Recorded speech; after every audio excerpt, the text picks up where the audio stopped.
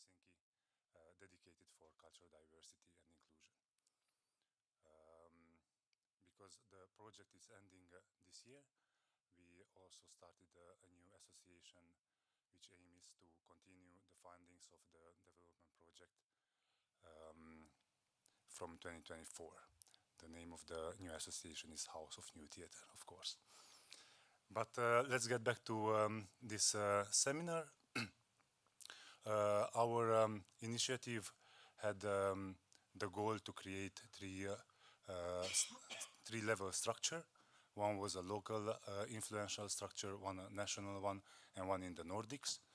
So we had this initiative to create a new network to try to find our colleagues out in the Scandinavian area who are having other background or other languages than the majority, and try to see if we can find a common language and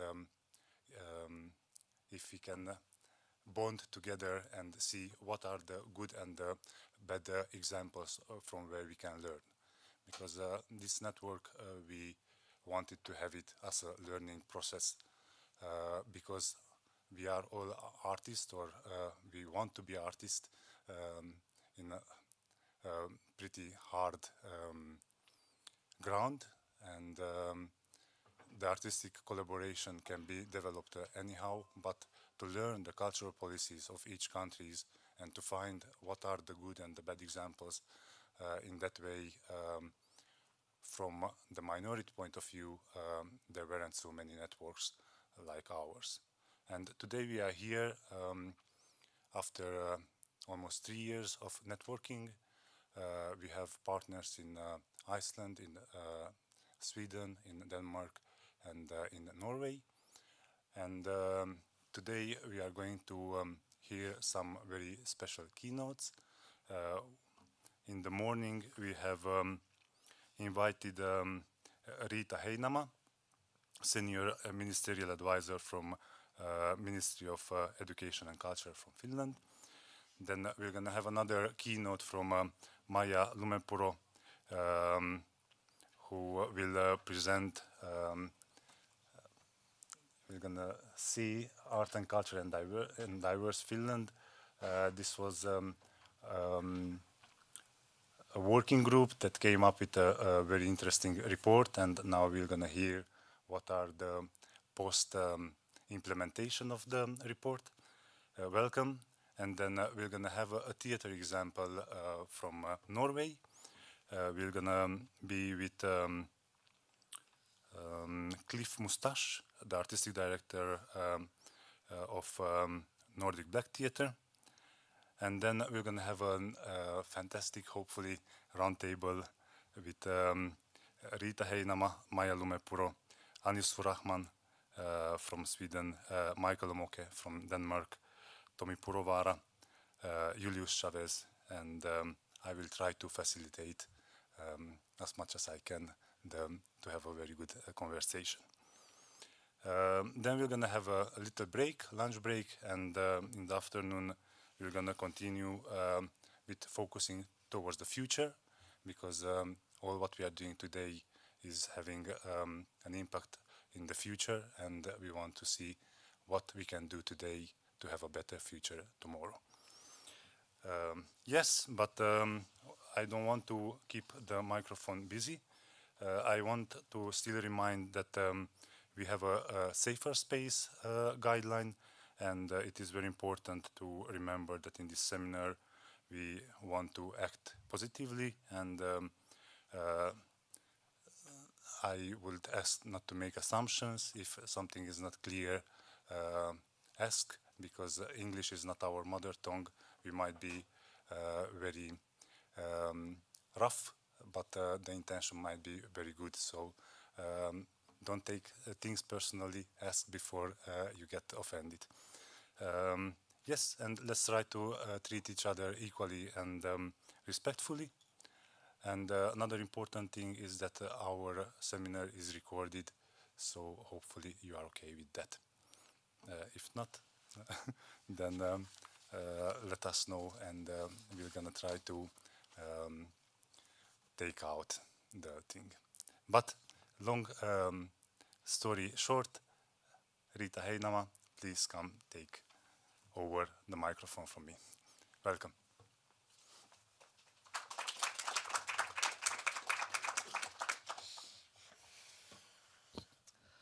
Thank you, David, and welcome to this seminar also on my behalf. My name is Rita Heinama, and I work as a senior official at the Ministry of Education and Culture.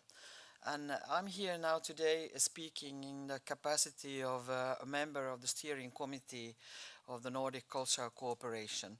So I'm the ordinary member representing Finland in that committee, and I have had that opportunity to take part in the Nordic meetings now on that Nordic level in last 2.5 years. And it has been really interesting to be part of the official Nordic cooperation between the governments. And I was very glad to get this invitation and try to look today in 3 different questions. So I've got 3 questions. That how has cultural diversity affected and affects on the Nordic level, and are there any studies that shows these results? And then the second question concerns about the goals and measures and the situation, like the status, the point that we are now. And then, of course, the last question is more focused on future cooperation. But I will start now first with the question concerning with the studies. Because it was very interesting to see what kind of studies there has been done recently on a Nordic level. There's a lot of material actually on a national level, but there's a limited amount of material concerning the Nordic level. I would say. It's very bold to say so, but I would anyway say so. But one of the newest is Nordforsk has now in last April published this Fast Track to Vision 2030, and that is a publication that is that has a lot of policy brief articles, and they are all analyses of the challenges and opportunities of the Nordic cooperation in upcoming years. And I would, if there is somebody who hasn't read this, I recommend, because there's also articles concerning these topics that we are discussing here today. And then, of course, if you think about studies, Kulturanalys Norden, that is situated in Göteborg, in Sweden, they are the main research institute that makes studies on a Nordic level, and often the cultural ministers order studies from them. And these are the 2 newest studies that they have made. And the first one that is mentioned here, delaktighet i kulturlivet i Norden. It's about, it concerns about different perspectives on participation in cultural life. And this is also, this report, it is also connected to some policy development. So there's not just cultural habit surveys, but there's also some political steering documents and investigations and follow-up reports that is in this report. And the third one here, the last one in this slide, is also a report done by Kulturanalys Norden, and it is about the labor market and actually the culture field, especially in the labor market, connected to these diversity questions.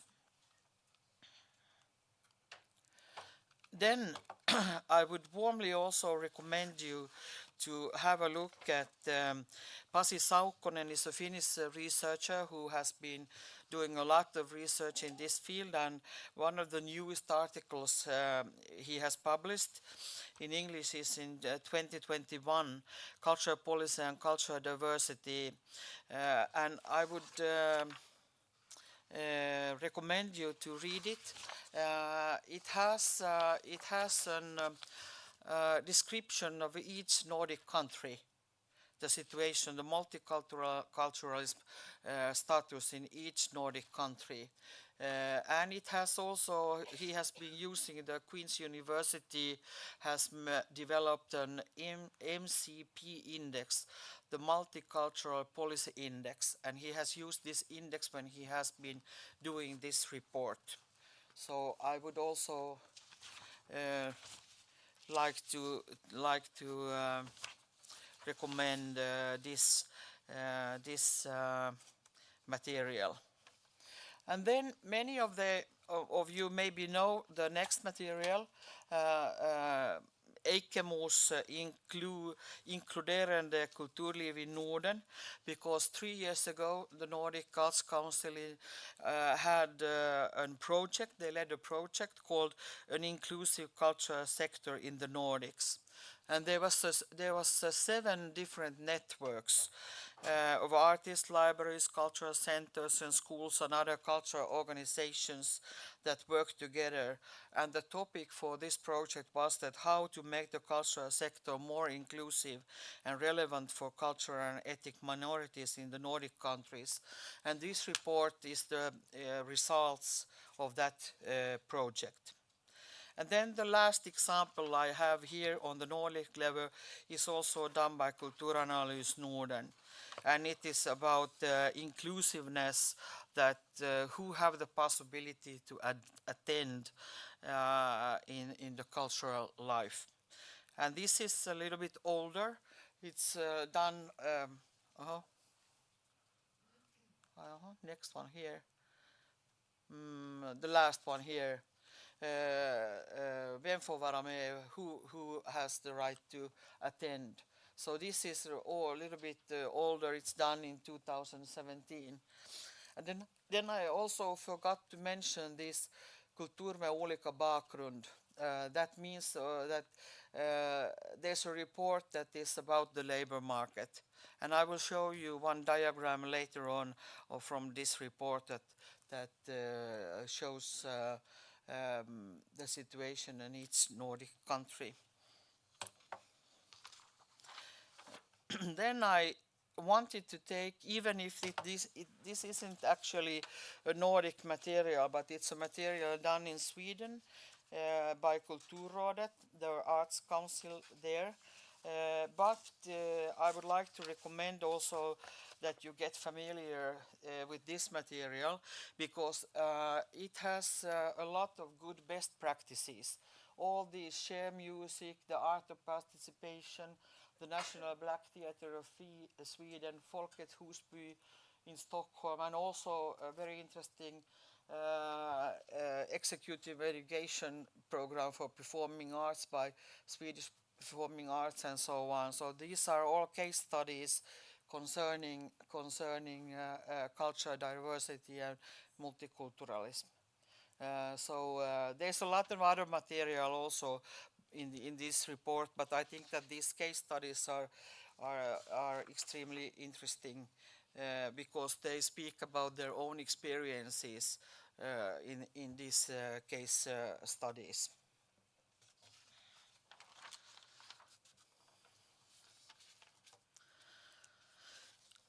Then we go to the second question. Can you see the title? Yes. Yes. But here I have taken a quotation from the Cooperation Program for Culture 2021 to 24. And actually this program is called Art and Culture, Driving Force for Sustainable Development for the Nordic region for these years that I mentioned. And in this program there is 3 prioritized areas of the cultural sector that promote competitive Nordic cultural sector. working for socially sustainable and inclusive cultural sector, and promoting diversity and democracy. And I think that this quotation, this is a part of the mission in this strategic program. And I think that if we are looking upon that, how does the diversity look in the Nordic cultural cooperation, so this program is the starting point where to look, and these definitions that you see in this program. And here is stated that we want to achieve an equal, accessible and inclusive Nordic cultural life.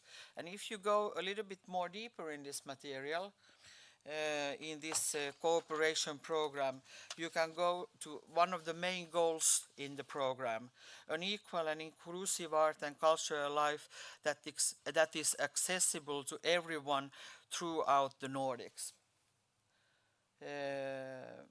You will get this material afterwards, so it's not so you don't have to write, but I have highlighted with red some points in these quotations that are of relevance in today.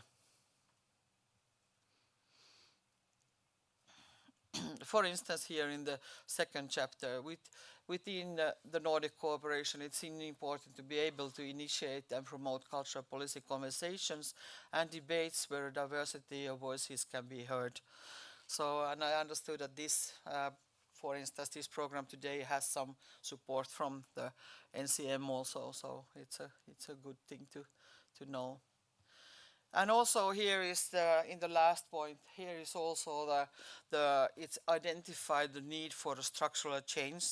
So it's also like formulated in this way. Efforts to create structural changes are needed to achieve equality, inclusion and diversity in cultural life. The challenges concern both the cultural audience, but also the conditions for cultural workers, career opportunities and cultural economy, power structures and various recognition and selection mechanisms. So here you can see the culture, how the Nordic cultural ministers, what kind of strategic goals they have put on this. And then if we think about that, okay, these are the goals, but how do we then in practice how does it look now, the situation in practice? So you all know the Nordic Culture Point, and it has a lot of support programs. And I will now show you some examples that are taken from the different support programs that they by themselves connect with today's topic. And this is from 2022 from the Culture and Art program. The applicant has been Urban Intensitaiteen Tuki, so it's in the field of dance. And here you can see that there is the purpose of the and the goals for this support, and I have tried to highlight again in red. So create Nordic discourse and around anti-racist and intersectionally feminist practices in arts.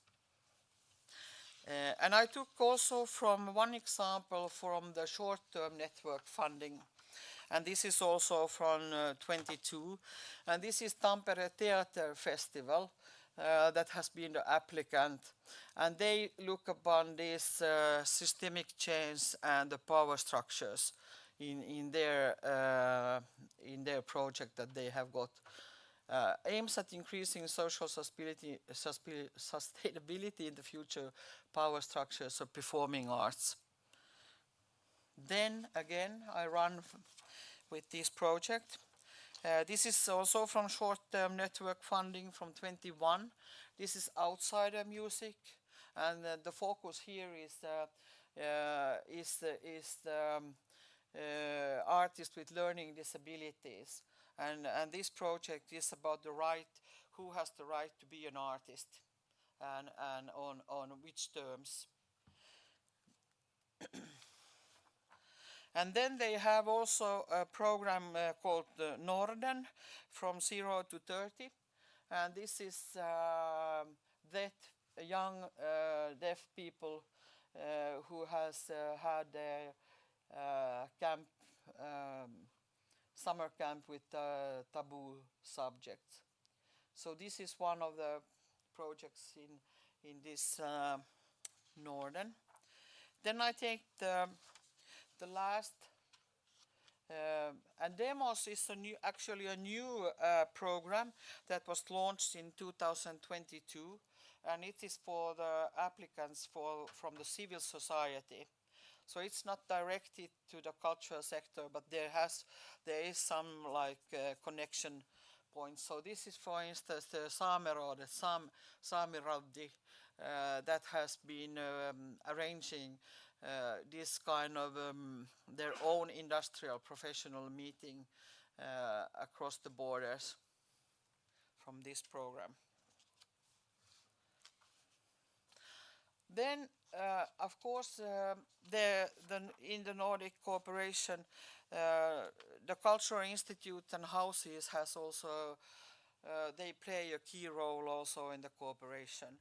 So I took as an example the Nordic House in Reykjavik, and in recent years they have been working very actively with these questions, and they have been arranging these two events that you see the names and the links to these.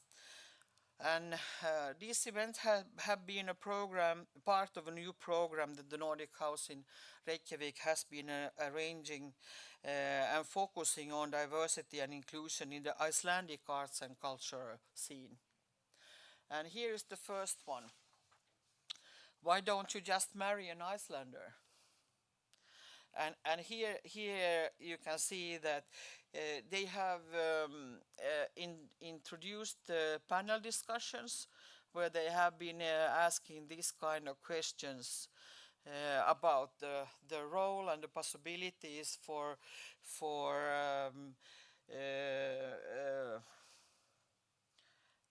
to have a work permit as a cultural worker to work in Iceland.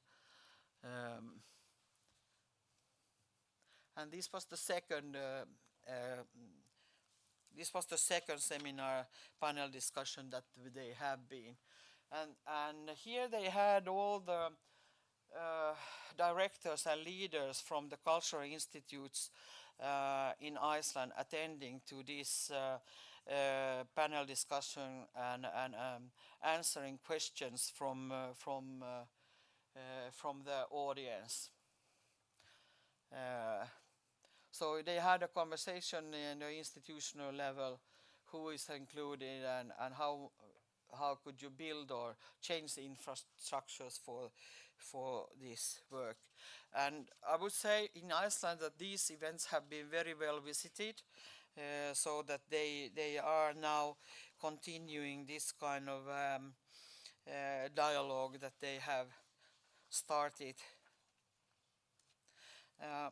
Then we also have a very special organization, the Nordic Cultural Fund, and you may think that how does it differ from this Nordic Culture Point, but Nordic Culture Point administrates support programs, but the Nordic Culture Fund, it's a separate fund. They can also take new initiatives by themselves, and they can be proactive in that way.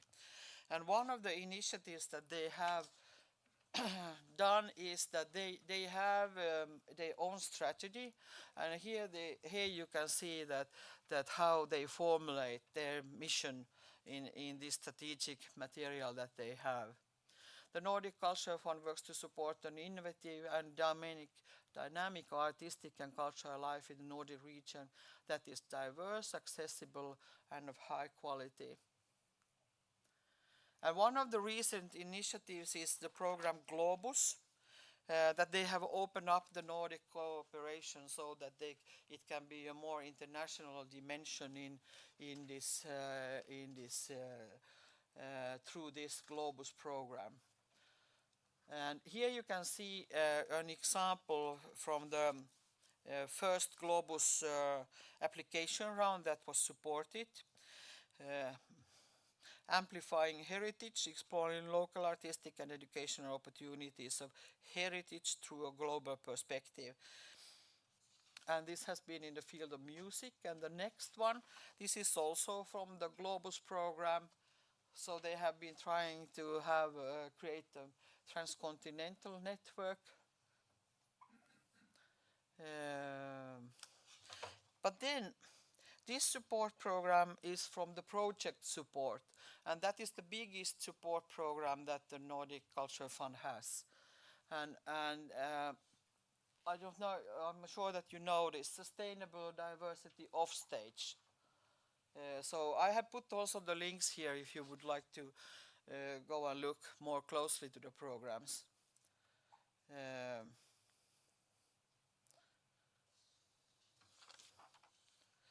Yes, and this is also from the support program. Afro-Nordic perspectives on performance, territory, geographies and localities. And then I also took this, that I think that it's good to know that they have also supported research. They have supported Kunsten som Forum, that is a research institute in the Copenhagen University. And they have been doing on representation, studies on representation. Then I promised to show you one of the diagrams made by the Kulturanalyse Norden, and this is about and this is now about the country status concerning the foreign borns about among cultural workers. It's not the it ends this study it's from 2014 to 2019, and here you can see the development from each country. And there's a lot of more also statistical information in especially this report. You can also see the amount of men and women with foreign background working in cultural field in each country. You can also see, you can also have a look at, let's have a look, how many are working in the private sector and how many in state or on community or in other positions in each country. But it's always this the same angle with the foreign born, the amount of the foreign borns. And one of the results I will quote here, the culture and creative labor market is of equal size in most of the Nordic countries, delimited by a common definition and measured as a share of total employment in each country. In most countries, the culture and creative labor market accounts about 4 to 5% of the entire labor market. In Åland, however, the participation is higher, proportion is higher, about 7%. But now the interesting fact is that the development of the Nordic culture and creative workforce over time has been positive in several Nordic countries, especially Sweden, Finland and Iceland. In the Nordic region as a whole, the number of culture and creative workers has grown almost from 7% between 14 and 19, which is stronger than a general employment growth in the Nordic region during the same period. So these figures can be analyzed through this background. Then I would like to end and say that just now the cultural ministers, they will have their meeting next week, and they will get the first preliminary draft at their meeting of a new cooperation program for culture. This is aimed to be for years 25 and 30. And this is a work in progress so that all sectors in the Nordic Council of Ministers are preparing these cooperation programs. And there are three priority areas: green, competitive and socially sustainable Nordic region.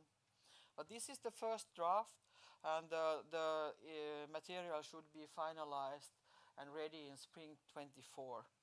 So I think that if there are questions and goals and issues that we want to have included in this new strategic material, it's the right timing now to be active and think about that think about that is there something that could be of added value on the Nordic level and included in this new program. Thank you.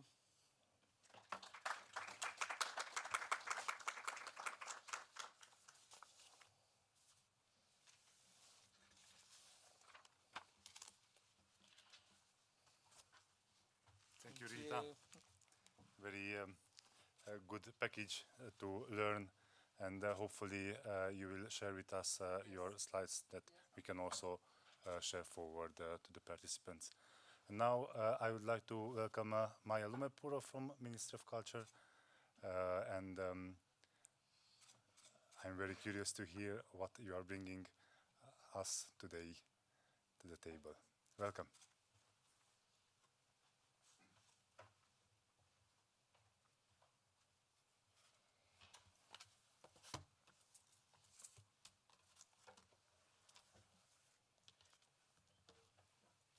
Thank you very much, David.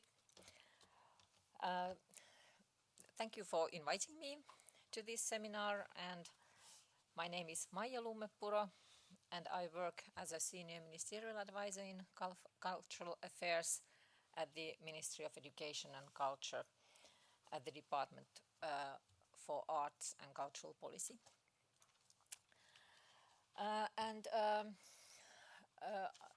I was invited to tell you about our ministerial work in the field of promoting cultural diversity in Finland, and I'm glad now to present you our work starting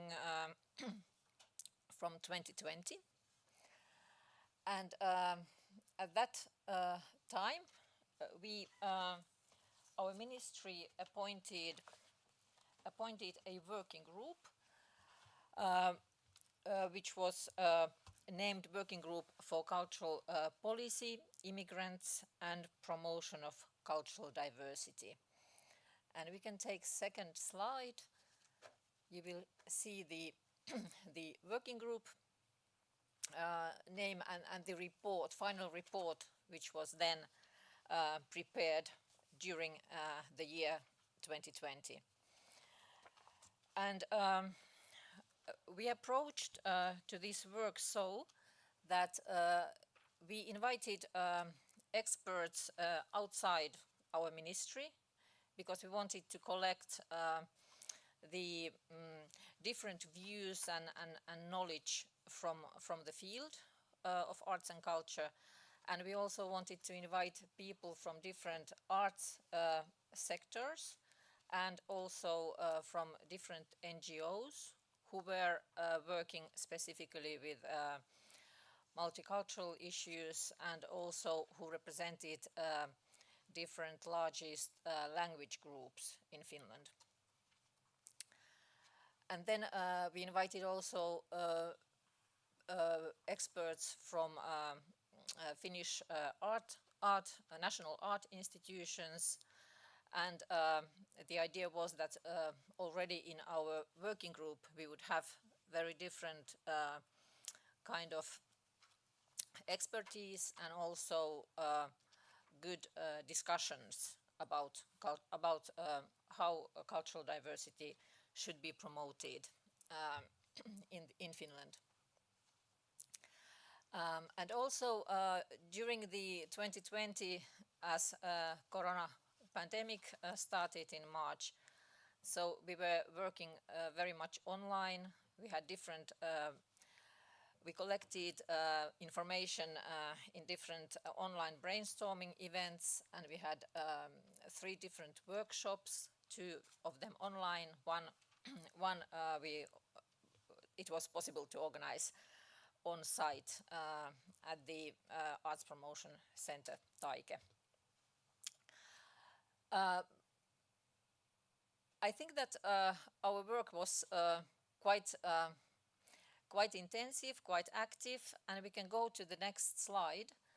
And here we can see what we came up with. It was quite evident that some of these cross-cutting thematic guidelines were such that we should take them into account in all our work which we are doing. And they concerned on the left side the equality and equity and equality questions. Then we acknowledged the fact that the Finnish culture and our country has always been diverse, and we have diverse cultural heritage, and we need to develop this sector also in the future so that it include new cultures and people who are living now in Finland and who will move in the future to Finland. And then a third cross-cutting thematic guideline was about education and knowledge and competence, which has always considered to be one of the main assets that we have in Finland, and we should also take care of that sector also in the field of arts and culture. And after that, we moved to thematic guidelines, and in this final report, I think that measures which were proposed in these thematic guidelines, they are still very up to date, and I would also recommend you to get acquainted with this final report, because I would say that proposals for measures under these thematic guidelines, they are quite concrete, they are very shortly expressed, and they can be implemented by very various operators and actors, like starting from state organizations, municipal organizations, art institutions, and different kind of NGOs.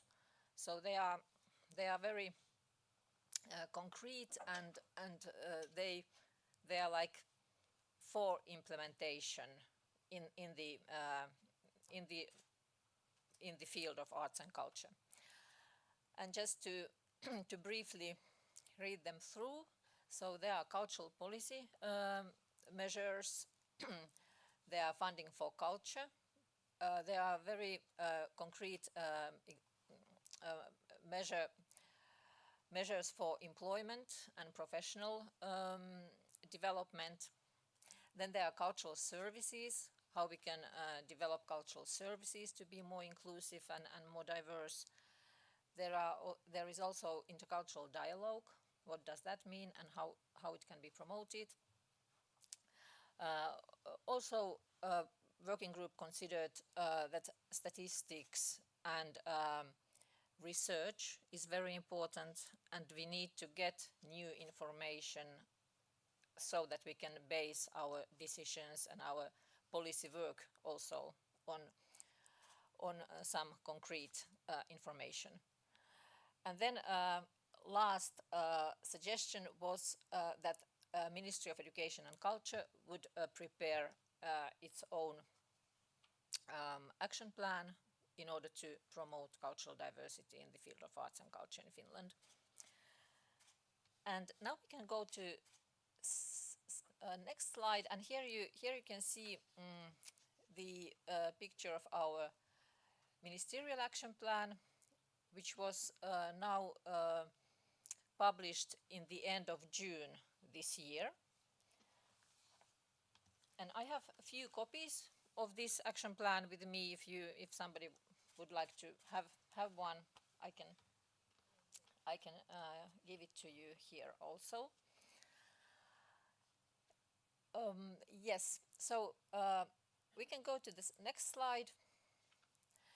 And here I just try to very shortly describe how this action plan was prepared and what are the measures and activities what we are now taking forward in the framework of this action plan. So we took as a basis for this action plan the cross-cutting themes and also thematic measures which were outlined here in this final report. And then we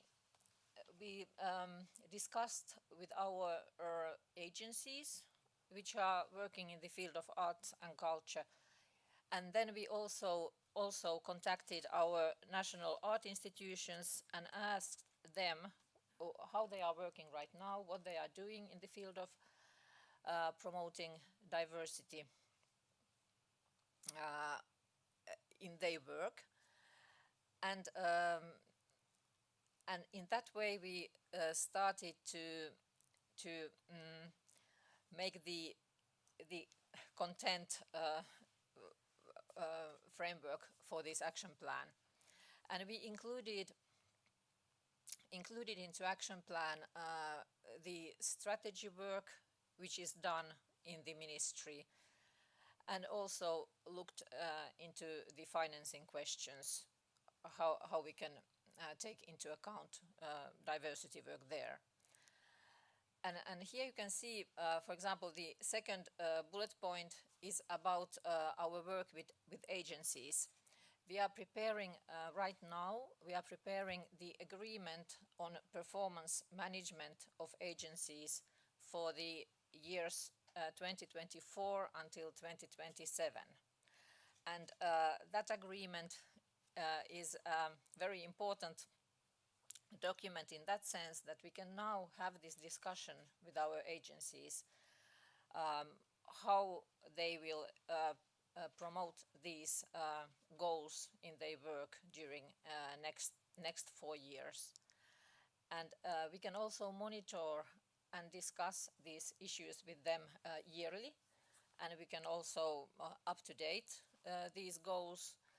But this is the way how we can bring this work very concrete and make very concrete goals, and then follow up how this work is going on. Maja, Yes. could you give us an example of an agency? What do you mean? Yes, sure.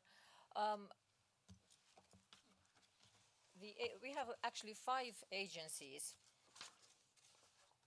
5 agencies in Finland, and maybe most familiar agency for you might be Arts Promotion Centre Finland, Taike. Then we have Finnish Heritage Agency. Then we have National Audiovisual Institute. Then we have Accessibility Library Celia.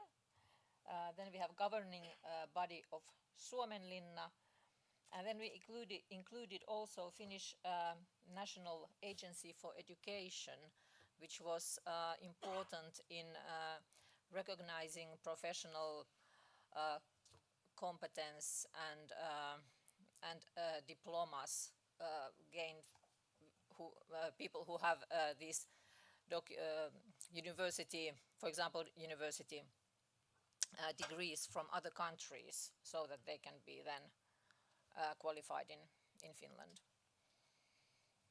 And then what comes to national arts institutions, we meet with them also, and we have a so-called performance guidance towards these national arts institutions. and that is also one concrete way to discuss these questions and take them forward. Also in our action plan there is cooperation with cultural communities, and here you can see for example we have quite close cooperation with Culture for All service, Kultura Foundation, Globart Point, the Finnish cultural and academic institutes who are working abroad. We have a network, hashtag Stop Hatred Now, which is having 1 week festival on diversity and inclusion in Finland in every May. There are many other NGOs and initiatives which we are also working with. As here I mentioned Finnish cultural and academic institutes, and as one very concrete example, I had possibility to participate in early September this year at Helsinki Central Library Oodi. There was a festival, Together Again. It was a very open invitation to anybody to participate, and I just wanted to show this example how this festival was produced and curated from the very beginning in a very diverse way. So it was planned and directed and managed, and also content was really diverse, and it came like very natural way when you participated there. It was just very interesting, and it was topical issues. There were panels and participants from different cultural backgrounds with foreign-born backgrounds. Also there were indigenous peoples also participating and taking part in panels, and and the in Oodi they have Maijan Sali. It was like full of audience, so it also was interesting for the audience. But it's, and they have also a web page, so you can find, if you are interested, more information about that.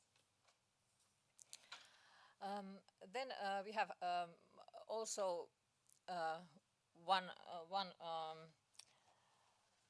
part of this action plan concentrates on strengthening the knowledge base, and also we have quite much cooperation concerning integration questions within our government, and this cooperation is also coordinated, and we try to bring into that cooperation also insight from the cultural sector and what we do with diversity work at our ministry.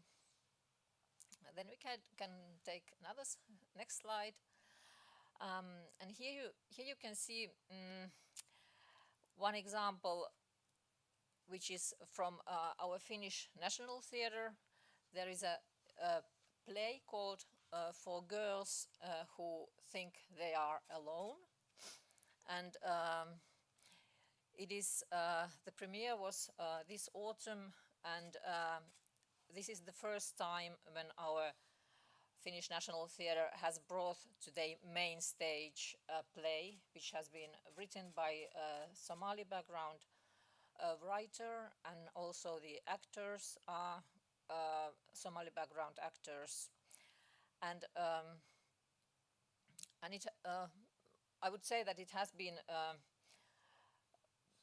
it has gained a lot of attention also in the media, and newspapers has been writing about it, and now the it is like the tickets are sold out, I think until next spring, April or something.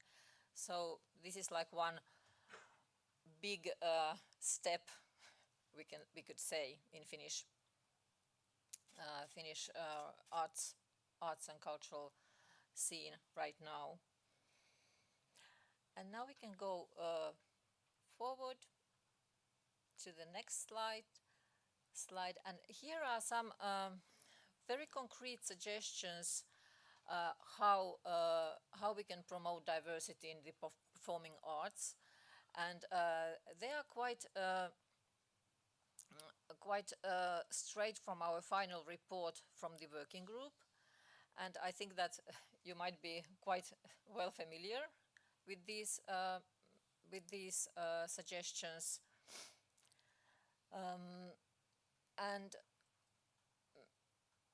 and I think that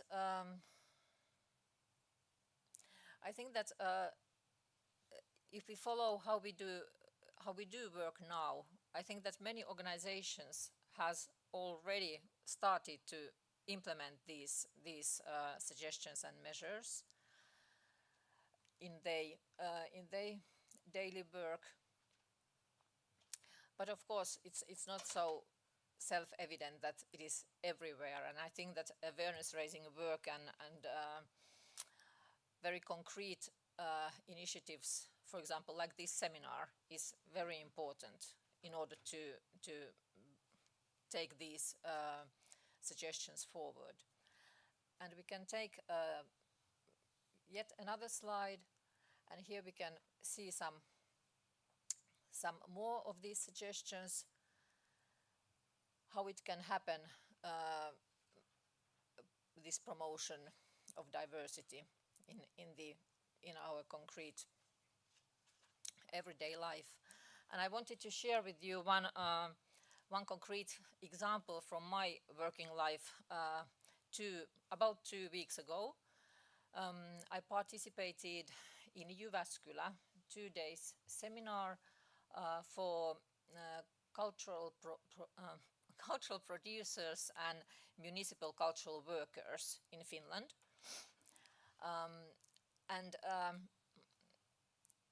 We had a very good possibility to discuss with different people from different municipalities and towns in Finland about development in cultural life, cultural policy. And then we had also workshops. And I participated in the workshop, of Oulu 2026, which is a European cultural capital in 2026. And just wanted to participate in that workshop and discuss also these diversity questions. And it was interesting that the whole theme of Oulu 2026 was about diversity and inclusion.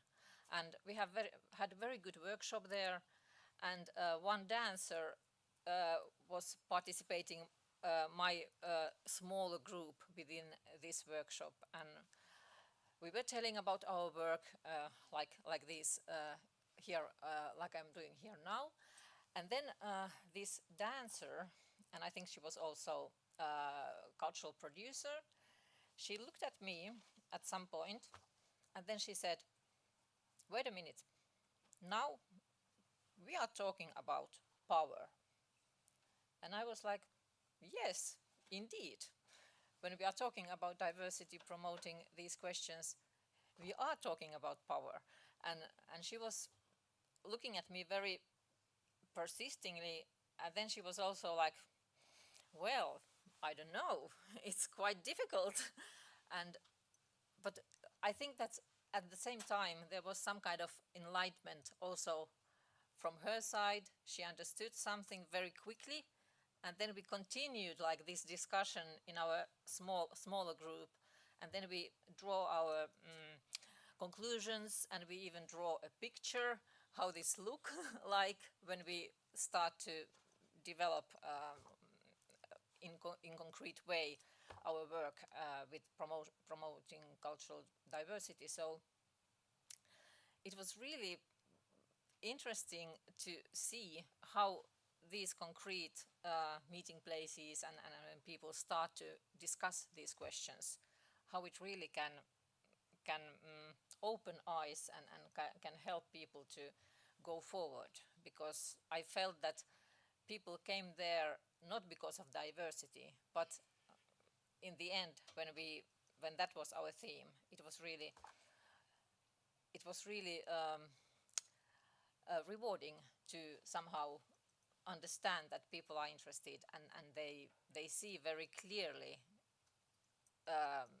what should be done and what questions are in the center of this work. So now we can look further,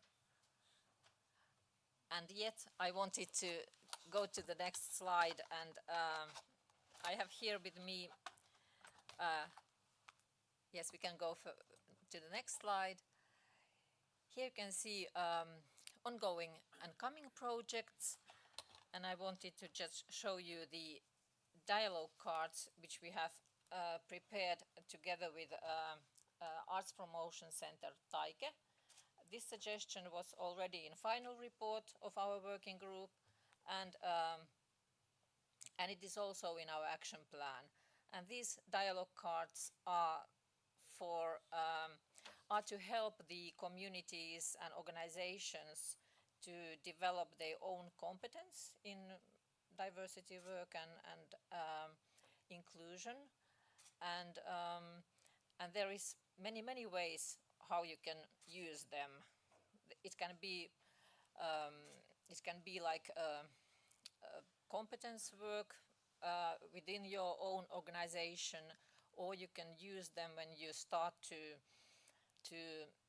develop a new strategy, for example, for your own organization or NGO, or you can also use them, for example, for content work when you start to prepare some new project or application. And there is plenty of ways how it can be done. And you have here also facilitators handbook, so that you can very independently use these cards in your organization, but you can also order a facilitator, diverse facilitator from in Finland we have a special organization, Culture for All service, so they have diversity agents who can be then ordered, and during this pilot year they can be ordered without special charge, so they are free of charge. And this way we try to work on strategic level but also on very concrete level in order to promote diversity in the future. Thank you very much.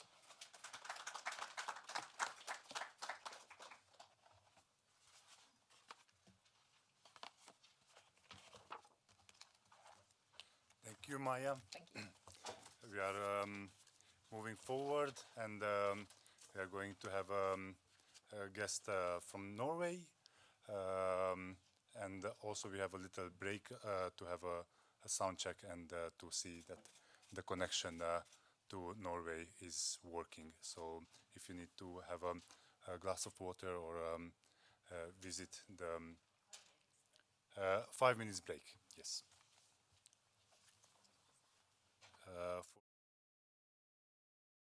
So we are continuing at 11:05.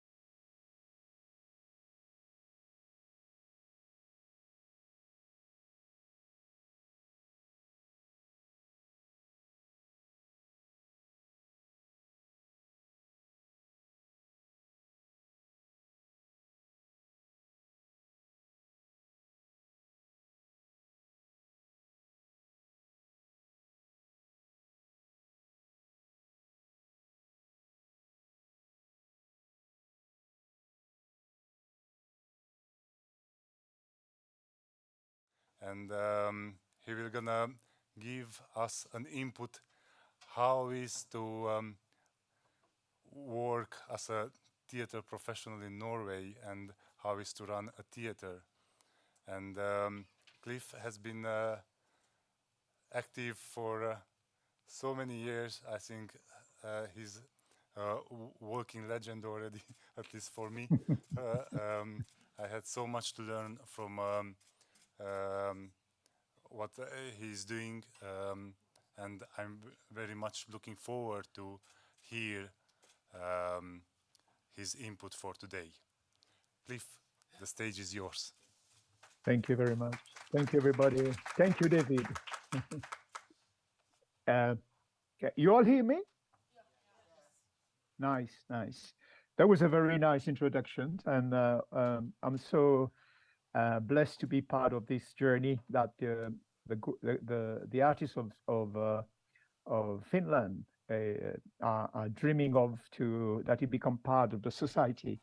But I will talk a little bit about myself first and foremost. My name is Cliff Moustache. I'm from a little island in the Indian Ocean called Seychelles Island, and I have my education in England before I came to Norway. I think coming to Norway, maybe this is the experience that we need to share. You know, it's good to share experiences together. I, first and foremost, as a director, acting director, I felt it was important to provide my present and provide my work, my personality to the society. But I was early in the 80s. The fact is that I think Norway was not ready. I can say it today, but at that time I didn't know. Then I thought about, okay, they told me you have to wait, this thing will come, it will come, it will come. So I decided that my grandfather, my grandmother has always been waiting. I don't want to wait. I want it to happen, because if I don't do something in the present, the coming generation will have a problem when they talk to me. I have a problem when I talk to them, because I'll feel that my responsibility has not give them anything for the future. So I decided that the country need to have a vision. The vision is so important for a development of art in the country where we live. It's important for every one of us to feel that we belong to a country where we live. It doesn't matter where you come from, but we have richness.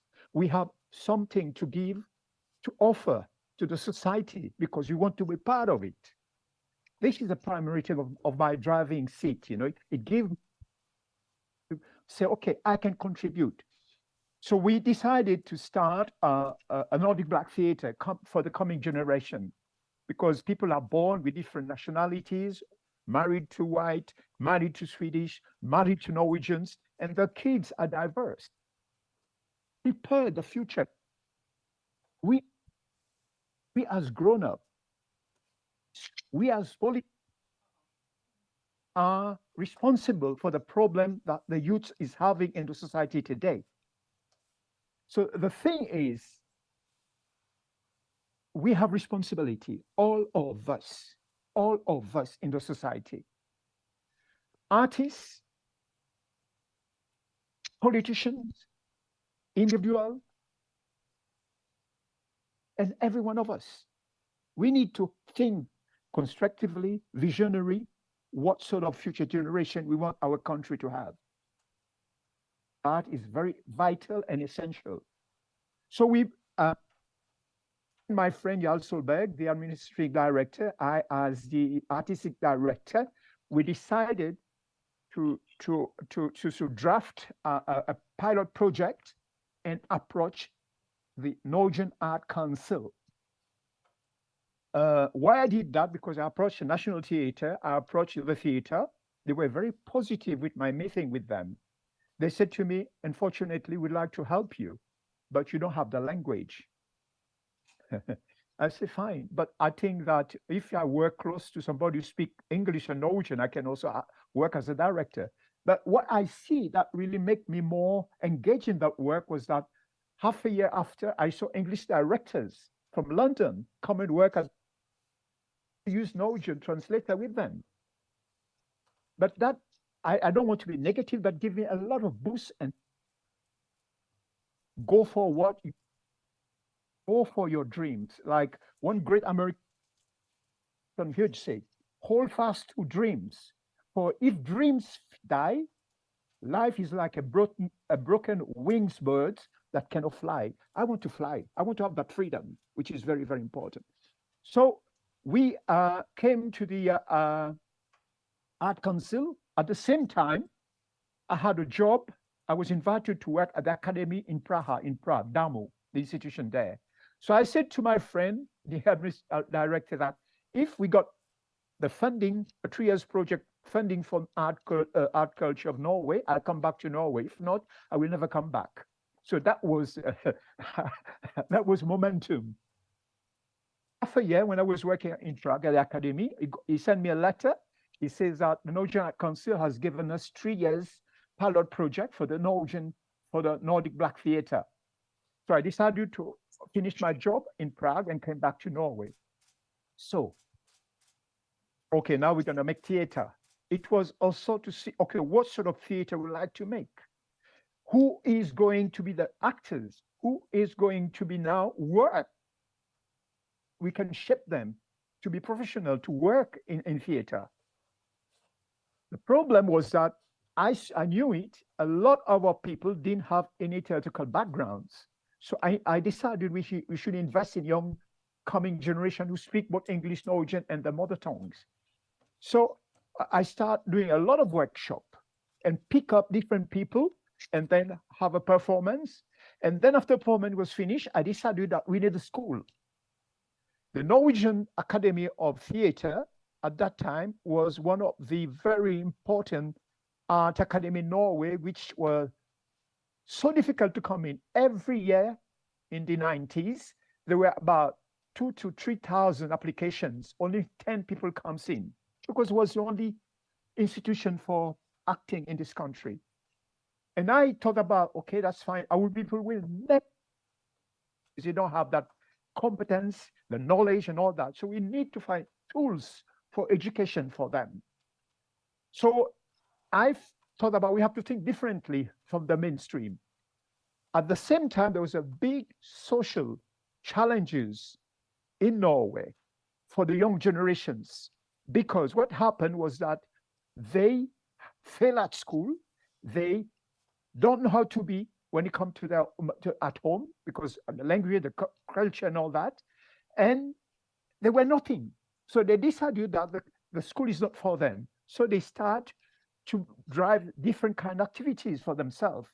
And they become a kind of victims, social victims for the social office. So I went there, we talked to the director of the borough of Grünerløkka at Oslo. We said, listen, these kids are 18 years old, 19 years old. We need to find a way of how to get them back on the track to become a kind of members of society. We need to start education now. Theater is so important in that case, so that we can bring the. So the directors of borough decided that this is a good idea. So they gave us funding for 2 years. It's who never before worked in the field of theater, and the kids slept in the morning, they out in the night, and the challenges was, how can I get them to start school 9 o'clock in the morning? There were 15 of them. The social office decided to give them a salary every month, which means the school was free for them. And our teachers were paid by the borough of Grünerløkka, the director that was very, very understanding and all that. So every morning I have to go to the house of where these kids live. I knock the door and tell them what you're doing. They were surprised because I came there to tell them, I want you to come to school. And then after 3 days, everybody started to come. All right. Today, making the story very short, on the landscape of Norway, people with so many different backgrounds, even from northern Norway, are in the professional field of theater, films, televisions. So, to the society, because process is to give the society the tools for their future development. And Nordic Black Theatre itself was ignored in the beginning as a theater because I think the institution's theater did not have any references about, oh, what sort of theater they're doing. Why are you doing that? Because they did not understand us. They didn't have our reference. So we decided to decide, okay, let's look at the literature of the world. Let's look at Africa, Latin America, and Asia. Look at the canons of writers, the stories that has been written that has not been able to share. So in the theater landscape in this country. So we picked those stories like noble writers, we brought the story on stage. And then we got our theater. Those people has never been to theater before. Why do they come? Because they see that the kids are now preoccupied with a profession. And then slightly we start to build the community, whereby the family start to participate in art in this country, and then give them a kind of an approach to look at the other theater. After 10 years, the Institution Theatre of Norway start to collaborate with Nordic Black Theatre. One of the biggest things that happened 10 years after was the Oslo Philharmonic Orchestra. I wrote a play called, with two rappers called Shakespeare in Rap, which was Romeo and Juliet. After the Oslo Philharmonic Orchestra, a producer saw that, they told me, a Nordic Black Theatre, if we are willing to work with the Philharmonic Theatre, the Oslo Philharmonic Orchestra. 50 classic musicians are one of the biggest concert hall in Norway. We say yes. So the condition was that they will play the classic Prokofiev music, bring our own in that field of the classic. So what we do, we try to, we call it, instead of calling it Romeo and Juliet, we call it Shakespeare in Rap. There we brought rappers, skaters, hip hoppers, breakers, the Philharmonic Orchestra. There was 15 performances. All the performances was first and foremost sold out. And the Philharmonic Orchestra had never had people who were other backgrounds watching them. It was not a usual Philharmonic Orchestra a concert. It was like a rock concert, because the moment the dirigent came in, the youth start to stand up and shout and clap hands. And this is something you seldom see at the other Philharmonic Opera concert. So our working collaboration with Oslo Philharmonic Orchestra has been immense, because I did 3 productions with them. And recently, you have to stop me when you think I said so much.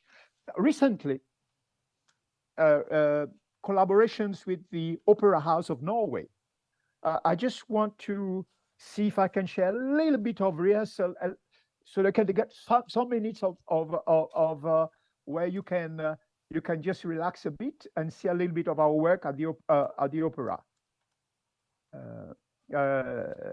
Hopefully.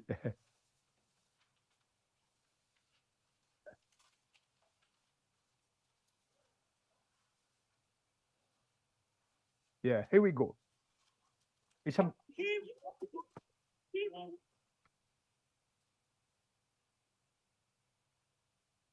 All night and say, if you allow me to live just a few years into the 21st century, I'll be happy.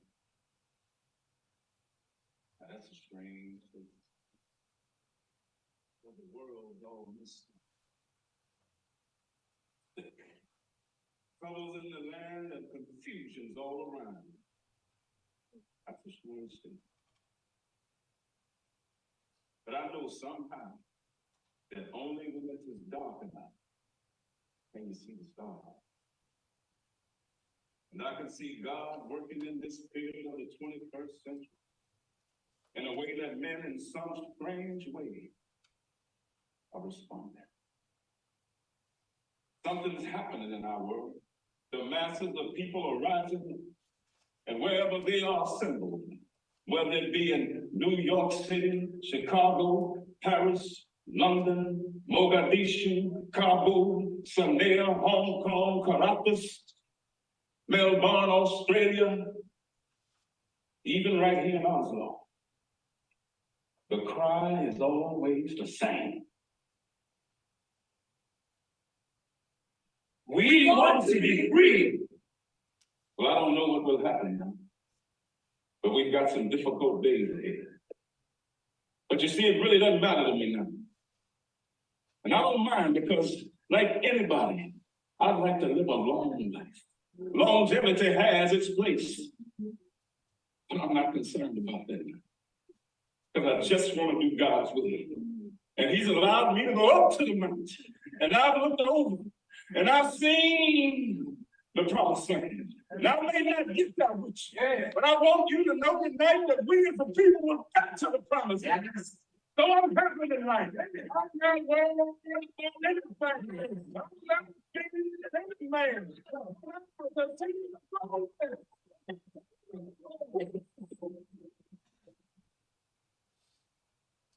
Yeah, that was part of a play based on the life of Dr. Martin Luther King without the opera.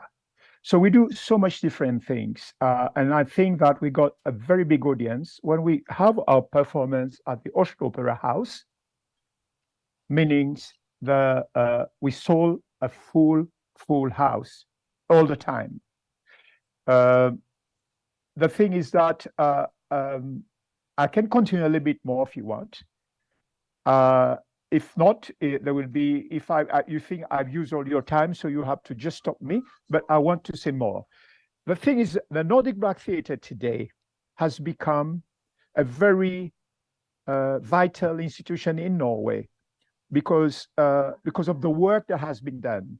I know that it's never been easy. I know that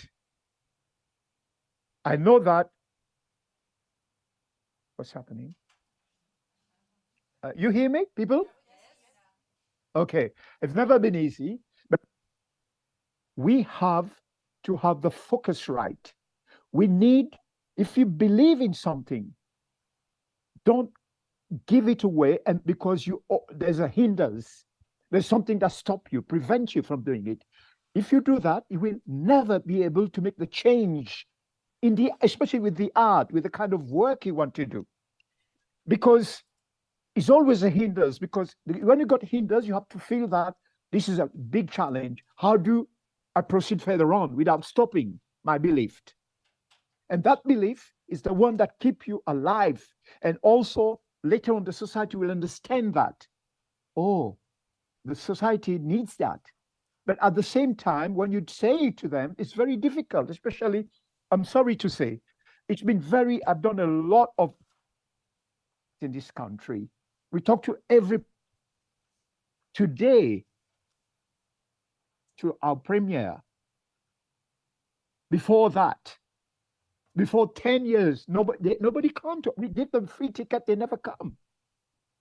What we're doing, and suddenly seeing the result, we perceive the thoughts that we have, because we like to open up the kind of the theater, the art world of Oslo, of Norway, so that the people feel the richness of art is the medicine, the health of every human being. And that is important to take it serious, because it's not just, oh, we're doing art and culture. It is a primary and vital, mental, physical, and political culture and society to really be in balance. Because if we ignore things, we feel down that we don't think this way. This is not Finnish. This is not Norwegian. So definition is, what is Finnish? What is Norwegian? It is very, very, very important. So today, I'm so proud that Nordic Black theatre is where it is today. We have also shaped the institutions of the academy today. It's the first time in the history of Norway that one person with another background is attending the director academy of theatre in Norway. It's the first time in kind of history, because the person now is a person who's been trained at Nordic Black Theatre, and then she's allowed. She's passed the examinations. Now she's finished her bachelor, taking a master of directing in this country. Everything is possible because we have to have access for the coming generations. I think you want to work in the field of what you are. You just have to keep your belief intact. You have to believe in this vision. Vision doesn't come easy. Vision is not something that is free. Vision is something that needs hard working, hard believed, and don't reach. When you got that's hinders around you, don't change it. Keep on going, because this hinders make you stronger. You will never get weak if your visions, your belief is right and true, because you are a citizen of the city, of the country where you live. It doesn't matter how you look. You want to belong to the country where you live today. And this is difficult for a lot of people to understand. It is difficult for a lot of politicians to understand.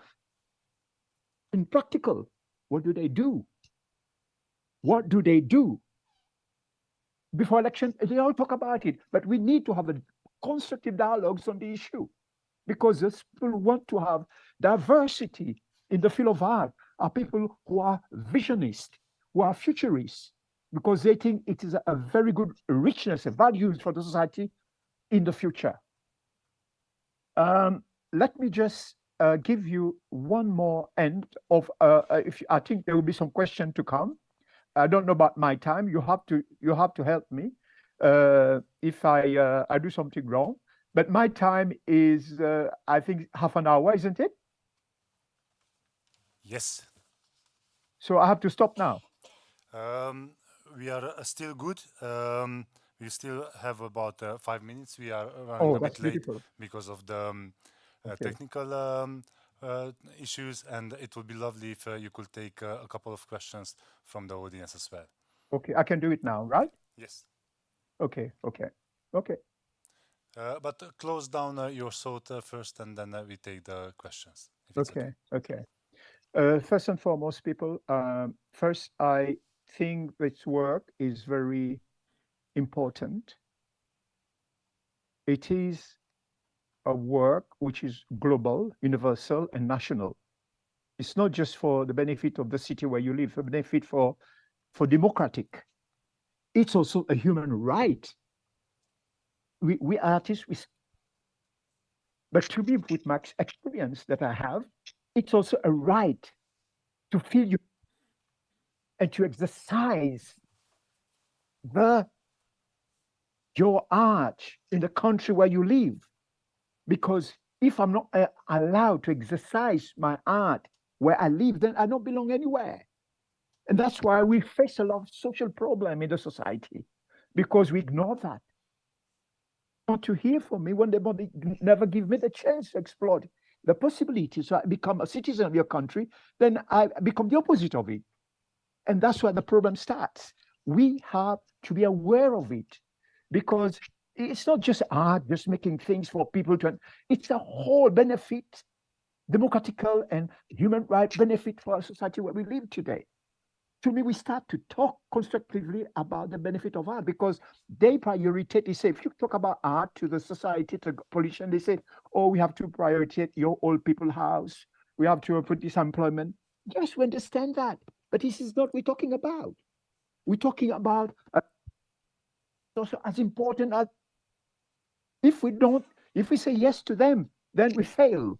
We have to approach the way of the vital importance of art in the society where we live today.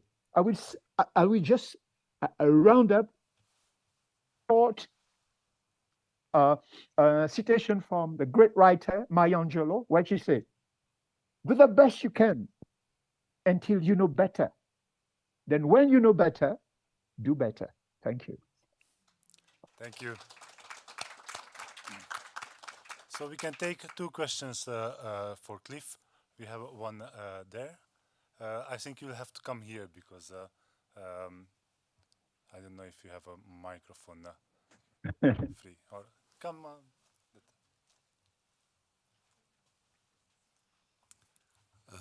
Hi, thank you for Hello. an inspirational talk. Thank I would like to ask about your experiences with working in different languages. Like, do you have a certain language policy when making theater? Yeah, it's very important. Just give an example. I want to see you when I talk. Don't go away.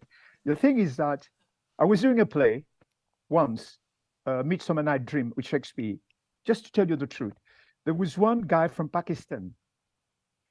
He was born in this country. He speaks English, Norwegian, and Urdu.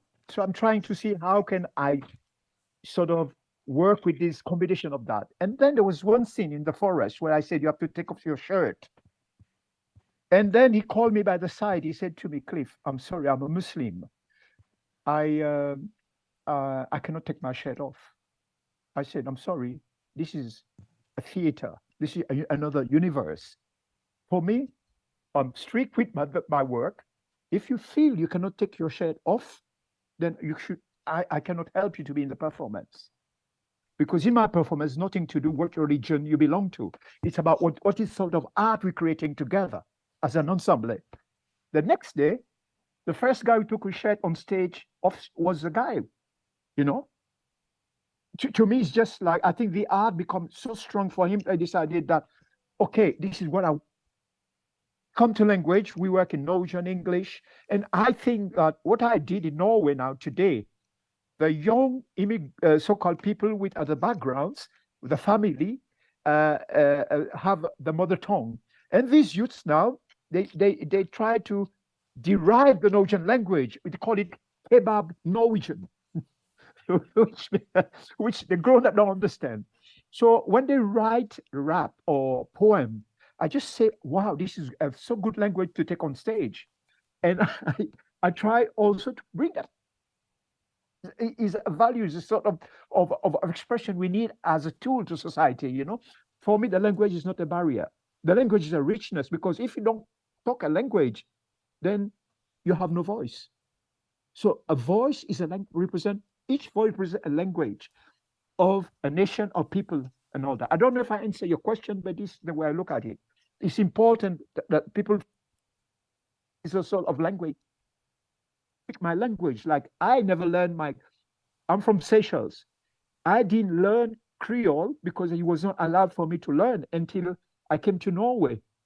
And then I'm an analphabet when I went back home. I could not discuss with people about an intelligent or an artistic discussion on television.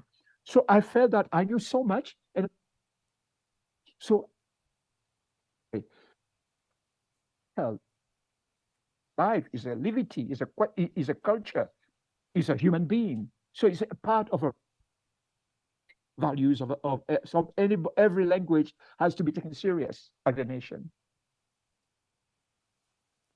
Thank you very much. Michael, you have, or there is a microphone coming.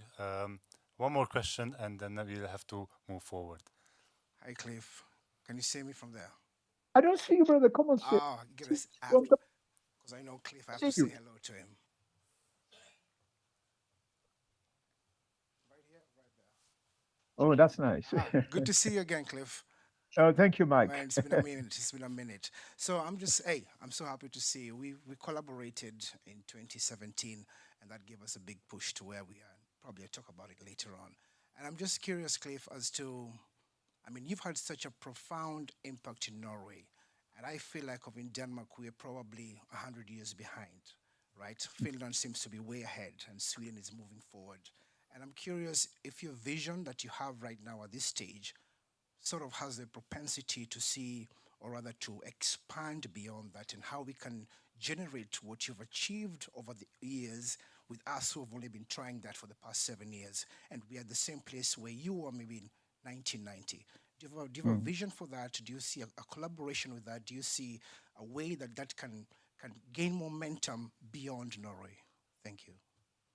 Thank you.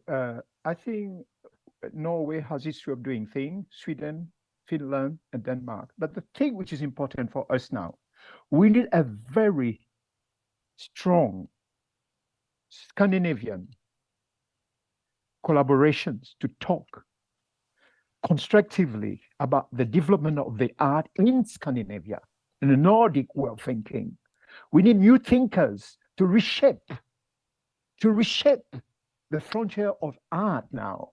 We need to have serious discussion together, constructive discussion together, so that our imaginations, our vision can embroider the Nordic country in the future.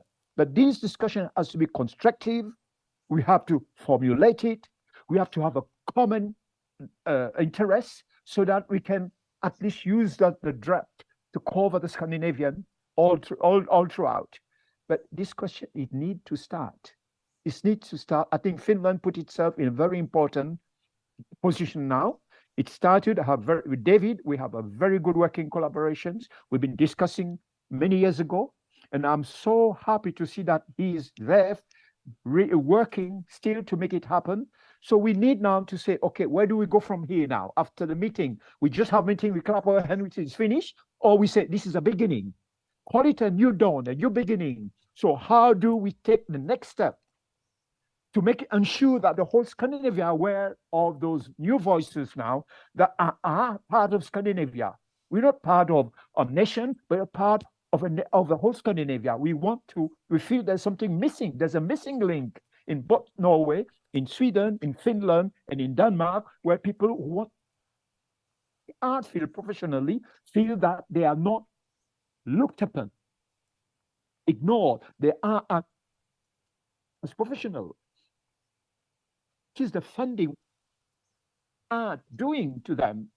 Do they recognize that the avenue that these new teachers and art are now going in front for? This serious discussion has to be talked. We need to sit down together around the table and draw strategies, approach to the coming. David, this is not for me and you. If we don't, we will fail the generation to come. What is the use of doing the work we're doing? Thank you. Thank you very much, Cliff. Thank you for being with us today. As you said, this is a very good beginning, a new beginning. Let's hope that now we have so much information, what is gathered in the last 20, 30 years, that we just have to, we don't have to reinvent the wheel. We just have to pick up what has been already made and taught, and that to try to implement in a larger scale. And I think collaboration with local institutions, as you are doing, is one of the key to work towards an inclusive society. Thank you very much, Cliff. Let's continue from here. Thank you very much, David. Thank you very much, everybody. I wish you a very wonderful, splendid, interesting, constructive seminar today. Have a wonderful day. Bye-bye. Thank you. Bye-bye. Bye-bye.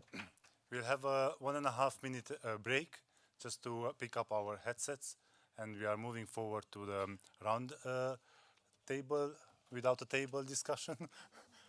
Let's imagine the table there. And our guests are today Riita Heinama, who was already in earlier this morning with us, Maija Lumepuro. Then we have Anisur Rahman from Teater Upplit and Litteraturcentrum from Uppsala. Welcome. Then we have Michael Omoke, the artistic director of ACT from Denmark. Then we have Tomi Purovara, the chairperson of House of New Theatre and cultural director of City of Kotka. And Julius Chavez, actor and representing today Det Flyvende Theater from Denmark. And I will try to facilitate the conversation today. Let's hope everything will gonna go well. Let's pick up the microphones and come join me here at the invisible table.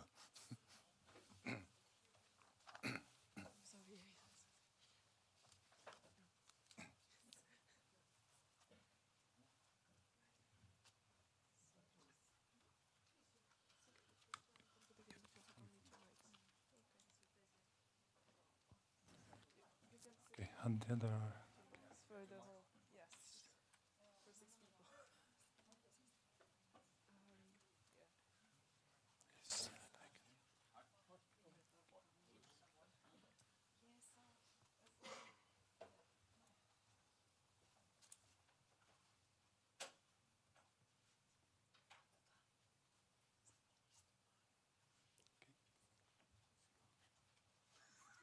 Feel free to take your space. Yes, yes, yeah, yeah, yes, yeah. Take the microphones. If you give me this space for me, yes. Or,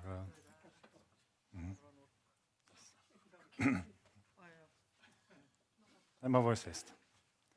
Anisur.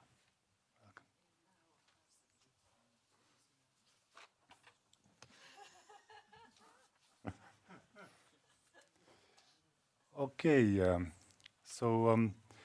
Riita, Maija, Anisur, Tomi, Julius, and Michael, welcome today for this panel discussion.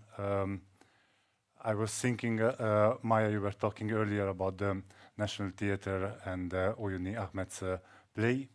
It's wonderful that the National Theatre is taking these steps. And it was wonderful that Cliff was coming from Norway. As you know, maybe not, Kamarajov was also a resident playwright in the National Theatre of Oslo in Norway. Her play was awarded with Nora Award and was also nominated for Ibsen Award in Norway. It's very nice that the Finnish National Theatre is doing also the same process, that hires also home resident playwrights with other background than Finnish or Swedish to make performances that can diversify the program of the theatre. This is my short input. Also, I give the example of Kamarajov because she was also just named to be the artistic director of Dramatikens Hus in Norway. This is the house of playwrights in Norway. I think it's a big achievement of Norwegian, Gambian backgrounded playwright to be the head of the playwright house in one country. So also we here in Finland, we have, and hopefully also in Norway, we have ears and eyes to pick up and follow on this. But long story short, we have here so many experts from the field, from Denmark, Sweden and Finland. Julius, I will start with you because you are a freshly graduated actor, no? Is it on? Yes. You are born in Finland with parents. Yes, so my background is also, it's quite diverse. So I'm born in Finland. My mom's Finnish. My father is from Arizona, and his parents are from Mexico. So I have heritage from that side of the world. And then also we moved to Lapland when I was very young. So I also consider myself Lappish in that sense, that Rovaniemi is my hometown. And then studying in Denmark, in Copenhagen, and then coming back to Helsinki. So there's a lot of background there, with also how I consider myself as an artist and actor. And today you are representing also the Fluente Theater. Yes. Can you tell us a bit about your theater group?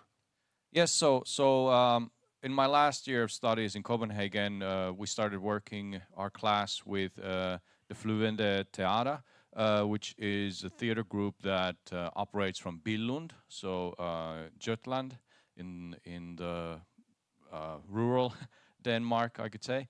And I work now in my final year with them on a project that considered the works of Dante, because it was the 700th anniversary of Dante Alighieri. And they contacted us and our school, because our private school, CISPA, is an international school. So all the students are mainly from other countries than Denmark. And the production was in English. And they came to us because Giuseppe Bonifati, who is the director of the Fluent Theater, is Italian. And then we also got some support from the Italian consulate in Denmark and other parties. And then after that, I went to work with him on a project called The Seagull, which was a play based on Anton Chekhov's work that was situated in the airport, or in an airport environment. So they have a vision of working in Billund Airport as a group that brings different kinds of performance art, to people that are traveling in Denmark and who go through the airport, and then they can offer different kinds of entertainment to them. But then also they're very active in the region, working with different communities of Jutland, and mainly in that part. And they've established, so the theater is run by Giuseppe Bonifati, who's the director and the artistic director, and then Linda Sukatagi, who's a Hungarian, who's from Hungary, and she is the producer with Giuseppe, and they have also done a lot of work in different European countries. And as actors, for example, for Now Seagull, we had 1 Danish, 3 Finnish actors.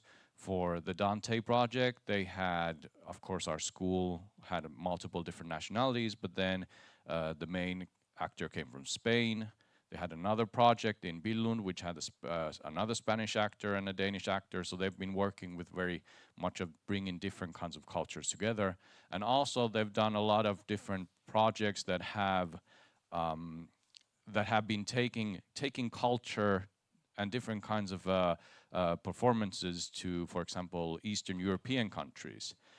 They just had for last year a project of 5 different Eastern European countries where they traveled and then did different kinds of very surprising, just like flash mob type of performances, which is kind of how Giuseppe and Linda have been working a lot, is this kind of surprising element.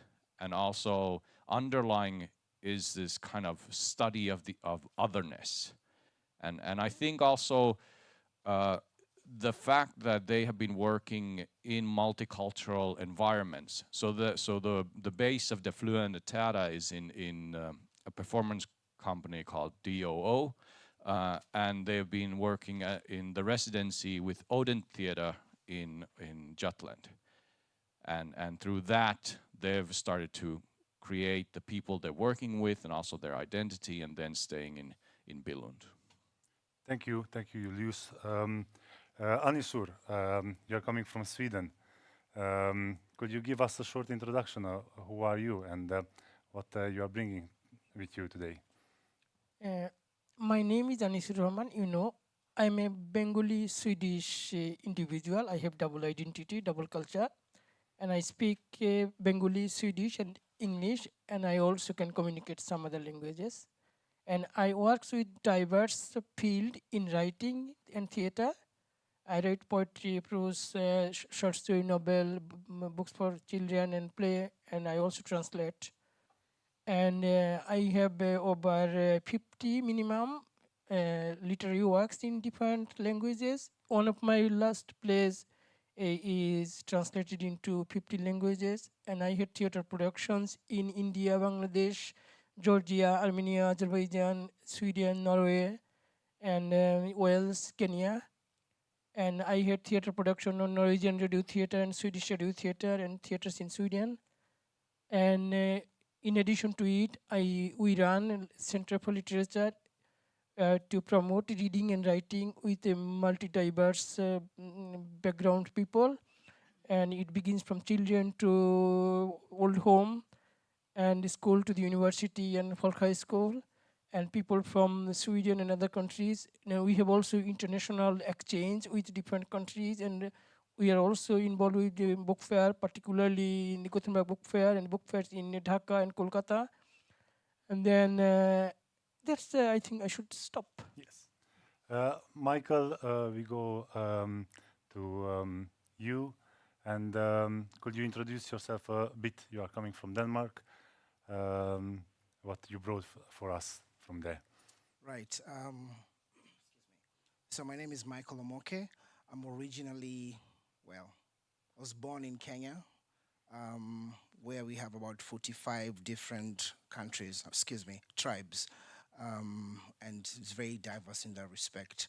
I've lived in Denmark now for quite a number of years, but I've also been living in Poland. So I started theater when I was about 5 years old. When I moved to Denmark, I had this very clear vision that I want to start a theater company.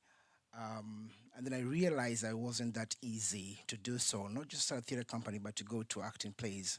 And therefore I said, you know what, I think I'll just do it myself. Because if doors don't open, then you just have to open them yourself.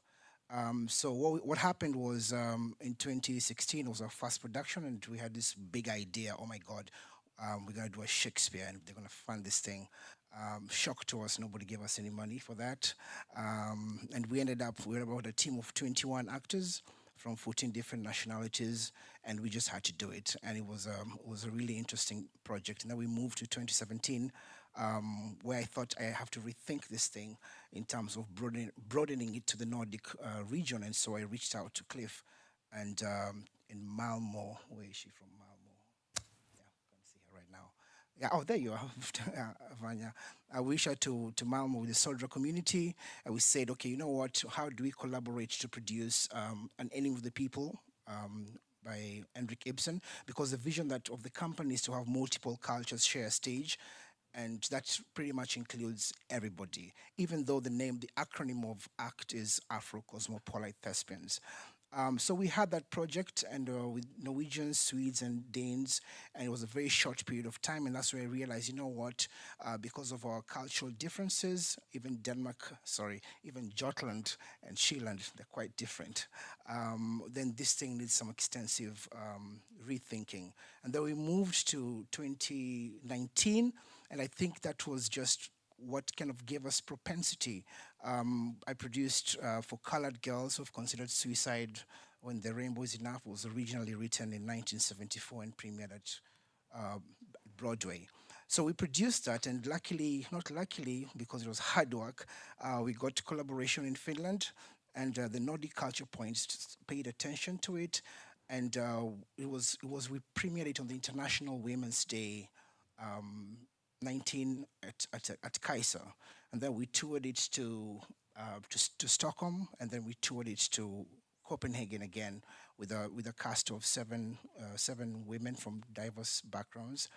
And then we were invited again to Finland. And I've always had this thing, I think I fell in love with Finland for that, because I thought, okay, and I still think that we're still far more ahead than where we are. So because of that, then we sort of moved on to the next project, which is Miss Julie's Out of Africa, and I wrote a play, I adapted it to Strindberg, and we sort of performed it again in Denmark and Finland, and is supposed to tour to Kenya. And to wrap it up is that in my process of trying to tour it to Kenya, then I realized that actually Nordic Culture Fund has opened this Globus program, and I reached out to the Danish embassy, and they said, okay, we like this play, but could we do something else about for colored girls, because that kind of speaks to the different kind of issues happen in Kenya, whether you have sexual gender-based violence, whether you have forgive me, female circumcision.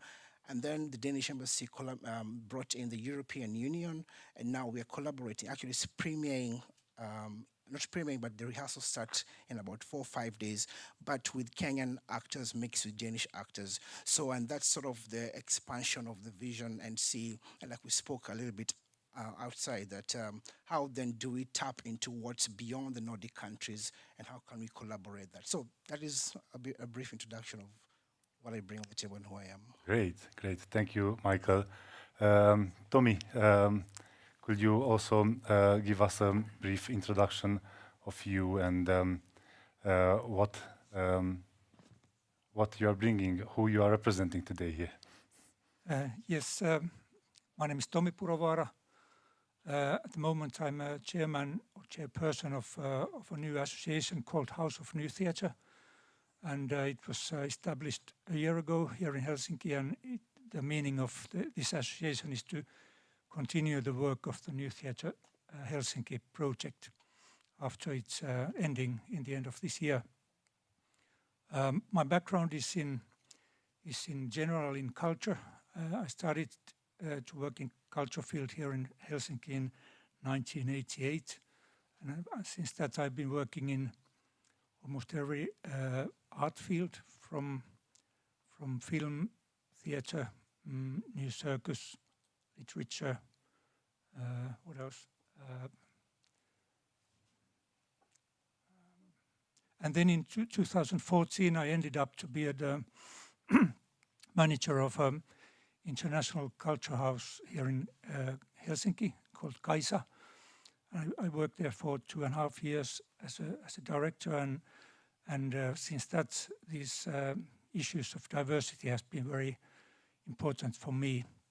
And when I ended to work in Kaisa, there was an initiative to start a new association called Globe Arts Point, and I was the managing director of it for 3 years. And the idea of this Globe Art Point was to collect information about the Finnish art field in English, because before that all the information was only basically only in Finnish, and it was very difficult for the people with foreign background to know their ways to proceed in the Finnish field of arts. And we also had a very good collaboration started with art institutions here in Helsinki area. And David, actually, he was the first chairman of this association. And in 2019, I moved to the city of Kotka. It's 130 kilometers from Helsinki to the east of Finland, and it's a small city, only 50,000 inhabitants, but it has also very rich, diverse population. About 10% of the population has a foreign background. And I'm also trying to work on these issues in the city of Kotka. And when this House of New Theatre was established a year ago, I was invited to be the chairman. And I feel that I'm in a way serving the great goal of the association from the background I have. And at this moment, we have planned a very good plan for the next 3 years. I had some notes. Actually, yesterday I sent a big grant application to the Finnish Cultural Foundation, and the actions we will take will be first a mentoring program, especially for the newcomers in Finland in performance arts. Then we will start the matchmaking services and databank of new productions, which then we can use as a tool to present new work and new artists to for example, to the city theatres. And then what else? Sorry, I don't remember everything yet. And then we start to give expert activities, expert services to for example, city theatres and policymakers. And next year we will start to have a series of clubs like multilingual and multicultural performance arts clubs. And in 2025 we are planning to start our own festival here in Helsinki. And maybe the most important act or action to our future is the youth theatre workshop for youth here in Helsinki area, which New Theatre Helsinki has already started 2 years ago, and we will be definitely continuing this work also. And of course, we are very glad if we could be, in a way, part of this Nordic collaboration also in future, and also maybe why not to spread it to the international level. Thank you. Thank you very much. Rita, we had the chance already to have an introduction from you, so I will go straight to the next question.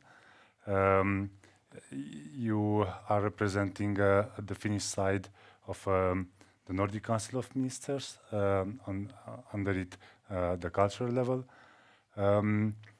In the Nordics at the moment we have so different kind of governments and so different point of views how diversity or inclusion or immigration is taken in consideration.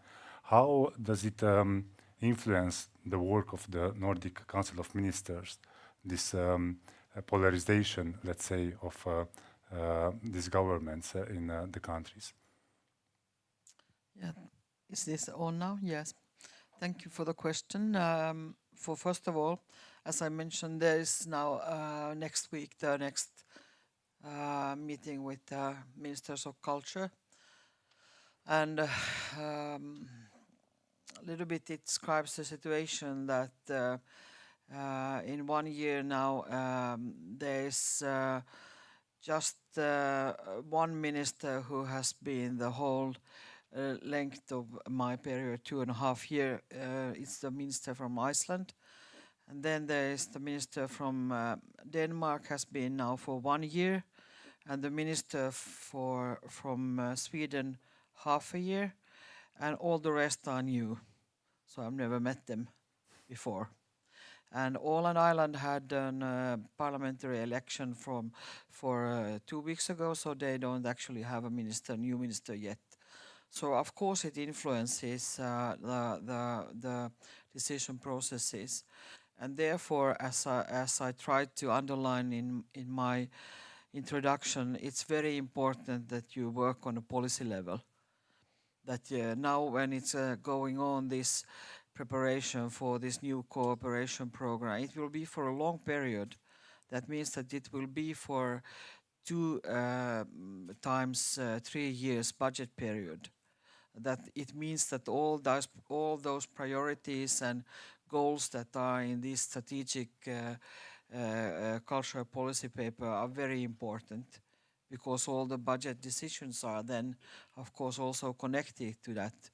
And therefore, I still invite you all to be active in your own countries, and you can also be in contact with me here in Finland, because this is a process that is now going on.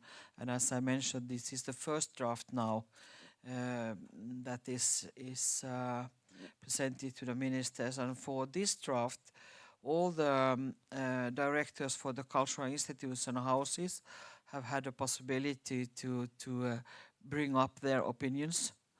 And also there has been some questionnaires that have been sent to all Nordic countries to different representatives of the cultural field, so to get the first response.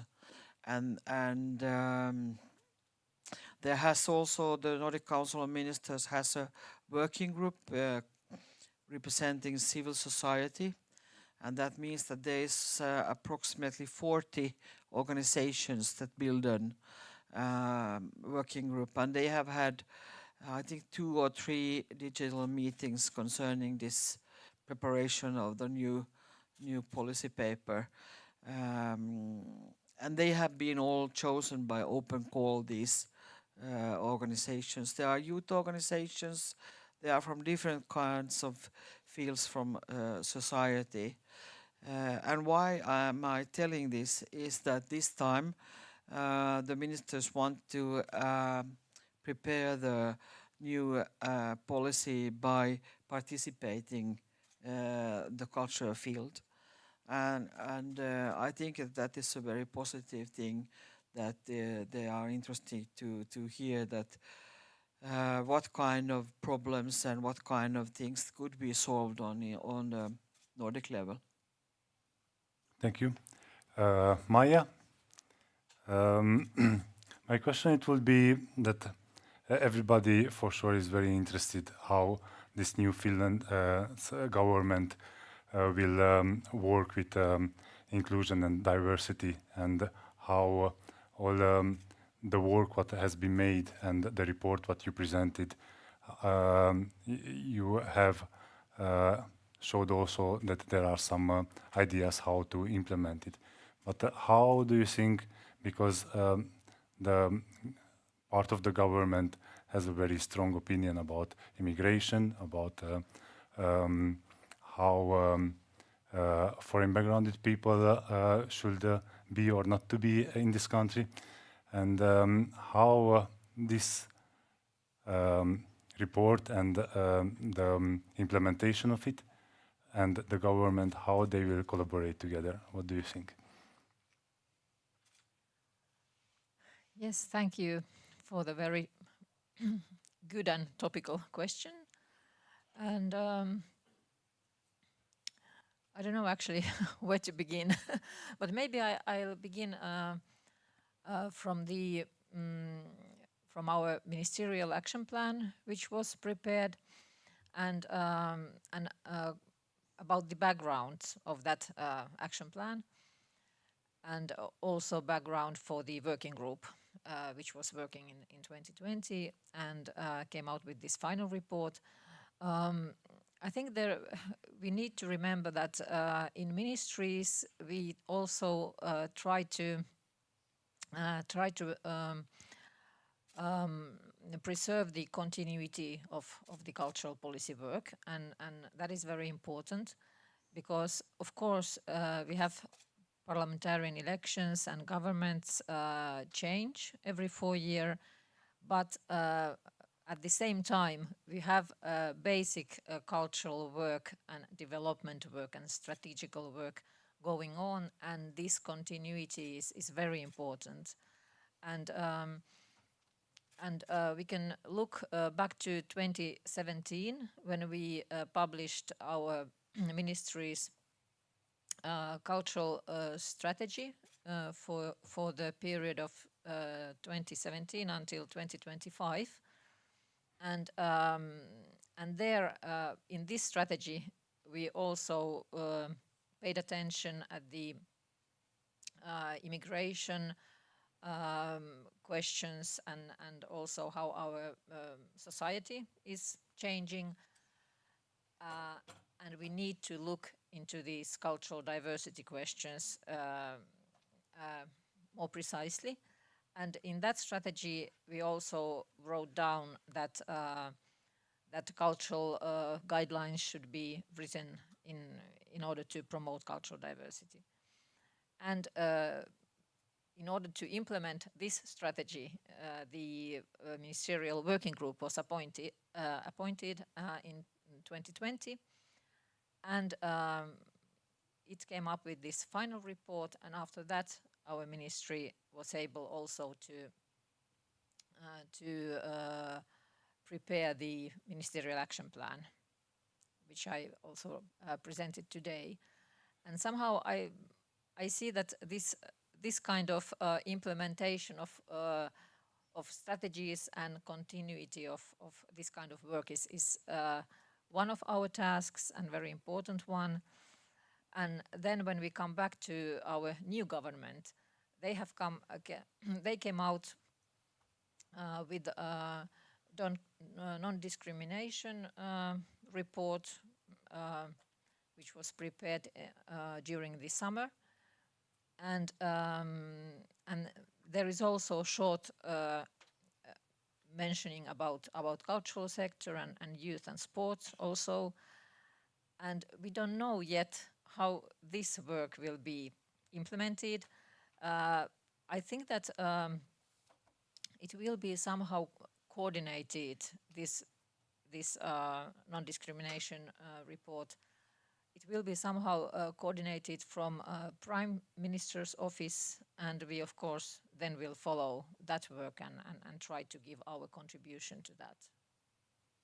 Thank you. I think it's very important to hear this from you, that strategies are not stopping as soon as a new government steps in to the house, but they are overfloating the government changes, and I think that is important to hear. At least for me, it is a bit because knowing also that there are going to be cuts in the culture field as well from next year.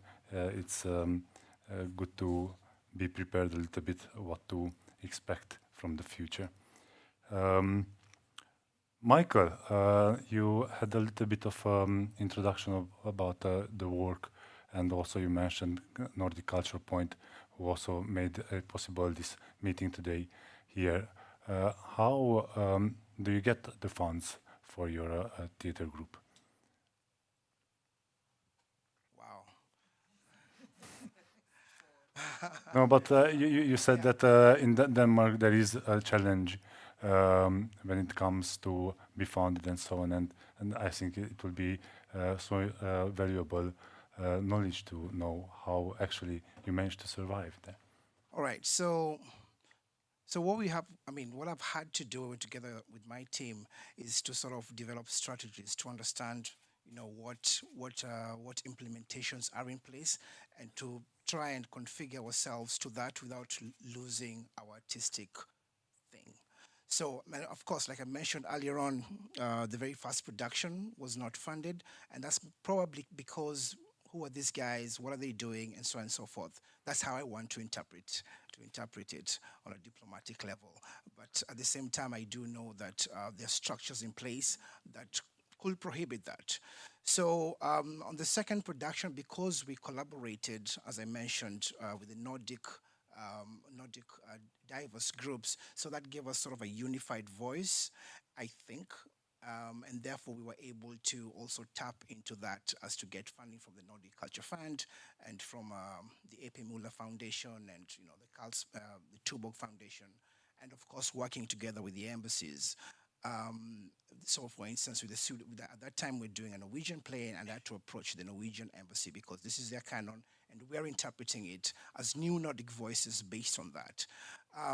Excuse me. So, and then on the third production, of course, like I mentioned, then propensity was being built, and I would still approach the Nordic Culture Fund and Nordic Culture Point, and I had to take myself there and introduce the vision. I had to come to Helsinki all the way. Because I think it's important to sort of also start the dialogue with them, not just in written form, but also try and get access to them, if at all they will give access. And then, so it has to be with strategies that have sort of tried to maintain. However, we've had challenges. No, we have not always reached the margin of the budget. Sometimes you only raise X amount of money. Then what? Do you cancel the production? So that's always the risk factor, and for me as an artist, I'm very passionate, and sometimes I think I cross the line and say, you know what, we're gonna do this thing one way or the other. So I think it also comes from that. It's a combination of the two. Now, moving through the years, this is now the first time that we're doing this project, like I mentioned, in Kenya with the European Union and the Danish Embassy, that we've managed to raise all the money for the project. So I can see it has been a progression, and like I mentioned, 2014, there wasn't so much in Denmark, and I'm not sure how it was in Finland, about the diversity conversation, and it has started picking it up through the years. So there is that spectrum. Bottom line is the strategy, how to configure and how to understand what's happening around there. I don't know if that answers anything. Yeah, thank you. Anisur?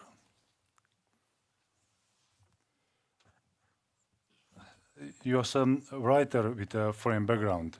How much possibilities you have to get your work on stage or be published in Sweden or in the Nordics? In one word, if you say there is no possibility, almost not only for non-Swedish, even Swedish. For example, there's a tradition in before, when the Ibsen and Strindberg, we had a tradition of theater tradition. Then a writer a playwright could write a play, then could send to the theater, and theater could go from there. But now, even the artistic director cannot decide. He does not himself has a strategy. I had a meeting last month with the head of the Gothenburg City Theater, and he said the decision came from the owner of the theater. And who is the owner? City Council. And this is a problem. But it does not mean we are not working, we are stopping ourselves. We found our own way to make productions. Myself, last 10 years, I have almost 15 theater productions in different countries. And I have over 50 books in different languages. And last of my play, I mentioned that it's translated into 15 languages. And this, how you work. Working means, I always remember, this is a tradition, this is the landscape of Ibsen and Steinbeck. How did they work? Steinbeck had a strategy. He wrote a play and he sent it to the publisher Bonnier and sent it to the theater, and he is waiting 3 months. He's not getting answer. Then he taking back it. Okay, since I did not get the answer from you, then I am taking back it. I am sending a new one. Then he's sending it to the theater in Denmark or in Germany or here and there. So the strategy is never give up, never stop. So this is the way we survive, and this is the way we need to survive. Should I stop? Yeah. If you feel like. But I want to listen to them also. Okay. Julius, you were saying that you just graduated a little while ago, and I'm so curious to hear how is for you that studying abroad and moving back to Finland, how do you see the art scene? What are your possibilities as a freshly graduated? Because it is, at least what I heard in the last years, it was that always a freshly graduated actor who is studying abroad to reconnect with the theater scene in Finland, it's not the easiest. What are your expectations? Well, I like in generally I want to be very hopeful with what could be happening, but of course I also have my fears about. It's all about hopes and fears. And then yes, so I graduated summer 2022, so almost a year and a half from now. And I mean, there was already last year when I joined the Actors Union here in Finland. In December, there was a big kind of initiative that the Actors Union is going to start affecting or promoting also the theater scene, that they would consider people or actors who have got their degrees from abroad. Because at the moment, even if you're a fully fledged Finnish person, and if you go out and get your degree from London or the States, or like I did from Copenhagen, once you come back, you are in a different league. And that's just like an unfortunate circumstance at the moment. And there were still, like, when the Actors Union, for example, was interviewing some of the heads of theaters now in December, last December, some simply said that since they get so many applications, they just discard everything else except from the Finnish schools. And this kind of like very old policy seems still to be in effect in some degrees. But in the kind of like the smaller, I think it might be in the more bigger theaters maybe a problem. But like, for example, one student from our school who graduated this year got into the theater in Imatra just this week, which was like a big like, okay, awesome. So that means that we have a chance. And then also I feel like there is much more here in Finland, just like Michael, you said, Denmark felt even kind of more difficult to kind of break through, especially since we were in an international school. We didn't speak any Danish, so we were acting in English, and trying to somehow get into the scene was very difficult. We were so very lucky that we had our work with Giuseppe and the Fluenteatera, which was working in English because they had a very specific vision and what they wanted to do. But they also kind of have been now stuck with well, it's been very difficult to get into a wider theatrical program because it's difficult to get the funding for it. And like it seems that it's easier to get funding from abroad than from Denmark itself, which was also one reason why I felt like coming back to Finland. At least I have the language, so I have a bit more chances to get somewhere. But I don't know, hopes and dreams and fears. Cool. Tommy, you mentioned that you have a long history already working with policy, with people with foreign background, with cultural diversity, and so on. How do you see the development during the years here in Finland and also in the Nordics? Can you give us an input on that? It's on. When I started in 1980s, Finland was a different country. We were not so much involved with the European community, and it was in mid 1990s when Finland got the membership in European Union, and I see the slow but positive change started from that period. And when 10 years ago, when I started to be more aware of the diversity issues in culture field, I thought that everything was quite in the beginning, but in that period from 2014-15, many good initiatives started, or maybe I just noticed them. And now it's 10 years from that, and I see that many good practices and projects has been implemented, and at the same time we are in a way running in circles. So there is very good strategies in the ministry and good programs also in Nordic level, but the practical, the concrete development it's still quite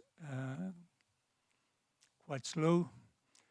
But as Cliff mentioned and as you mentioned, we have to carry on and find new ways. And I'm very glad to hear, actually today I heard it from Maya that there is this action plan and also there is this mysterious new grant which can be applied in the beginning of next year, which I don't know about it yet, but it's very positive. And about the Nordic countries, when I used to work for 10 years in the contemporary circus field, and we also formed a Nordic network between Sweden, Denmark, Norway and Finland. And it started a very positive development in this art field. And when we started it in maybe 2007 or 8, Scandinavian countries were not at all known as from its new circus or contemporary circus in Europe or in international level.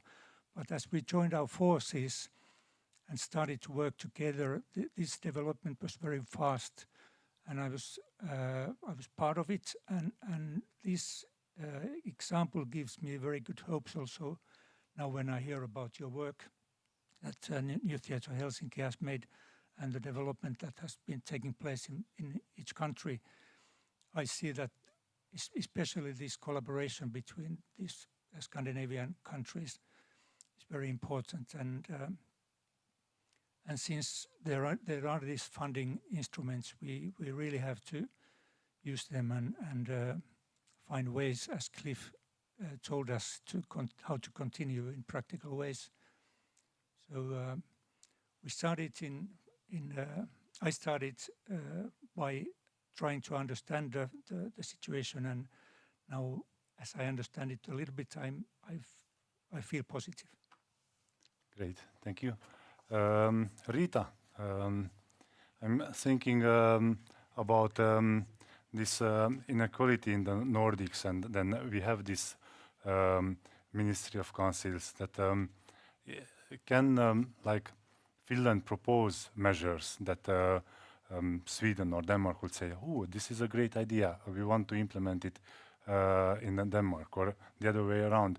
Does Finland takes some measures that, like, as we can see, that you are saying that Denmark is far behind Finland, but I see that Norway is far away from Finland, that things what have had happened already in Norway are slowly coming also to Finland, but we are still far away. That, do you have any examples of these measures that can be said that this has worked as a positive example in one of the Nordic countries, and Finland wanted to implement it also here? I think that this is an extremely difficult question to answer, but I will try to approach it in that way, that if you think about the Nordic countries concerning societal diversity and also cultural diversity and in the cultural field, so the Nordic countries differ from each other enormously. They are not homogeneous at all. And if you look at those materials and statistics and research materials that I presented today, you can find facts for that, how the cultural policy development has been in recent years in different Nordic countries. And therefore the concept of diversity and also to suggest some common measurement is a very hard task.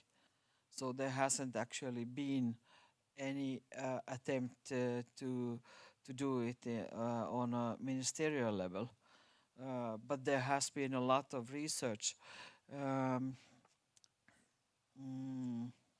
about this, that the different policies reflect, of course, the change in each society.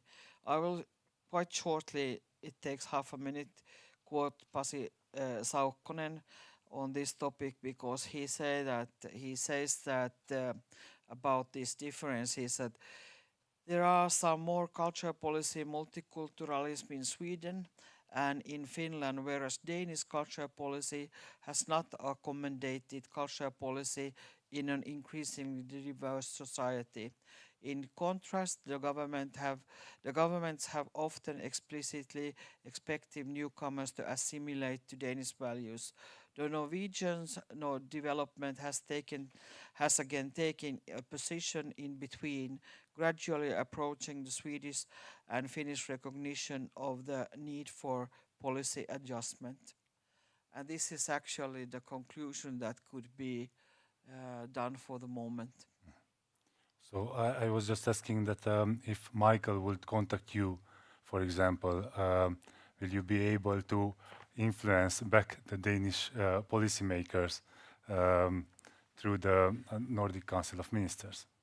I think that one thing to understand is good to understand that the Nordic Council of Ministers, it's really a good place to influence. It's quite a flat structure. So we have this committee of officials, and you can always in each country be in contact with us. And then we prepare together with the secretariat the issues that the ministers will then take decisions and discuss upon. And it's quite like a first time that I had prepared something, and ministers really were discussing that and making this decision upon my presentation. So I was quite scared about it, because I understand that now they really go home and each government will implement what they just decided. So it's a very flat structure. So you can really influence. And that's really a good thing with the Nordic cooperation. I think that is a very valuable information again, that be in touch with the officials and try to influence them. We are starting to be a bit out of time. I will have one question to each of you. If you have a positive example of like what has made a big change in the society through culture in the Nordics. Is there a project? Is there a house that made a project, or is there a theater that hired 10 actors with a foreign background? Is it the example of Gorki Theater that named a Turkish background it artistic director and changed the German theater history? Does it come anything to your mind? I would like to very diverse area, that is folkbildning in Swedish. It's a public educational non-formal creative education. This is a platform that can have a space or like a shelter for all individuals to start from the minus or zero. This is a very good example for whole society, whole nation to take care of culture without any institutions, without any identity, without any background. Anyone can start a group or a circle and can get a platform to practice and continue. Only difference is the difference between status, institutional status and out of institutions. This is a big challenge in Nordic countries. Like we say, Nordic countries has a very institutional block. Sometimes institutions play, then folk building is a challenge to this block. So they have the capacity to break the block, I think. Last February and March, there was a 3 weeks festival in called New Theatre Helsinki Festival, who belongs to Helsinki, and it was the venue was the Swedish theatre here in Helsinki, which is the main stage of the Swedish-speaking Finnish people. And there was an open call made by New Theatre Helsinki, and within some weeks there was 42 proposals to be of the projects and performances to be presented in this Swedish theatre main stage. And finally it was maybe 10 or 12 performances during 3 weeks, and it was a huge success, and it was so good to see it in the one of the main stages here in Helsinki, to see new performances, new ways to perform, new ideas, and also very completely new people in the audience. And I think this was one of the historical moments, and I think I hope it will be the future also. Here I have to take a moment of a commercial break. This New Theatre Helsinki initiative got nominated for the Cultural Act of the Year. And if you have a moment, visit yle.fi and give your vote for our project. Thank you. Julius? Suddenly I feel like I have many examples of... only one, because... Only one, yeah. Well, it was so great when we were bringing our production of The Seagull here to Finland with the Fluent Theater, and also thanks to Hanaholmen, the Finnish-Danish support that we got. But then also that the city of Hyvinkää, when we contact them in the last kind of month or so, just because we were just below the amount of budgeting that we could actually get the thing done. And they were right away on board with us, and it was in English and all of this, but still they were so excited to have something happening in Hyvinkää. But that's kind of how I also feel, is that the regional, like smaller places, they do get excited if something is offered to them and brought to them. So then we got our what was necessary for the production to be realized, then help from Hyvinkää, which was very nice.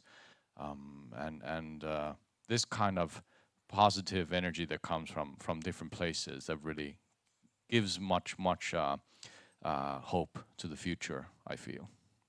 Thank you. Take care. Yes. Rita. Sorry. The first thing comes to my mind is that it's good also that we are, as a Nordic societies, looked from abroad. We have, for a year ago, there was a big program called Nordic Bridges that the Nordic Council of Ministers arranged together with Harbourfront Centre in Canada. And the program was created from Canada. And I must say that it was really diverse, the program, both concerning physical ability, gender and diversity. And for instance, the program from Finland, I must admit that it was a lot of program and artists that I had to Google, that even if I'm working at the field, because it was really good that it was creative from their side. And it was not so that each country was sending what they wanted to export. So that was a big aha experience for me, at least. It looked quite differently from how they looked at us. Great, thank you. That's I think also good to have this external feedback, and that's why we also wanted to have this network that we can reflect on each other's work as well as each other countries' policies. Maya. Yes, I have also many examples, but I will pick one from the Ministerial Action Plan, which is right now going on. It is diversity online clinics for municipality cultural workers and people working in the culture sector. It is run by Culture for All Services, financed by the ministry, and it is still open, so anybody can register. You can find the information from the Culture for All net website, and I will be also glad to give you this information if you want. So there is a lot of quite concrete initiatives which we are taking right now further. So I'm quite optimistic. Nice. Still. Michael? Right. So, in Denmark, there's at least three, in Finland, three different companies that I think are really trying to do something. The very first one, for my mind, of course, Folketeater.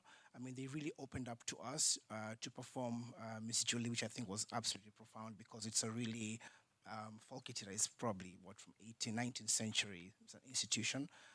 There is also Theatre Grove, which is located in a very multicultural area at Nobro. And they have also started really opening up to diversity, and so forth. I think we're going to see Juliana performing today. I think she's also been working with them.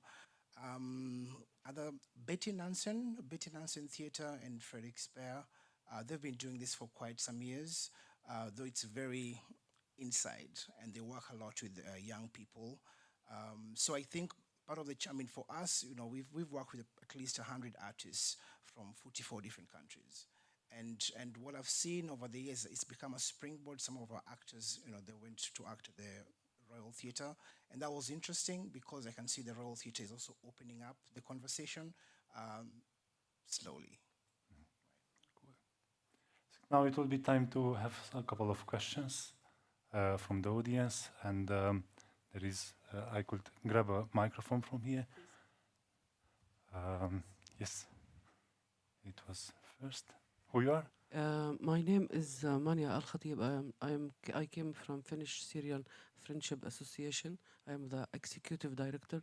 But I would like to mention that one good example about the cooperation with the people like us who came from conflict area. That what we did. Cooperation with Tommy Borovara when he was a Kaisa director.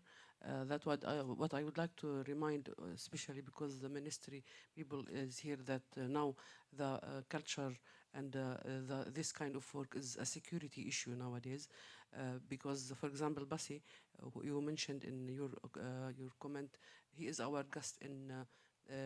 He is giving also our in European Union SAL in Helsinki in 8th of November, and and we are going to talk about the labor market in Finland.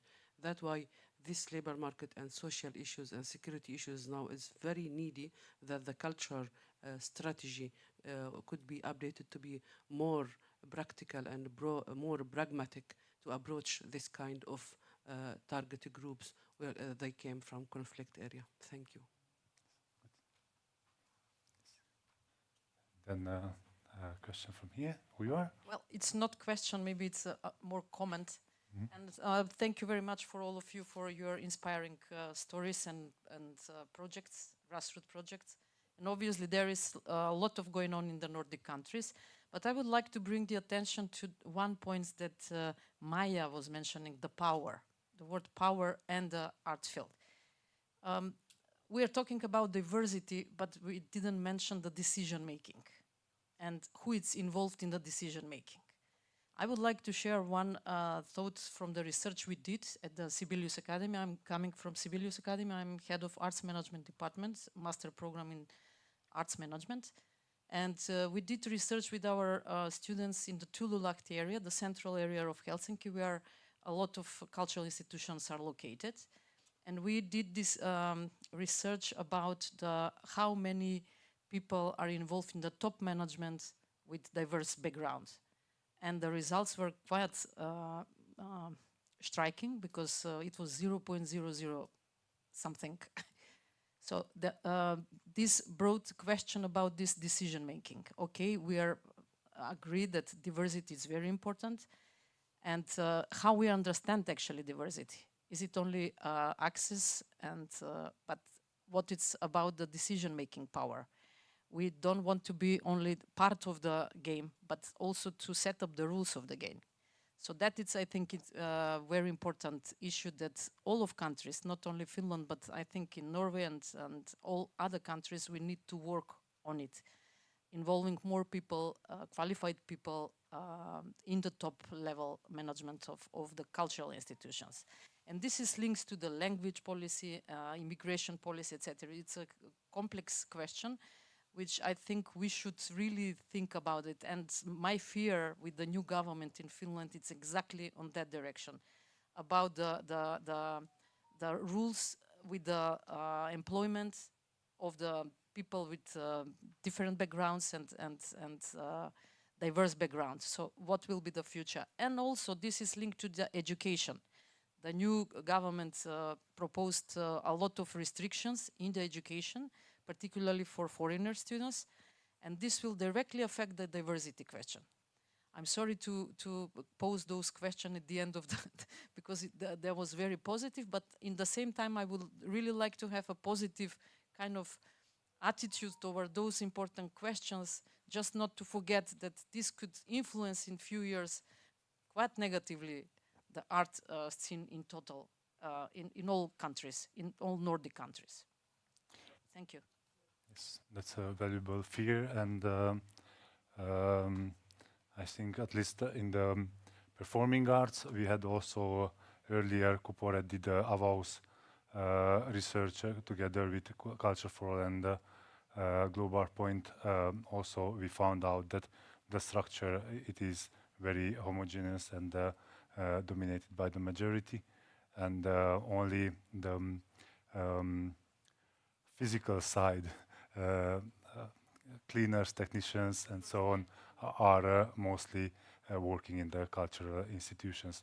But that is a slow process, and by being active, I think we can influence the work. But Anisur, you wanted to answer. I'd like to comment on your things. Comment means I will present some pictures.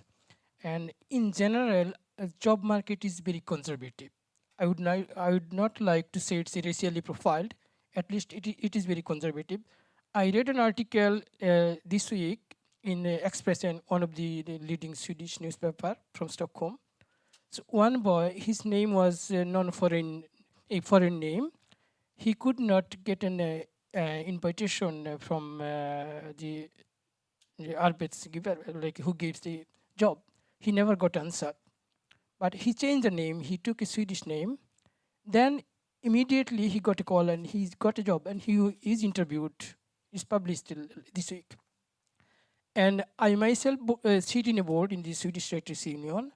In Sweden, there is a language policy. It's like 5 minority languages and Swedish. And definition of Swedish literature means the book is written in Swedish and 5 other minority languages and having Swedish ISBN number.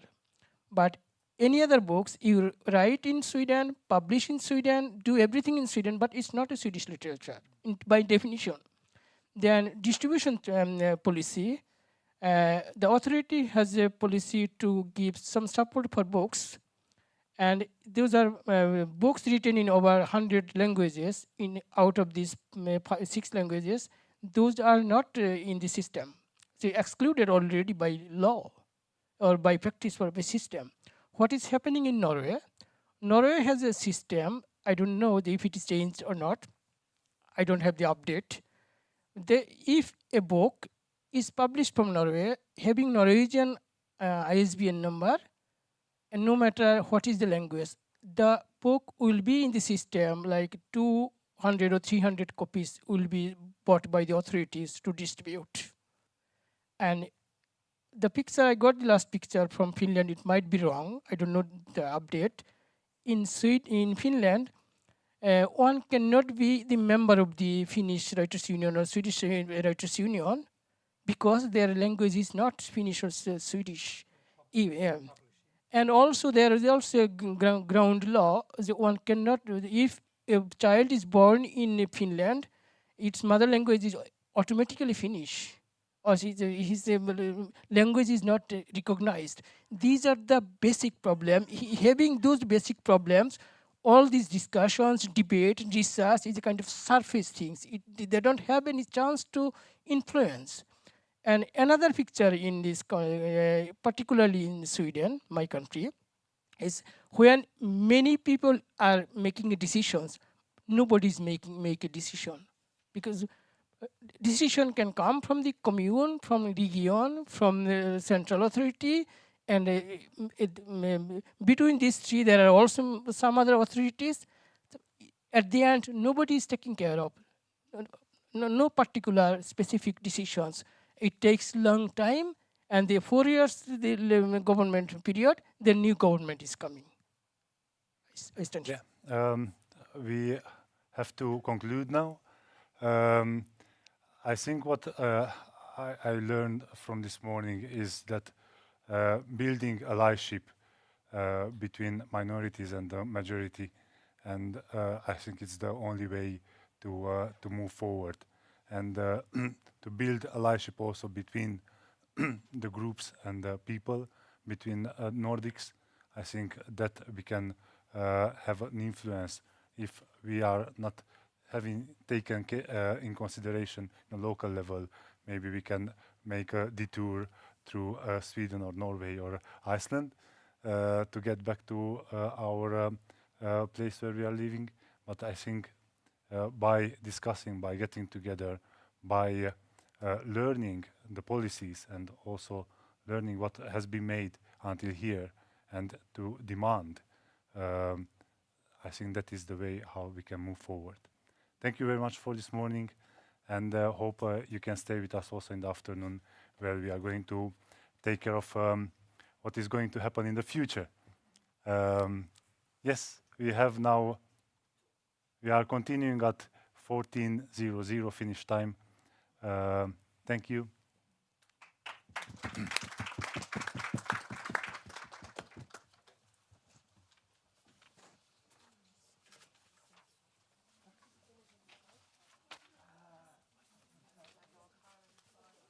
Kiitos Maija.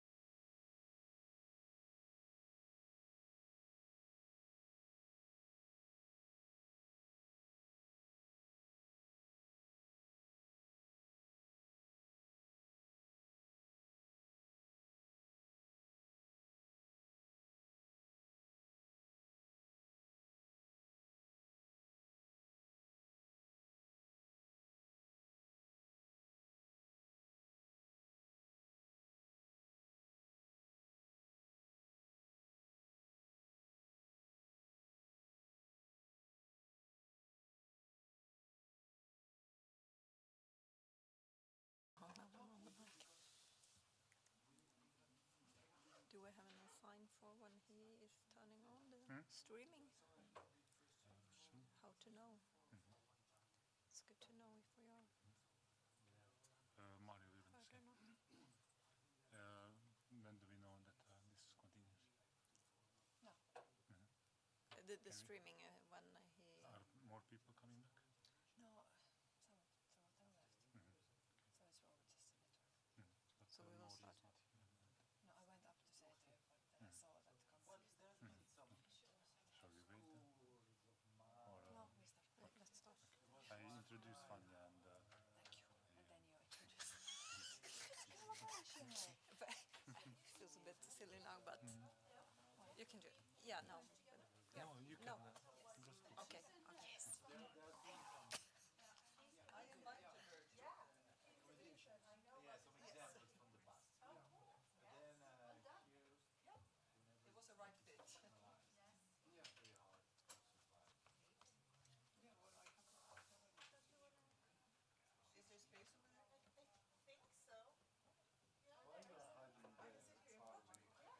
You come closer, hey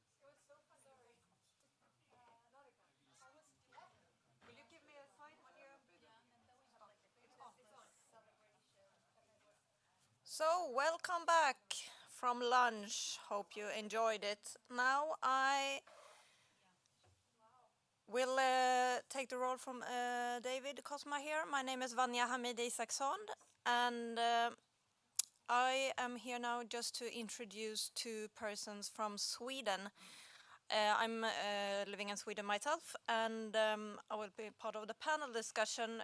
But now we have two speakers, and I think we have a program also on the slide here, so we can just have a short look at it. So we have two speakers and then a roundtable discussion without roundtable again, and that's the program. But now I will welcome Lisa Fry from Drömmarnas hus, the House of Dreams. Hello, Lisa. Hello, Vanya. Hey. Hey, välkommen till Hanaholmen. Welcome. Thank you. We had the opportunity to speak 2 weeks ago, me and Lisa, we both live in the south of Sweden. And I'm very excited to be able to welcome you here and give the word to you. You have a very long experience in working with youth and children. You are an actress and a director and educator. And you've been working with the Drömmarnas hus, as I mentioned, in Rosengård, which you will talk about, for more than 20 years. So we are very curious to hear you share this experience with us. Please, Oh, I thank give the you. word to you. I will share the screen again. Hold on.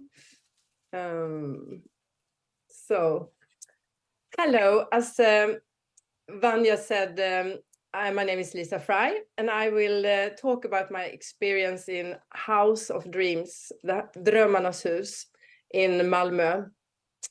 And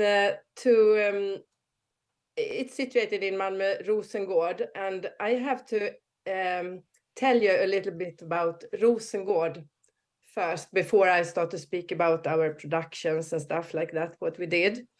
And Rosengård, it's a part of Malmö.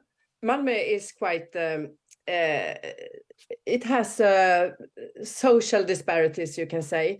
Some parts of Malmö are very prosperous. And while Rosengård often is portrayed by the media as a challenging and disadvantaged area. So in Rosengård, there is around 20,000 inhabitants. And 1/3 of the population there is under 18 years old. So it's a lot of kids running around in the area. It's very, very nice. And many children live in economic poverty. There's a high unemployment. And from a crime perspective, it's considered as a vulnerable area. People are speaking a lot of languages there. And Drömmarnas hus is situated in the middle of this in an old mansion. And around Drömmarnas the population has a foreign background of 96%. So it's almost, yeah, they speak a lot of languages. However, it's not just a disadvantaged area. It's also a very beautiful and accepting area. It's a lots of green spaces and, as I told you, a lot of kids around in the area, and old history and new meet each other in this area, and also a sense of unity that is hard to find elsewhere. Now to Drömmarnas hus. Drömmarnas hus is here, old mansion, and it's in the middle of this area. And it started in 1990.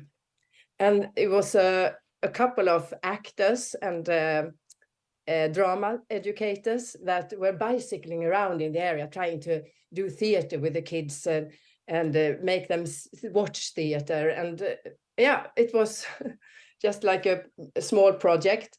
And finally, they got to rent one of these rooms in this mansion. It was really in bad shape by then, but they got a room and they started to work with the kids.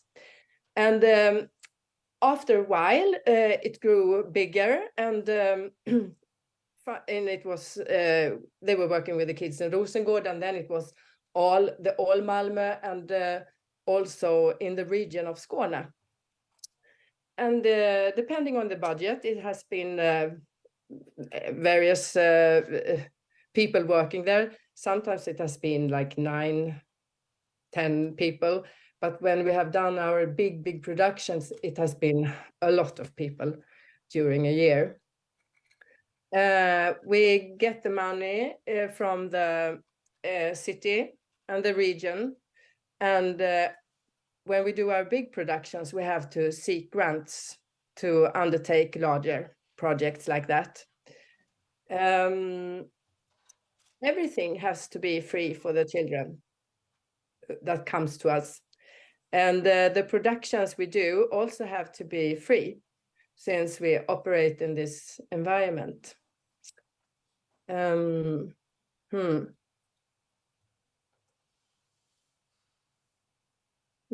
I'm going to back again.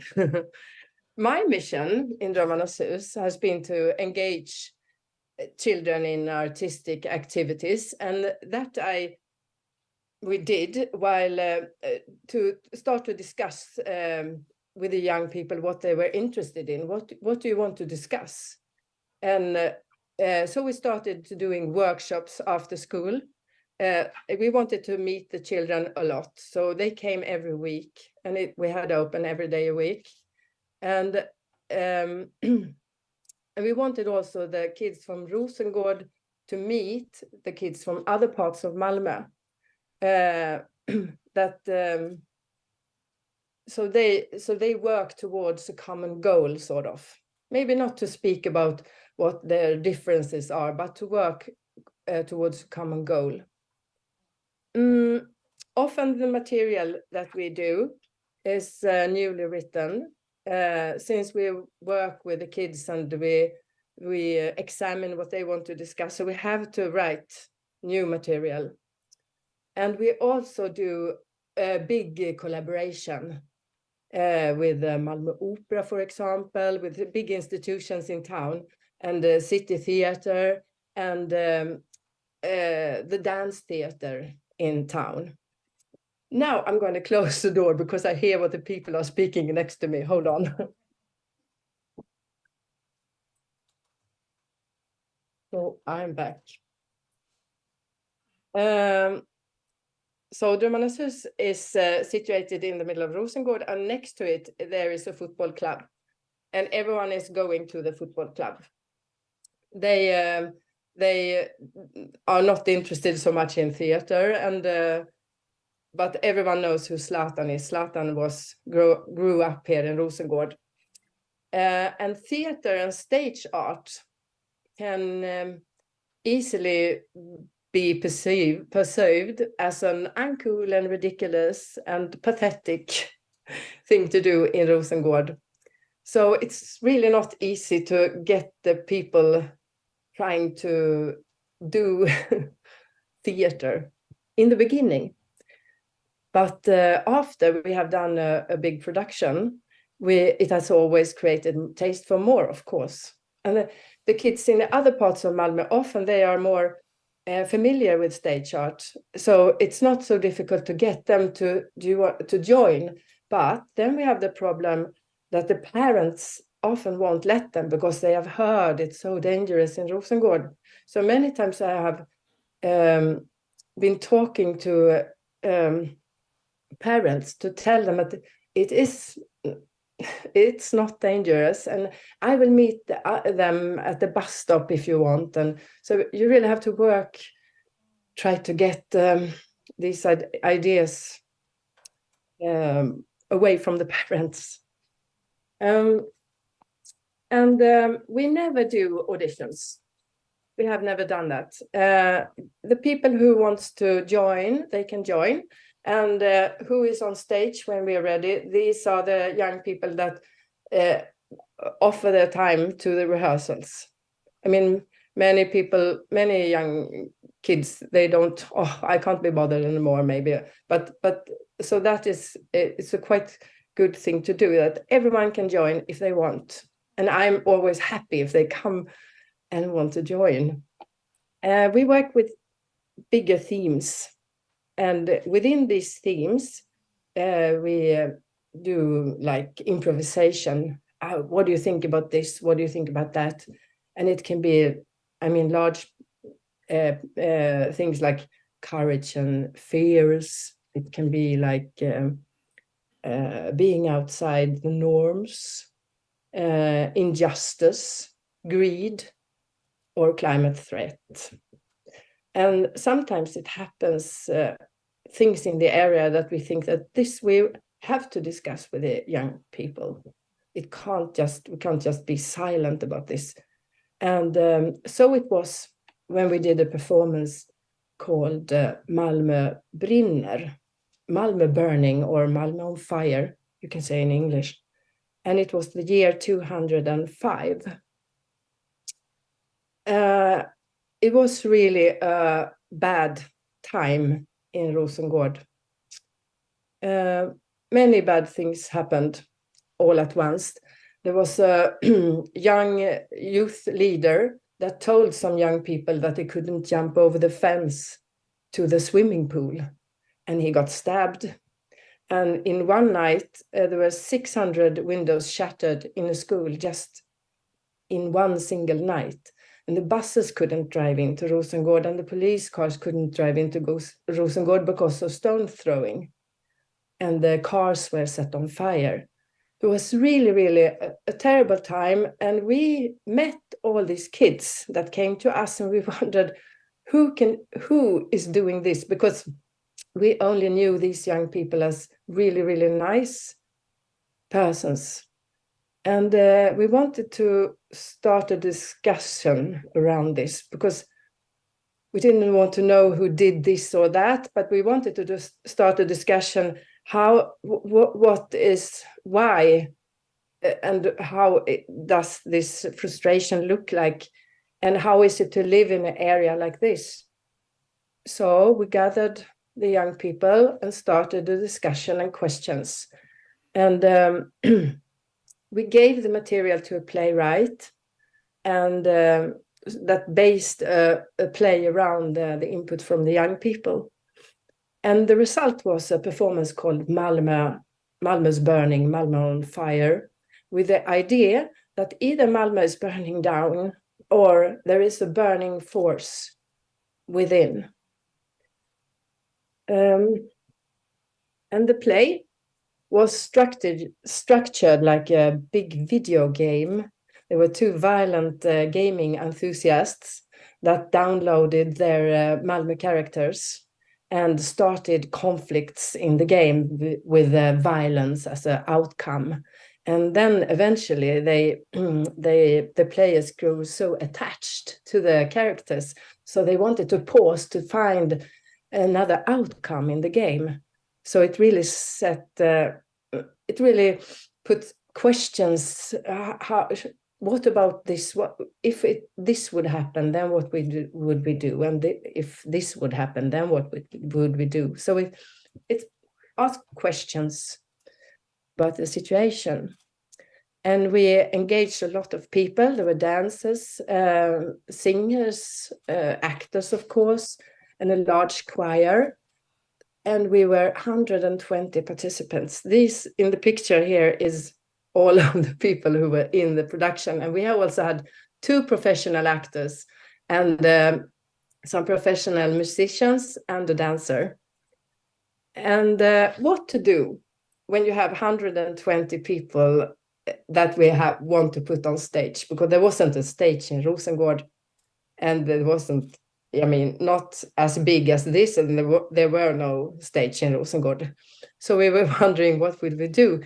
And then someone came up with the idea that we could borrow the ice rink next door. And we're supposed to show it during the summertime. So we thought that, well, no one uses the ice rink during summer. And they said, actually, yes, we converted the ice rink to a stage. And we came in there. We started the rehearsal in March, I think. It was freezing cold, so we were rehearsing with gloves and stuff like that. And I remember the man who took care of the ice rink. He said, yeah, whatever you do, don't touch the ice cleaning machine. And the first thing that happened was that some of the young people were jumping on the ice cleaning machine and started to drive. It was like that. It was quite hard to handle all these people, but we had to be many grown up, of course. And then we had like a hard schedule. These are rehearsing now and so on.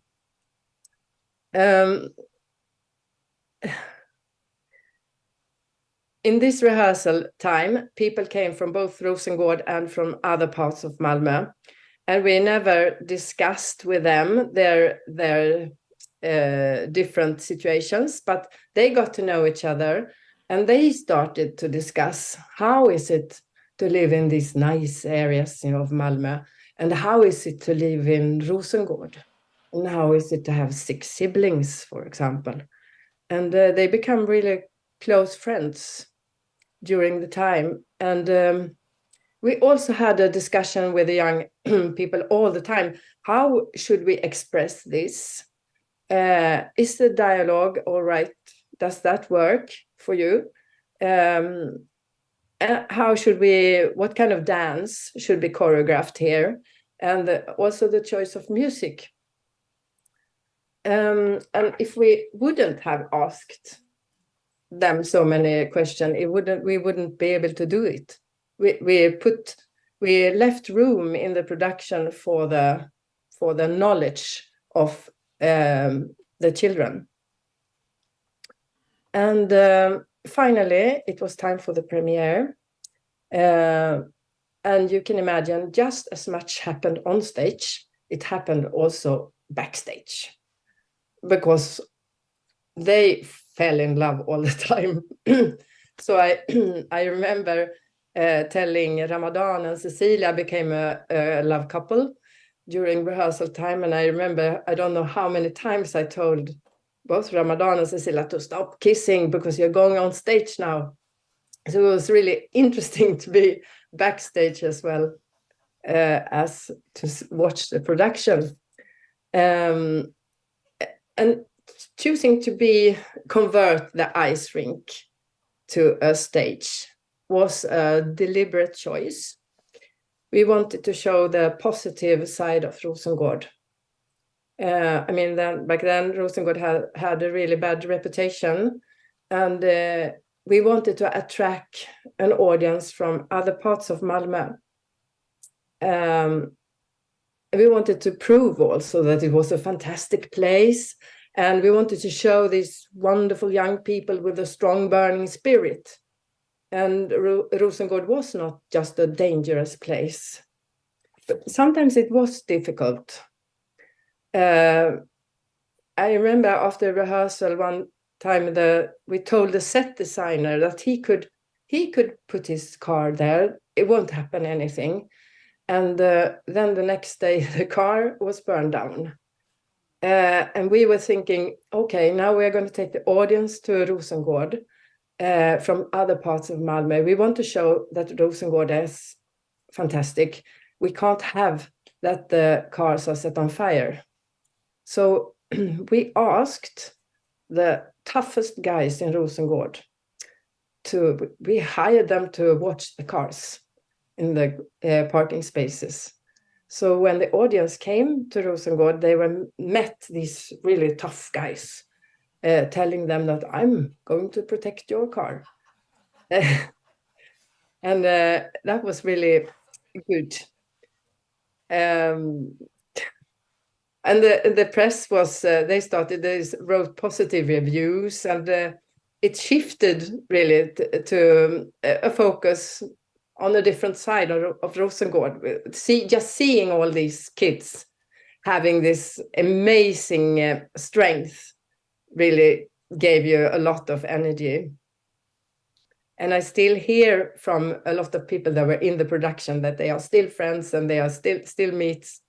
And they, yeah, it's a very, very fun memory.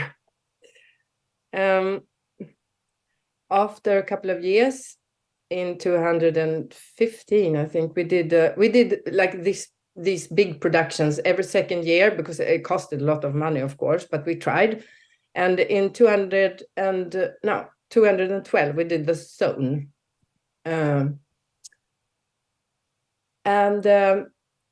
It was about to operate outside the norms. It was like a science fiction story, almost similar to the Hunger Games. And in this production, we started to rehearse, and in this production, we wanted to do a rebellion scene. And we didn't know how to express that. And one day, Shams came to the rehearsal. Shams is the guy who's in the middle of this picture. He came with a friend to the rehearsal, and I asked him, do you want to join? And he said, no way. I'm not doing theater. It's ridiculous, sort of. And I said, okay, then what do you do in your spare time? And he told me that he was doing capoeira. And by that time, I didn't know about capoeira, but for you who don't know, it's a Brazilian martial art developed by African slaves in Brazil from the very beginning. And he told me that he was doing that. And I asked him, could you maybe show us how it looks like? And he was amazing. It was like, wow. So then we started to think that this would be so nice to have in this rebellion scene. And I asked him, could you train the young actors to do some capoeira? And he said, of course. And he came every rehearsal and trained them. And he was of course also in the production, from not liking theater at all. And we performed this thing in this Malmö City Theater. And he was very nervous, of course. And he said, my father is going to come to watch. And I remember after we did it, he was leaning against the wall and saying, I am shocked. I was on this stage. My father came to watch. And now I'm going to do a radio interview. And I will never forget this day. And that was so nice to have this from him not wanting to do theater at all until having this experience. In 215, it came, the migration came to Malmö. We had a lot of refugees coming to Malmö. and they came to Drömmarnas hus as well. And because it was free to join, and also the participant, everyone was very welcoming. So many of these young boys stayed, and one of them, he was so determined to tell his story about his journey, even though we didn't have a common language. He didn't speak Swedish, he didn't speak English. He had someone who translated a bit for him, but he really needed to tell his story. And he did with his body and his faces, and he really spread the feelings he had been through to the group. So it became a deeper way of understanding such a journey. And we decided that we want to put this on stage. And so we did. It was a small performances, but it was very nice to see that you could do a piece of work like that without having common languages at all. And the children in the group, or the young people in the group, they hadn't experienced such a journey, but their parents often had. So when they saw this production, they recognized themselves in the journey he had done, and it started a discussion, of course, with the kids. To work in Rosengård, it really makes you think that it's not fair. It's not, I mean, many people don't have so much money. So I think that it was me or someone else who said we should bring Robin Hood to Rosengård. And so we did. We asked a playwright to write a Robin Hood story, a version of Robin Hood. And that was actually Vanja Hamid Isaksson. And in our version of Robin Hood, there were 89 people and 2 hen. And we were showing it in a green space in Rosengård. And the main character, Robin Hood, he was played by Ala Rashid. And he speaks both Arabic and Swedish.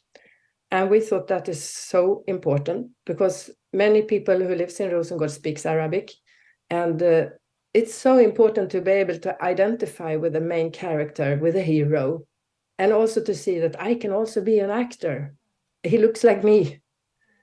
And Robin Hood was engaging a lot of people, as I said. And one of them was Ali. He came to Drömmarnas hus when he was 10 years old. And he actually went to the wrong house. He was supposed to go to the football club next door, but he opened the door to Drömmarnas hus. And there was our painter, artist, Jaffer, who was supposed to have a workshop. And he said, "Oh, welcome, you are coming to the workshop here." And I think he didn't dare to say no, but that was his first meeting with Drömmarnas hus. And after a while, he got very curious, and he heard about us doing Robin Hood. And so he came to me a couple of months later when he had done a surgery in his knee, asking me, on crutches he came, and he was asking me, can I be in this production with crutches? And I said, yes, of course. You never say no if someone wants to join. And he was so determined. He was jumping around in the grass, trying to rehearse with the crutches. And that was really impressive. He really wanted to. And for a long time, he thought that he was going to be in a movie. But then he realized it's going to be a theater production in the open air. He has also told me that he developed his language while being in all these productions. He spoke Arabic at home, and he was also in an Arabic preschool. And being in these productions, he managed to develop his language. Now Ali is 21 years old, and he is studying to become a social worker, and he is writing his own film scripts, a lot of them. he's making films and he's saving money to do his own productions. And I asked him why he thought that so many were engaged in Drömmarnas hus and what made them stay for such a long time. And he said like this. He said, we became so curious, and also you built the performances around us, and you can join no matter what. And the performances were somehow about us. And when I look back on my years at Drömmarnas hus, I feel deep gratitude for what I've learned from the young people and for the opportunity to get to know them so well and to be part of their lives and their circumstances. Yes, I'm really happy for that. I think my time is over.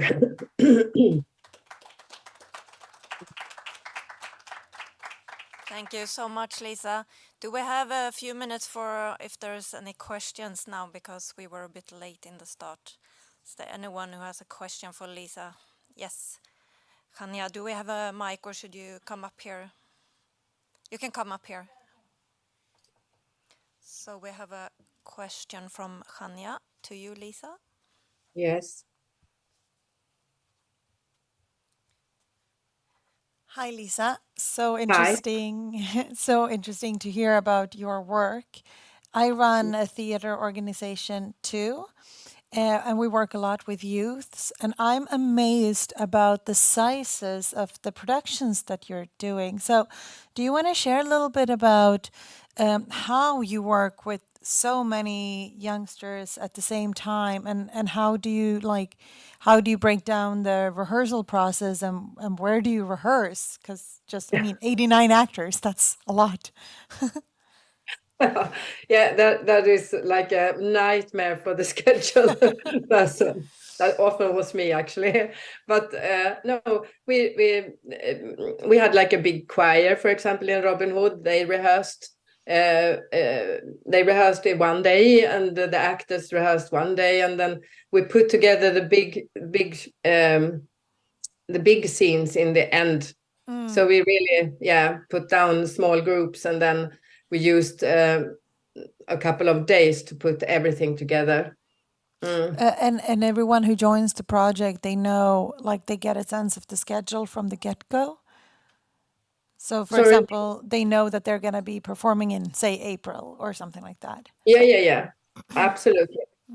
It's quite a hard schedule. We rehearse for a long time, and we used to start with that everyone can see each other. So we rent a big room, and because we want everyone to join in the beginning, so they can see we are going to do this together, because that gives a lot of force. Yes. Wonderful. Thank you so much. Thank you. Davide, please. Oh, do we have time? We don't have time, but yes, go for it. Hello, my name is Davide Giovanzana. Thanks, a part of this new theater Helsinki also. I don't know if there is a camera here. I just have two questions. Thanks a lot for this inspiring presentation. I think also for us, it's very nice to see something like that, this strong example. You were talking about getting the trust of the youth, getting the trust of the parents. I would like to ask you about getting the trust of the politicians, like who was financing this project? And second, because in our case, we are struggling to get a space, a physical space. Do you think this would have happened if you didn't have a physical space? Or what was the impact of having this first room, this house next to the theater, the football place? We sort of, like I told you, we had first one room, and then it grew. I mean, people understood that it's important to find some activities for the children in Rosengård. And it was really like after we did this Malmö Brinner Malmö's on fire when we converted the ice rink. Then after that, that was like from the politicians, they saw really that, okay, these people can do things. So they gave us more money after that to serve all Malmö, and after that the region. So it was really, we had to work really, really hard to show people. But also I forgot to tell you that we didn't just do collaborations with the institutions in Malmö. We also had collaborations with other organizations and like house building companies in the area, stuff like that, that wanted the area to be nice, sort of. Thank you. Thank you. Thank you so much, Lisa. I don't think I've been there. I know what you have been doing. It is a very important place. I don't think one can kind of underestimate how important it is. This what Drömmarnas hus is doing there, and I'm sure we will come back to what you said during our panel. But we have to leave you now because we have another speaker connecting. So thank you again. Thank you so much. I'm happy to be. Bye-bye. And I welcome Liselott Lindahl from Bibu, the executive manager of Bibu. And you will tell us more what Bibu is all about. I give the word to you since we're a bit late. Thank you for joining, Liselott. Hi, everybody. I hope you can all hear me. And before I start, thank you so much, Lisa. I really enjoyed listening to that. And I think Drömmarnas hus is such a great organization. I know it very well. I will try to share my screen and see if you can see my presentation. Does that work for you? My name is, as I said, Liselott Lindahl, and I am together with Tanya Mangalanayagan, the director of Bibu, a performing arts biennale for young children and youth. Bibu is the most important meeting place in Sweden, actually, for professional performing arts. We're aimed at the young audience. It's an arena where all of us who work with performing arts for young children can get together and actually meet for a couple of days. During 4 days, Bibu will show approximately 25 performances and have around 60 seminars and workshops. And that's for a big audience. It's both the industry, it's a lot of school children, and it's also the public. Sorry, Liselott, to interrupt you, but could you go into kan du gå in i bildspelet? För nu ser vi hela ditt liksom upplägg. Om du, if you enter the... Sorry, I will try again then to share. Gå upp där i bildspelet och starta från början kanske. Let's do it again because I had it open from before. So we'll see now. Is this looking better? It's the same. It's the same, okay. And now? Yes. Yeah, okay. Because I have double screen, so you saw my other screen. So now you see only one image, I hope.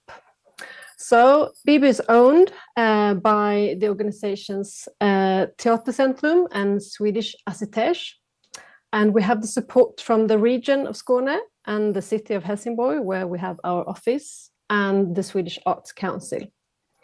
And the first biennale was held in 2006, and the next one will be on the 15th to 18th of May next year, also then in Helsingborg in the southern parts of Sweden. And this time we will have a Nordic-Baltic focus. So it works like this. We have a jury selecting the best and the most interesting Swedish productions made for children and youth that has been made during the last 2 years. And then we also have an international committee that selects 4 international performances. And for the May Bibu, we will have all the performances, the international performances will be from the Nordic and Baltic countries.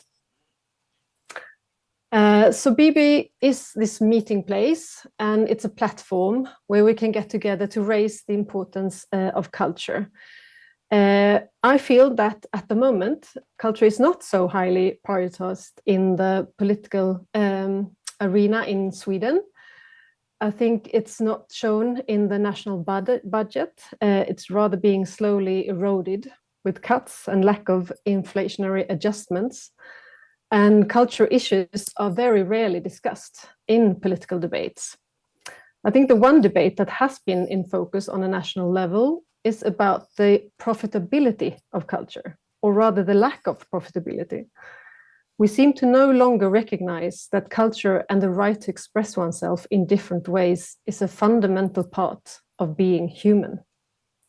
But as you know, culture is the first thing to be attacked in every conflict. We see everything from drag queens who are not allowed to read stories for children in libraries to our cultural heritage being bombed in wars. Because, of course, there is power in culture. Access to free culture is a prerequisite for an open and democratic society. And if you are against this open society, culture is one of the first things you attack.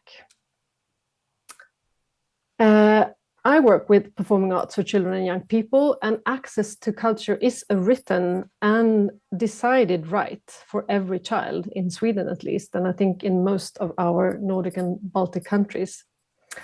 But the Swedish Agency for Cultural Analysis shows in a study from 2020 that children and young people's cultural experiences are largely influenced by socio-economic backgrounds.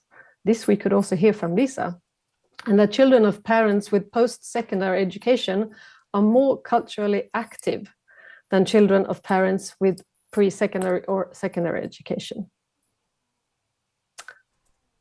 Via our schools, we have the chance to reach all children, although the school curriculum states that cultural experiences should be part of the learning process. The distribution of culture in schools varies greatly in Sweden. Some municipalities have introduced a cultural guarantee, but around 25% of the municipalities provide very little or no culture at all to the school children. But it's not just about how we reach children and young people, it's also about what kind of culture we invite them to see and take part of. In the larger cities in the southern parts of Sweden, around 40% of the school children are born abroad or have two parents who are born abroad. We don't see the same representation in the cultural institutions, the art we produce, or among the artists on stage. I mean, a lot has happened in recent years, but still we see that a lot of the performing arts fail to represent the multicultural society we live in today, meaning that many children never see themselves represented on stage and cannot relate to many of the stories being told. Tanya and I took over Bibu this summer. Previously, we have both worked for a long time within the dance field with the question, who get access to the stage? Looking at the lack of people with different national backgrounds and also disabilities in the audience and among the artists and among the people behind the stage. And we will continue this work with Bibu. So for each Bibu festival, a jury selects the best, most exciting performances aimed at children and young people. And here we have to really pay attention to which stories are highlighted and how they are represented on stage. And that, of course, also starts with who is in the jury. Bibu is a meeting place and a platform where we have the chance to raise the issues that we want to influence the debate on a national and perhaps international level. By joining forces, we have a greater chance of getting through the noise and create change. At Bibu, different target groups meet, such as national and international actors in the field of performing arts for children and young people, organizers, cultural administrators, art students, school leaders, teachers, politicians, decision makers, etc. And we are currently working on planning the program content for seminars and workshops.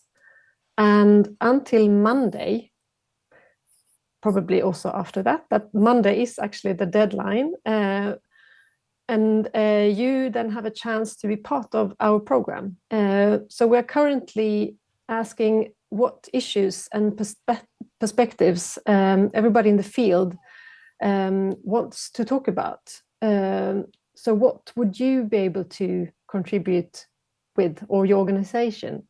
There is a web page, our web page, bibu.se. There is a part there where you can actually suggest a topic or a seminar that you want to be part of Bibu's program. And we're also looking for international performances, so they have to be made for children and youth. They have to be produced by an organization or an artist that are based in a Nordic or Baltic country. So you can also nominate your performance on Bibu's webpage, and that deadline is the 30th of November. Because we really need also these kind of performances to be nominated.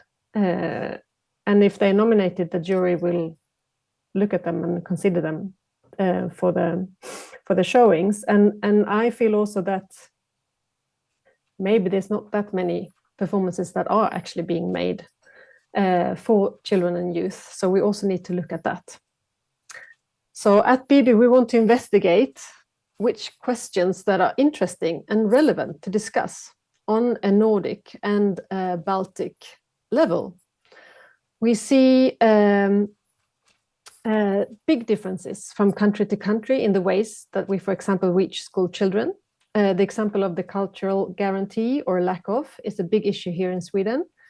A guarantee is a good effort to reach more children, but the way they are often designed have affected the ways the performing arts sector produce performances, limiting, for example, which age groups you can reach.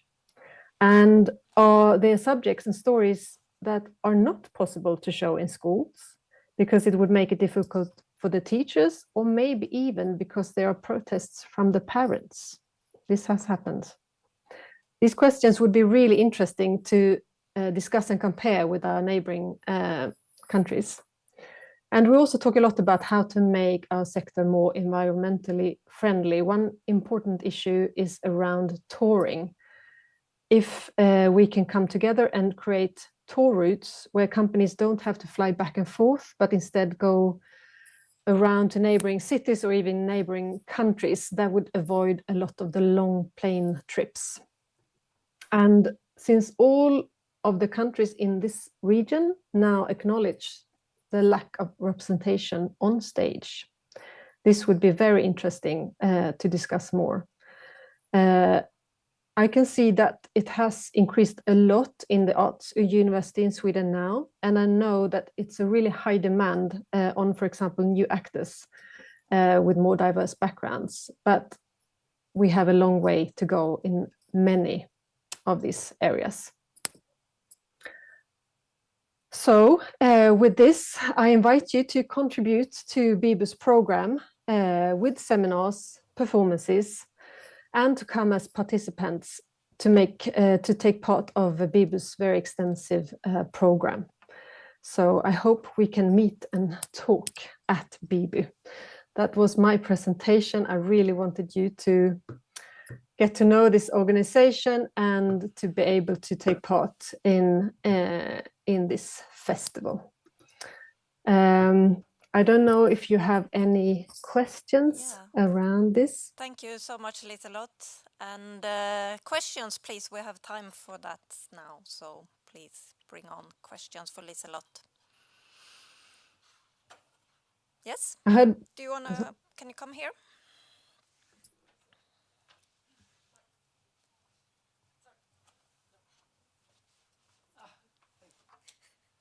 So I heard that you, yes, Jordi Valderrama. I am from Kulki at RU, an association, intercultural association. We work with kids and youth.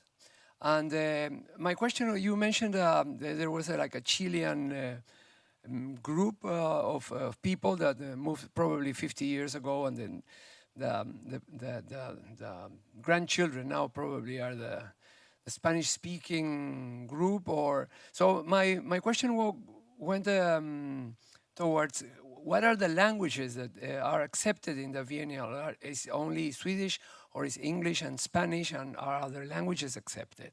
Thank you.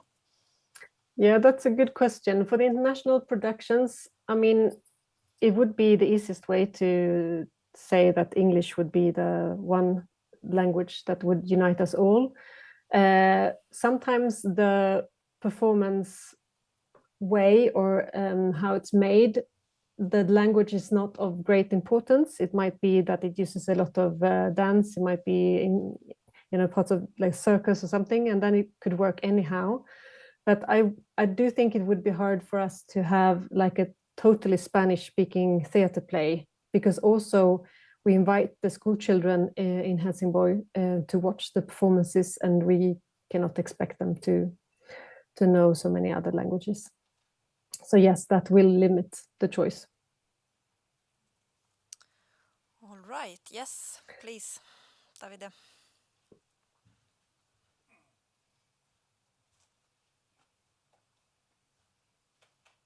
Hello, my name is Davide Giovanzana, one of the founder of New Theatre Helsinki. I have a question. You were mentioning a report that pointed out that the cultural experience of children is determined by the socio-economic background. And do you have strategies or do you have tactics how to fight that or how to change that? Or how do you tackle that issue with your organization? Yeah, as I said, me and Tanya just started this summer, but we have now, before there was only one director of BIBU, and we are now two. So we have applied for more money. And this is one of the areas we will work with in between the festivals a lot. So we are have both the experience, for example, to actually collaborate with Drömmarnas hus. And what Lisa and they are doing with community performances, for example, is one big step. And for last BIBU, I was part of actually a more community performance based in the outskirts of Helsingborg, because they also have areas where it's really hard to reach. I think we reason like this: when it's 4 days of the BIBU festival, we will be very much in the very city center, because there's so much we need to squeeze into the program. But in between, we will do a lot of projects trying to reach all of those kids and people that we don't reach via the traditional theater. And then hopefully we can bring the result back to the next BIBU festival, since it's such a great platform to show, to talk about the experiences and ways, methods of working. Thank you. I also want to add about the international performances. BIBU will cover costs for like, it's kind of a fee for each person each day, and then of course travel and hotels and so on. So there is not on the group's expense. So anyone who has a performance, do submit before last of November for the performances, right? Yes, please do. Okay, Hania, yes. I think last question now before we go over to the panel discussion.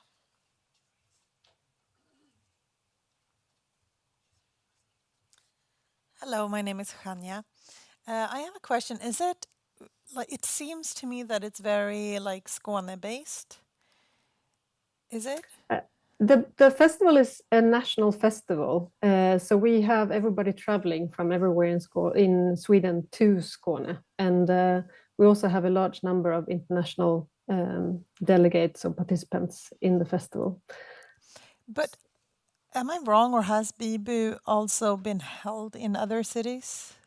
It started off in Lund and was there until 2014, and then it moved over to Helsingborg. Every other second year, it's the scenkonstbiennal, and that is the one that travel around to different cities in Sweden. Oh, okay, yeah. This biennal for children and youth, it's based now in Helsingborg, which we're very happy about, because then we can build an organization there. But okay, but BIBU has never been in Uppsala? No. Okay. Well, thank you. Skåne is the southern part of Sweden. Do we have time? Yes, okay, so please.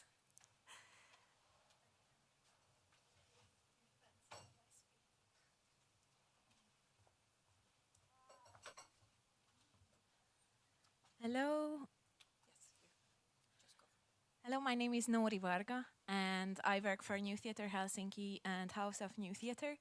And I also work with youth groups. And I have two questions, but I will team them up, so it's going to be faster and I don't take that much time. One of them is, did I understand correctly that your main audience outreach is through schools? Or do you have other connections, other organizations you cooperate with? To refer back to the previous talk we heard, the curiosity and gaining the curiosity of the youth and children is quite a challenge and a really beautiful task also.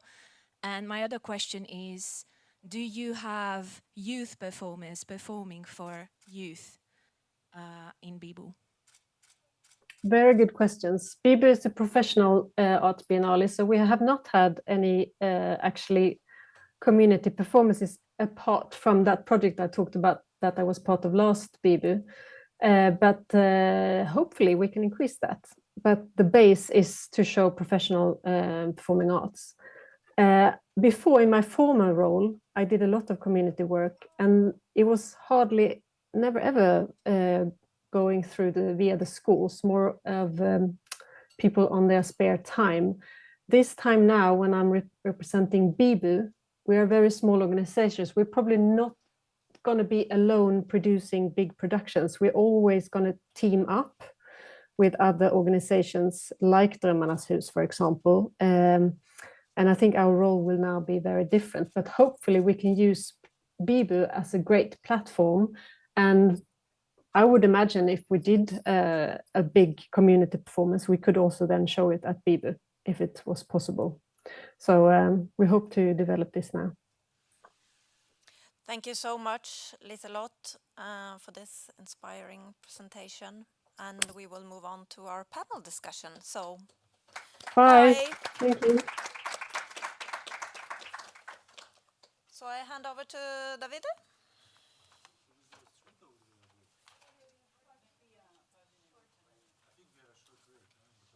Five-minute break. Yes, so we start 3:05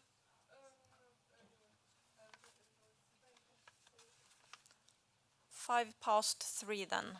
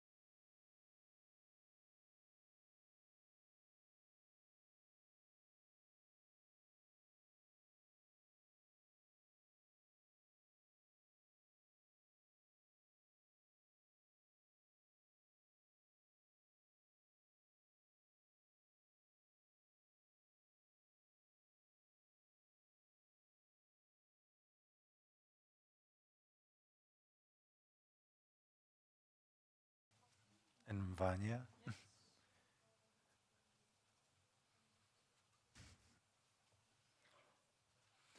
So I'm the only one having a mic.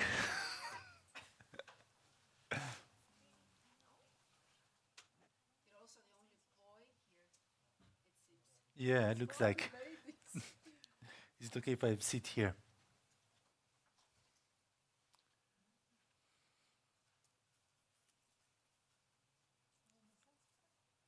Okay, is it time to start again? Mathilde?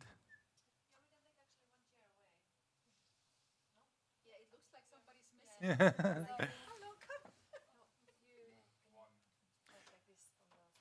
Okay.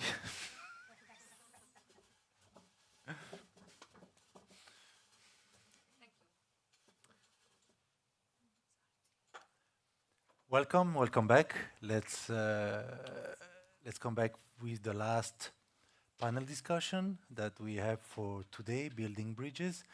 Before we start, I would like to remind that part of these building bridges and part of this event festival that New Theatre Helsinki is organizing in collaboration with Post Theatre Collective, Klokrikke, and Metamorphosi, we are presenting a performance tonight at Vallila Stage, Womb, by Julien. The performance starts at 7 p.m. Please go on the webpage to have a look. It's a performance that we invited from Denmark, and it deals with motherhood. But welcome, we have an amazing panel here, guests from Iceland, Paulina, from Sweden, Hanya, also from Sweden, Vanya, and from Finland, Nori. And maybe before we go deep into the discussion, which is also a prolongation from what we have heard just before, it will maybe be nice that you present yourself and your activities. So, would you like to start? Hi, thank you. I'm the only one having a mic, so yes. Better now? Can you hear me? Is this on? Good? Is it on? Okay, yeah. Thank you. Hi, I'm Paulina Jónsdóttir. I am born and raised in Iceland. And oh, okay. I need to keep it really close. Cool. Paulina Jónsdóttir is my name, and I'm here as a representative of Reykjavik Ensemble, which is an international theater company established in 2019 in Reykjavik. It's the first and only theater company of its nature. And when asked about earlier this today, when you were talking about what actually makes a change, I was thinking actually I managed to make a change together with my collaborators with the establishment of this initiative that has formed a new platform for diverse performers within the performing arts in the country. So that's very happy that has happened and that has been, able to sustain itself and continues to do so, hopefully. It's all very hypothetical, what we do, because we plan for all these things and then we have to wait and see what can be done, because we are so dependent on the goodwill of the policymakers and the funds that we apply to. So yeah, I'm just going straight into the core of the possibility of making all these things happen. Thank you, and also I think we will be very interested to know more about your project Young Thespians and what is about and this toolkit that you are about to publish. But maybe let's finish the round table and then you can speak more about that. Hanya, you were mentioning about this multilingual musical that you made with your group. One of the activities, it would be nice to hear about that. Yes. So hi, everybody. My name is Hanya Kamranero-Severin, and I am born and raised in Sweden with a Swedish mother and a Costa Rican father. So I had the Spanish growing up. And I actually took a class with Vanya a couple of years ago about multilingual performance arts. And it really clicked because about 15 years ago, me and my colleagues started an organization called Teater Aros, where we, during the decade and a half that has passed, have developed a method to learn Swedish through theater. So we have been working with the arts in a very pedagogical sense. And then linking into multilingual performances, it really said click, like almost like you could hear it. So now we have an artistic leg to stand on, and we have a pedagogical leg that we stand on. And we try to do in everything that we do on both sides to have this multilingual perspective. In the pedagogical sense, we have it automatically since we're working with language learning, but then also to incorporate it artistically. So we just put up Pelle Svanslös, or Pete No Tail, as he's called in English, which is a very famous Swedish figure. It's a little cat without a tail, so he's different. And that causes problems. So we turned this, it's a very famous book series. We turned it into children's musical using Swedish, Romanian, Kurdish, French. Yeah, 4 languages. And we just finished playing it in Uppsala, and now we're moving it to Gävle. So yeah, that's short about us. Thank you. Maybe since you mentioned Vanya, we could also have your presentation and also your experience in dealing with youth group, and we discussed about a big project that you had a couple of years ago and difficulties also. Yes, so my name is Vanya Hamid Isaksson, and I'm a playwright and artistic researcher. I did my PhD in multilingual dramatic writing. That's when I also had a course at the Stockholm University of the Arts. Twice I had this course in how to incorporate multilingualism within the work of performing arts from different perspectives, if you're an actor, producer, playwright, or whatever. So I'm so happy I have contact with quite a few of the students that took that course, and it was so inspiring because, okay, now I'm a bit out of the subject, but I felt that this course, it was really a tryout from my research. I didn't know if anyone else would be interested, and kind of the engagement and interest I had was really like, okay, so this is the proof. This is coming now. This is something that is asked for, it's needed, and it's like young students at the Uni Arts who really wants to take this course. So that was one very positive surprise for me at that point. I started working with multilingualism in Malmö, as Lisa here mentioned from Drömmarnas hus. I made a few performances with them, but I co-founded a theater group for children, meaning professionals performing for children, not children performing on stage. And it was with an Iraqi-Swedish actress and director, Riyam Al-Jazair. We created a theater group that is called Teater Yalada, and it's a multilingual, I think the only multilingual theater group in Sweden that is only working with that. Although, yes, you are also now, so maybe I shouldn't claim it any longer. But at that point, yes. So we were inspired by the children, the multilingual children in Malmö, and their creativity and their kind of communication, the way they communicated without making different languages a problem, but just using them.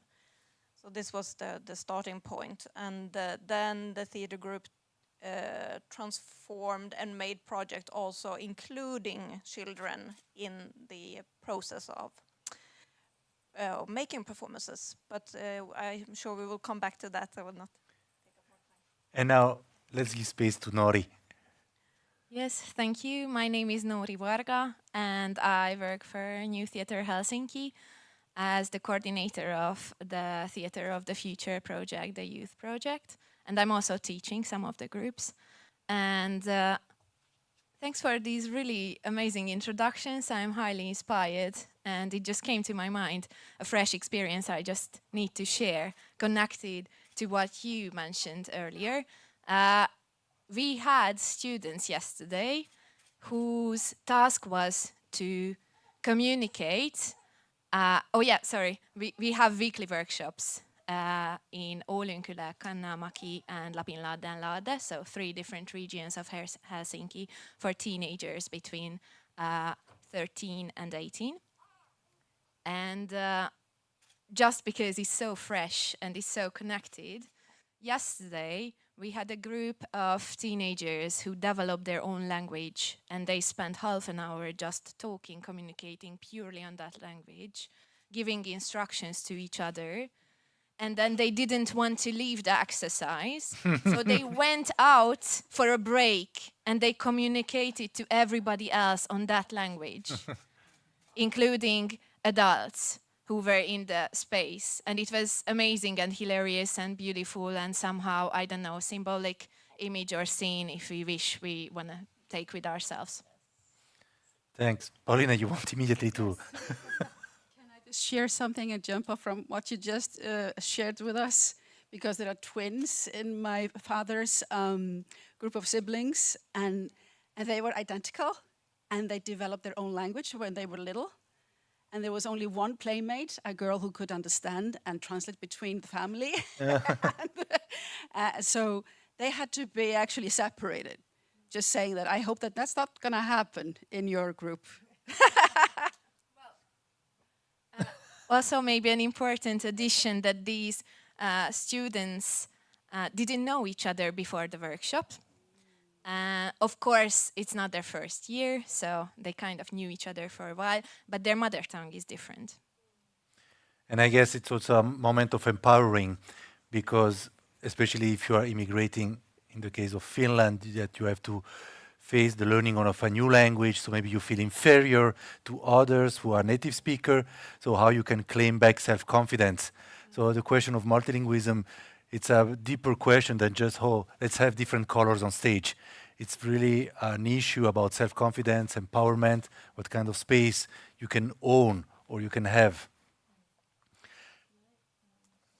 I also want to link into this because I think if we are working as actors and we go to a new country, the language really becomes an inhibition because you're supposed to speak the national language if you're going to be on stage.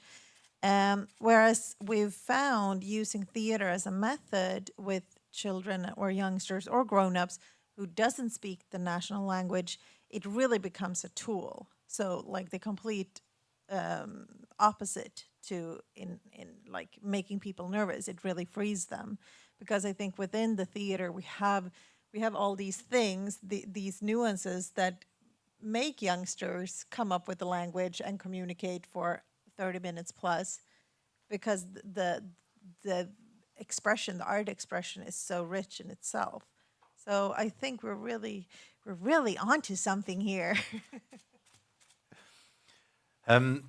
Yes, definitely. I think here we are touching something about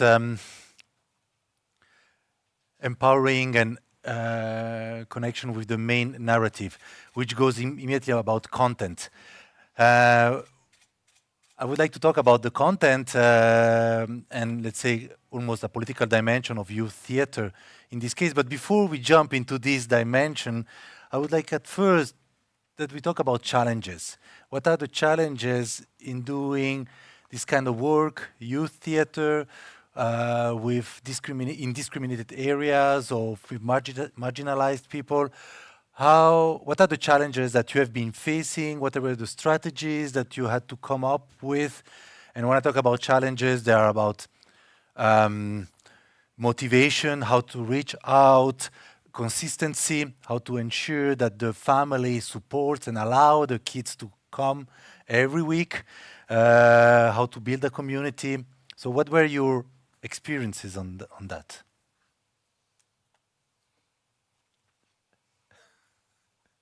Thank you.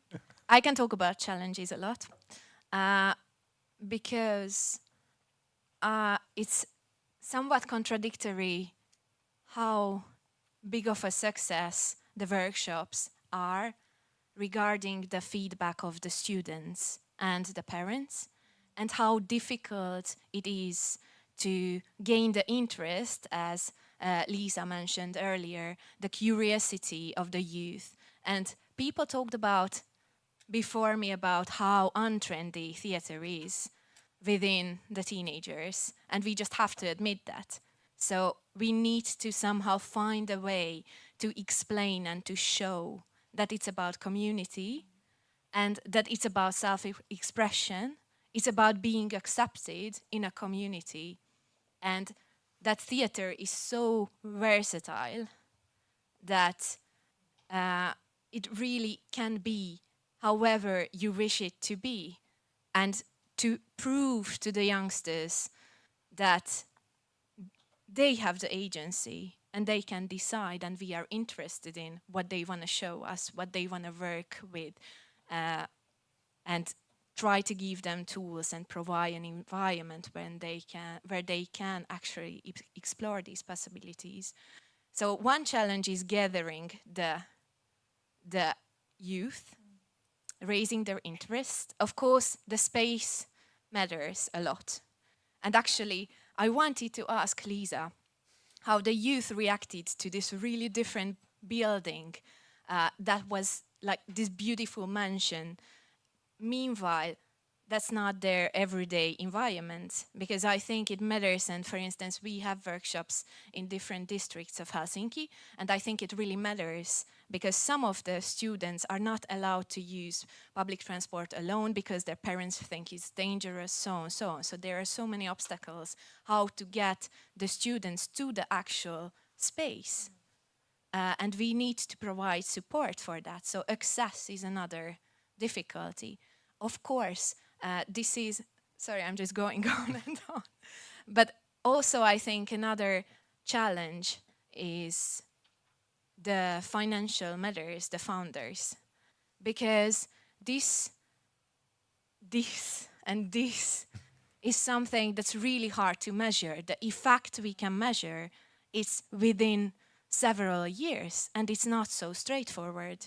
So of course we can gain feedback, and we need to, because we build on that and we process it. But it doesn't necessarily prove the whole project as it is, because the effect you will see, the society will see later on. It's really hard to measure with numbers. And also the time. The time is a big challenge, because to gain these students, to gain their trust, it takes years and really hard work and money and resources. So these are one group of challenges. Yes.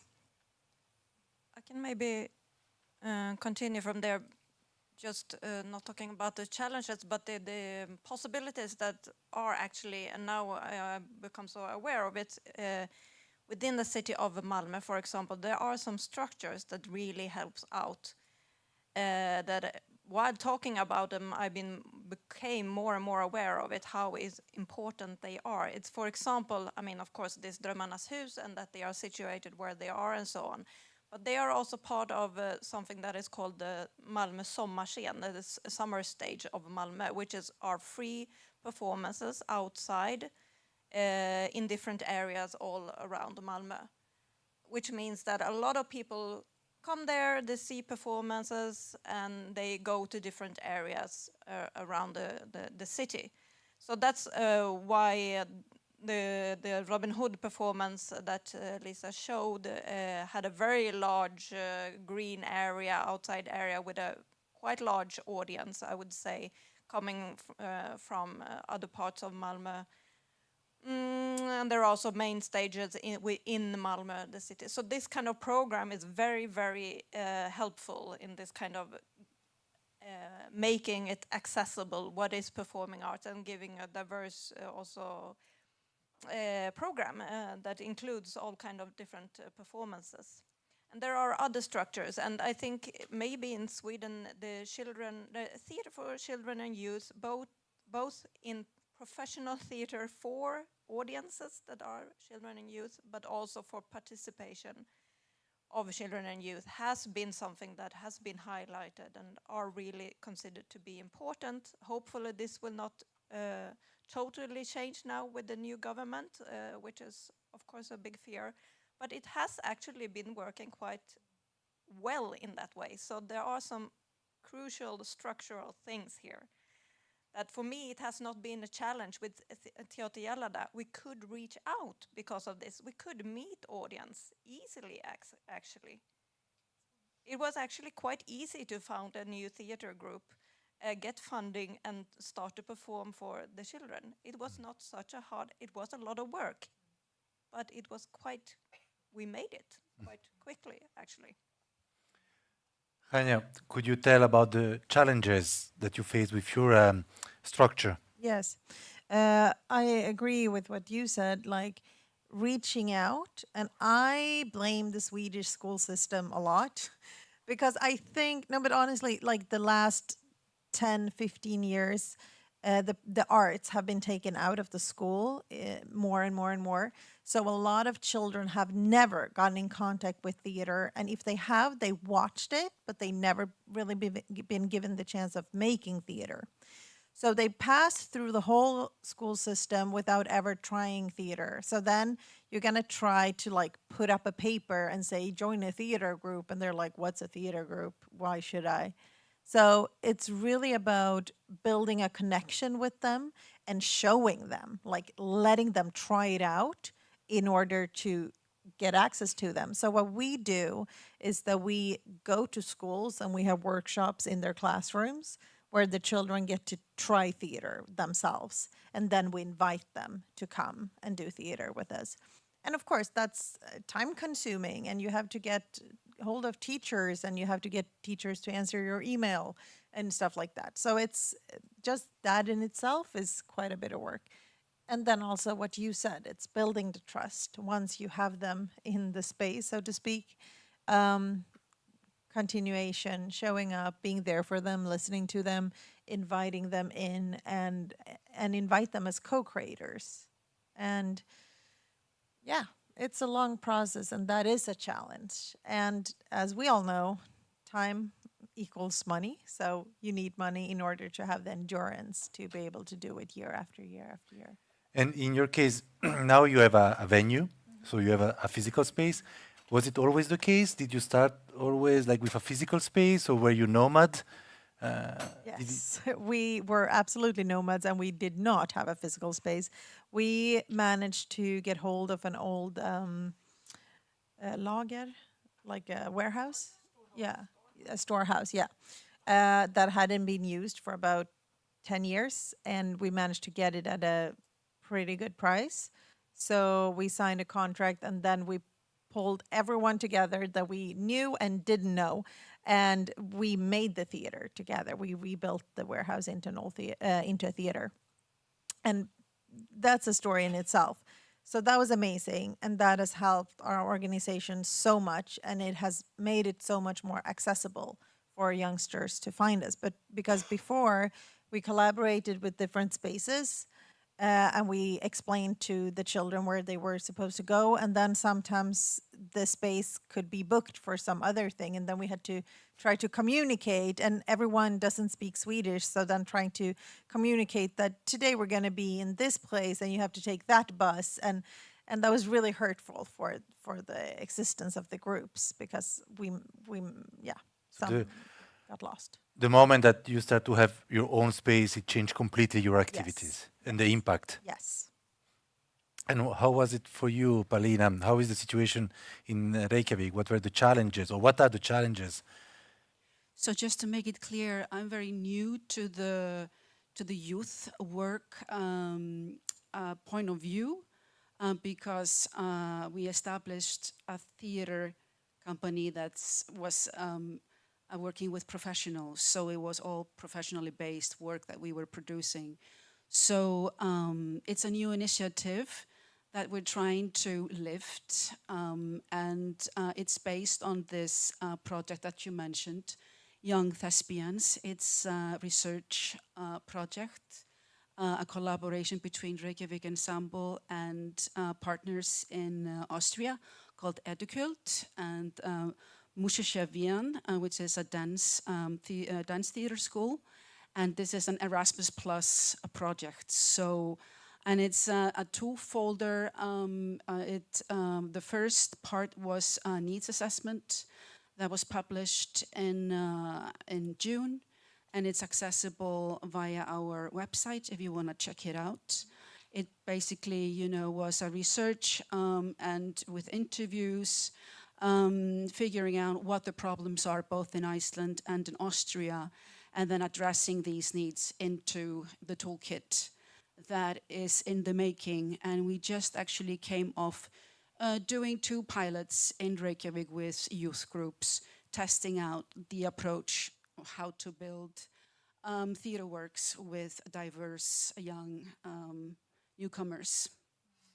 So I am, even though I have arts education in drama, I'm primarily, the last years of my life, I have been directing theater. So I'm very excited about, you know, the prospects, possibilities of building, you know, a theater group for young thespians. And before yesterday, I submitted the application to the city of Reykjavik, you know, with the appeal to fundraise for it. I will also have to do more applications because it takes a village to build, you know, these initiatives. So I won't know until the beginning of next year if this is going to come to fruition. But crossing fingers and keep you know, rallying for good causes, because we also found out in the needs assessment that there is a lot of space unoccupied that we need to activate with wonderful initiatives to allow for artistic expression and participation within the broad spectrum of diverse groups. So yeah, crossing fingers that we will join you guys and we will be, you know, in very close contact and collaboration, I hope, really, really. I would like to ask, since you were talking about there is a lot of space unoccupied, and I would like to ask maybe Nori, because last spring, with the youth group, you had a presentation at the Svenska Theater. They could present some of their work, and then you had even a performance at the end of the spring. And if I understood correctly, that was the first time that they could show publicly on a stage, let's say. So did it change? What kind of impact it had on the group, on the community, on the parents? How was still theater uncool, or did something affect them? Yeah, so just to give a bit of a context, we have slightly different groups every year. We have some newcomers because thankfully our students are bringing their friends because then it becomes cool. So we have some new members. So that particular or those 3 groups had their premiere or their first stage representation in Svenska Teatern, which is a really, really big stage with really professional equipment. And they had all 3 groups had the chance to have a short segment of their performance that they later on during spring premiered. And they were all around 40-45 minute long complex pieces about the topics they are interested in a theatrical language they are interested in Valtimon Teatteri. And it really changed a lot because they didn't know how a big theater works, and it was a really huge impact. We heard that from them so many times, until nowadays actually, they are still referring to that experience. It really empowered them. And in their feedback forms, they referred to that experience as something really, really important and crucial for them that changed their attitude towards themselves. also the parents, of course, the parents' relation changed a bit. I felt they started to take us more seriously. And also, I think that had, of course, Svenska as its grandiosity had a big effect. But then, at the end of the academic year, in May, they had the Valtimonteatteri performances, where they could invite their family members also, and they could show the entire piece. And the three groups met. And as Lisa earlier referred to that, how important that is for the different youngsters to meet from different sections of the city, to see, to think together. And it's amazing to see how close friends they became within so few time, and they talked about each other's performances, and they gave feedback about each other's performances in a really, really kind and caring way. So it had an extreme effect. And we had, of course, within this, now I'm just talking about big general feelings, but we had, just to refer to concrete cases, we had a student who writes poems, and then somehow we learned about this, and then we nicely, privately encouraged the students to include their poem into their piece. And they were first like, no, like my parents are coming and so on. Because it's a really big step. It's a really big step to anybody. And then they did it. And then they wrote about it. That for them, it was the best thing that year. So, yeah. Can I ask a question? Sure, please. I was wondering, because sometimes when we talk about performing arts for children and youth, we think maybe it's just me, but that they are acting. But performing arts is about a lot of other things that are maybe not visible. And I think that is also something very important, that although you don't like to be in front of people, you can still be engaged in performing arts. So how do you work around that? Yes, I think it's something we definitely still need to develop, but because we have several students who are not interested that much in performing, and it's totally fine. And they said, hey, I'm interested in creating set design, or I'm interested in, actually, last year we had a student who said, well, I'm not sure I want to continue. It was like almost at the last workshop of the year, right before the performance. And then they showed up. And then they said, I want to be responsible for the stage. I want to do the changes. And then they did it. And they really, really perfected that notion. So they really made sure every chair is at the correct spot. And they even communicated to the audience. They asked some audience members to take their phones, like to put your phones, sorry, no pictures, to parents.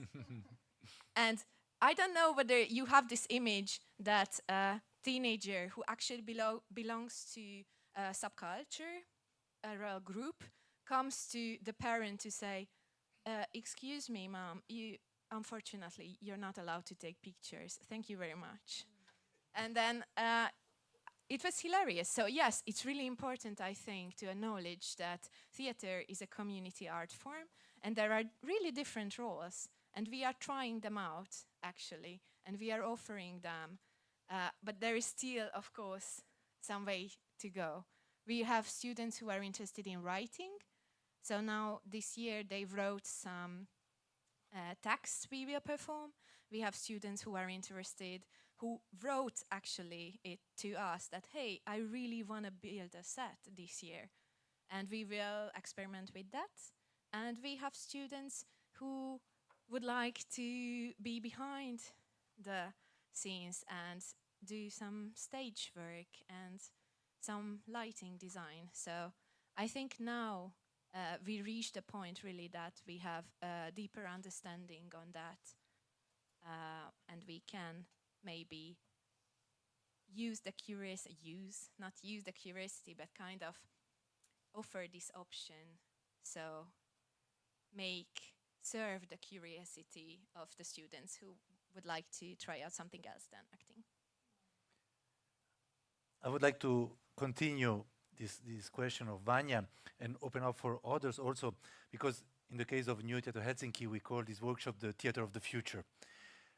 It started also from a reflection, thinking maybe some communities don't come to the theater because maybe they're not interested in the stories, or maybe also because the way the stories are told doesn't speak to them. That when we speak about theater, we have this general idea that theater is for everybody.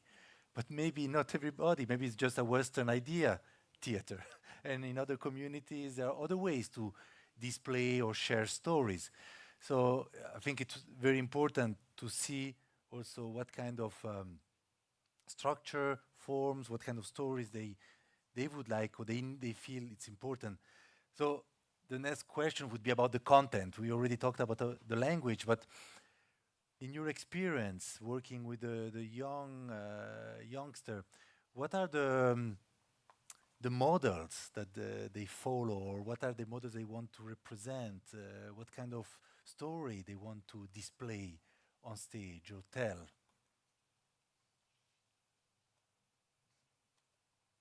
I think the biggest threshold for a young person to get closer to theater is knowledge, knowing that they are allowed, knowing that theater exists as something that they can partake in.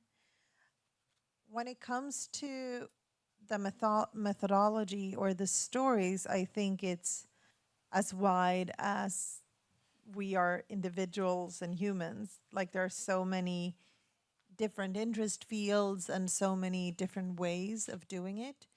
And I think presenting to them a smorgasbord of different ways of working is a very good way to go, as long as it happens in a safe environment where they are allowed to try. It doesn't have to be perfect. They can get it completely backwards, and that's also fine. And that they feel safe in the space. For example, we did a summer course this summer, and Paulina was one of the invited teachers. And we were throwing some pretty hardcore techniques at them. They got to try out viewpoints, and they tried Chekhov technique and Meissner technique and all different kinds of acting techniques. And it was supposed to be a little more advanced class, but one girl had heard about it, and she had never done theater, and she just showed up. And it was fine, because it was, my analysis is that it was a safe space. They became a group really fast. They started to trust each other, and they could try all these things. And then some of them probably loved viewpoints and hated Meissner, and vice versa, like that, and that's fine. But they got to do it, and they got to do it together in a safe environment. And I think that's sort of the baseline. Yeah, I think both Lisa and Cliff refer to this, that the listening and the dialogue with the people you're working with is crucial here, not to impose yourself on youth or children saying this is important topic.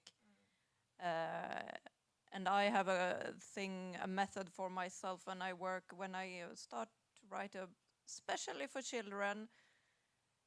What's the question? What is the core of this performance? And if there's a question, can I ask it to myself? And what does it mean to me? Does it mean anything to me, this question? Otherwise, I should not impose it to anyone else. I have to answer it first.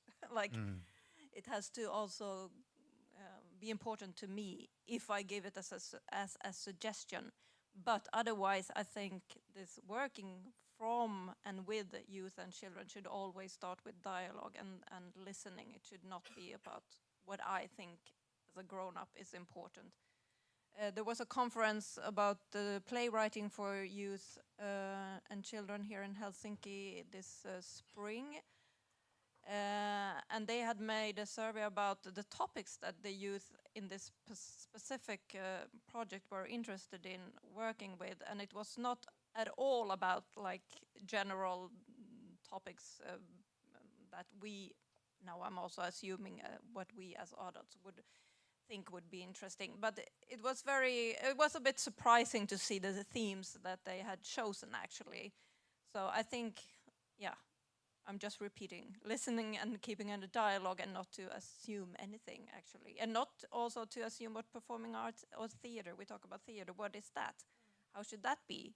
Doesn't even have to be with spoken language, right? I mean, also to kind of challenge the art form in itself, and to, I mean, I think it's important to see performances with these groups together with them and discuss, also to maybe challenge them if, because I also heard that there is a tendency of some youngsters to be a bit conservative, maybe to think this is theater, this is not theater. So then maybe a way through that is also to see different kind of performances, to discuss what can performing arts be. Yeah, Nori, you were saying something similar. At the beginning, you felt that the students you had were very conservative. Yes, absolutely. And I would like to also join to the thought that giving agency to the students and working together with them and relying on the topics they are interested in is crucial. But it's as diverse as adults' topics, so it differs by group. And yesterday, I transparently communicated to the group I was working with, hey, I'm coming here today, and one of the questions is going to be what kind of topics you're interested in. And it was extremely funny because yesterday the task was, of course, at the end of the workshop, as the end result of a longer process, their task was to think of a scene, and they were in 2 groups, and there were no whatsoever restrictions about the topic of the scene, but other restrictions, but they could choose the topic, and they worked in different rooms, and both of the groups had a brutal stabbing murder scene. And then I was thinking, and I was telling to them, like, okay, that's wonderful. And they did it well. They did it really well. It was entertaining. It has social criticism. It was really interesting on so many levels. And I told them that, okay, so tomorrow I can refer to this as well. But then I was thinking a lot about this question, because this is just one group, and another group has a really different approach, and the third group has another, like, really different approach. And I read in Paulina's and Cruz's study the thought, which really inspired me actually, that of course it matters what kind of topics the youth are working with, but it could be, and in our groups it could be murder, and it could be also high school drama is a big topic, but their concerns, their relationships, their everyday matters are filtering through. They are coming through the murder scene. There was parents and teenager conflict. There was friends competing with each other. There was bullying. We had so many topics filtering through the brutal murder. So it's also a way of processing. And yes, it could be diverse, but it always comes through what they are living in, what they are interested in. I would like to ask Hanya, because in the case of Nori, you were mentioning scenes, performance that the youth, the youngster, they wrote, so from scratch. But in the performance that you were mentioning in the beginning, there was an existing text, and then you were telling me that they made some improvisation within. So was there any desire to change how they related to that text, how they own, let's say, the text, how they made theirs, this text? the performance that I spoke about in the beginning, that was a professional show by professional actors for children. So is that the one you're referring to? The multilingual Yeah. musical. Yeah, yeah. So we had like in that show we had the action, so to speak. This is happening in this scene, and then we played with it, and we made it in different versions and with different languages and so. And that really made my job easy because I could pick the parts I really liked and I wrote them down. And then it had already been born from a framework, but from the actors themselves. Okay, so I misunderstood. This was with professional actors. Yes. Okay, okay. But we do similar things in a lot of our groups, not in all of them, but in most of our groups, we do sort of improvise the shows, because every Christmas and every summer we do like a showcase where they get to do a performance in the theater. And 90% out of the groups, we write the scripts with them. So then the children or the youngsters will be improvising, and we will be talking with the leader of the group, like the topics like you were talking about that they're interested in, and then we make a performance. And it's very interesting because it doesn't matter like where the kids come from, but it's almost that every year the middle school, so 4th to 6th grade, they want to do some type of murder mystery. And the high schools, they want to do drugs and depression and suicide themes every single year. So there are definitely some themes that are more prominent than others. And how do you respond to that? We let them do it. Yeah. And then of course there is guidance, and we try to take care of the story together with them as much as possible. But yeah, if they want to deal with these matters, we let them deal with them. If there are no other comments on content, I would like to go on another topic that for New Theatre Helsinki is quite crucial, which is about finance. Because in our case, the funding is ending, our project is ending, and we need to find new ways, new strategies, how to find money to continue this project, even though all the politicians and everybody says that this is so important and so crucial, but it seems that nobody is really willing to guarantee and support financially this. So what are the strategies? How did you do? What were your tactics to finance your project? How we can lobby this kind of work? I'm taking the mic. Please.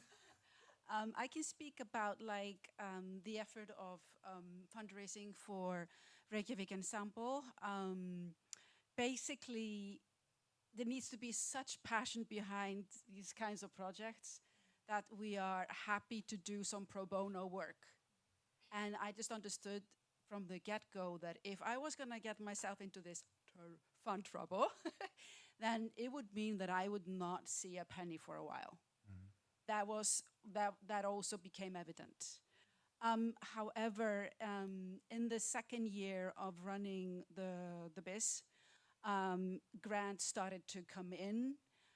We got some grants and an amazing accolade from the city of Reykjavik, giving us a title as the Art Group of Reykjavik 2020, and gave us 2 million kronas, which equals 13,500-ish euros, I think. And with this money, we were able to convince a group of people to mount a performance.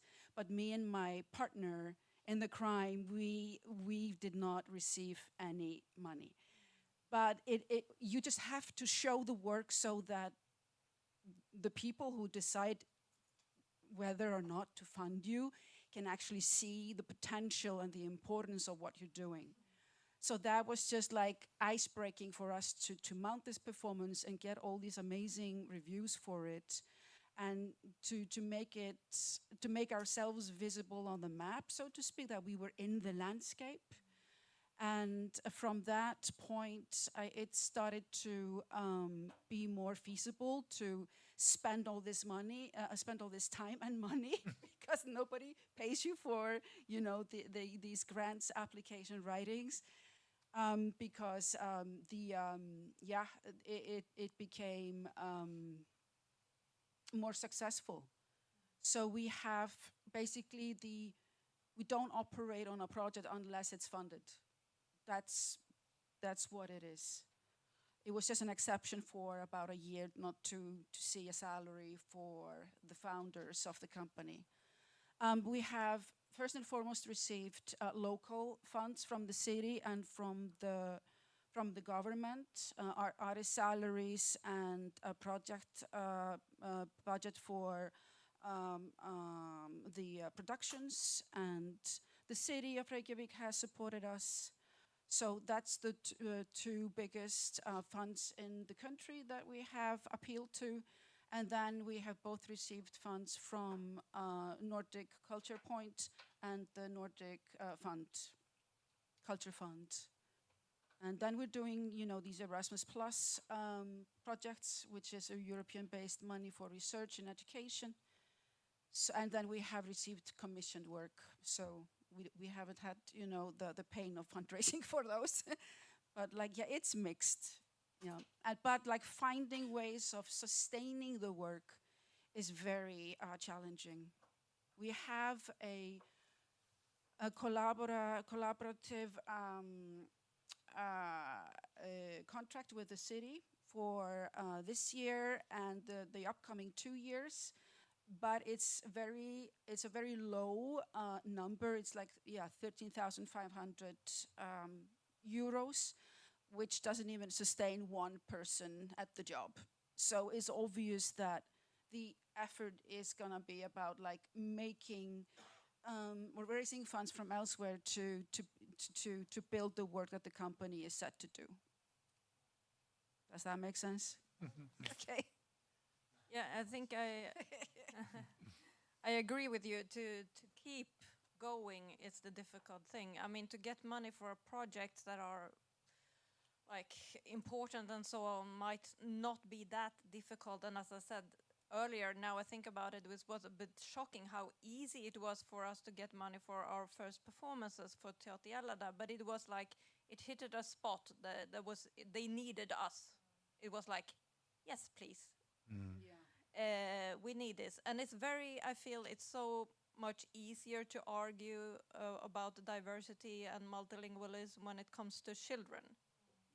Because one can always refer to Barnkonventionen, what is it in English, the Convention for Children, United Nations, that they have the right to have their languages, they have the right to blah, blah, blah. So, but when it comes to adults, suddenly there's something else happening, and I don't know why, because we're still human beings, and we have the right to our languages and so on, and to performing arts.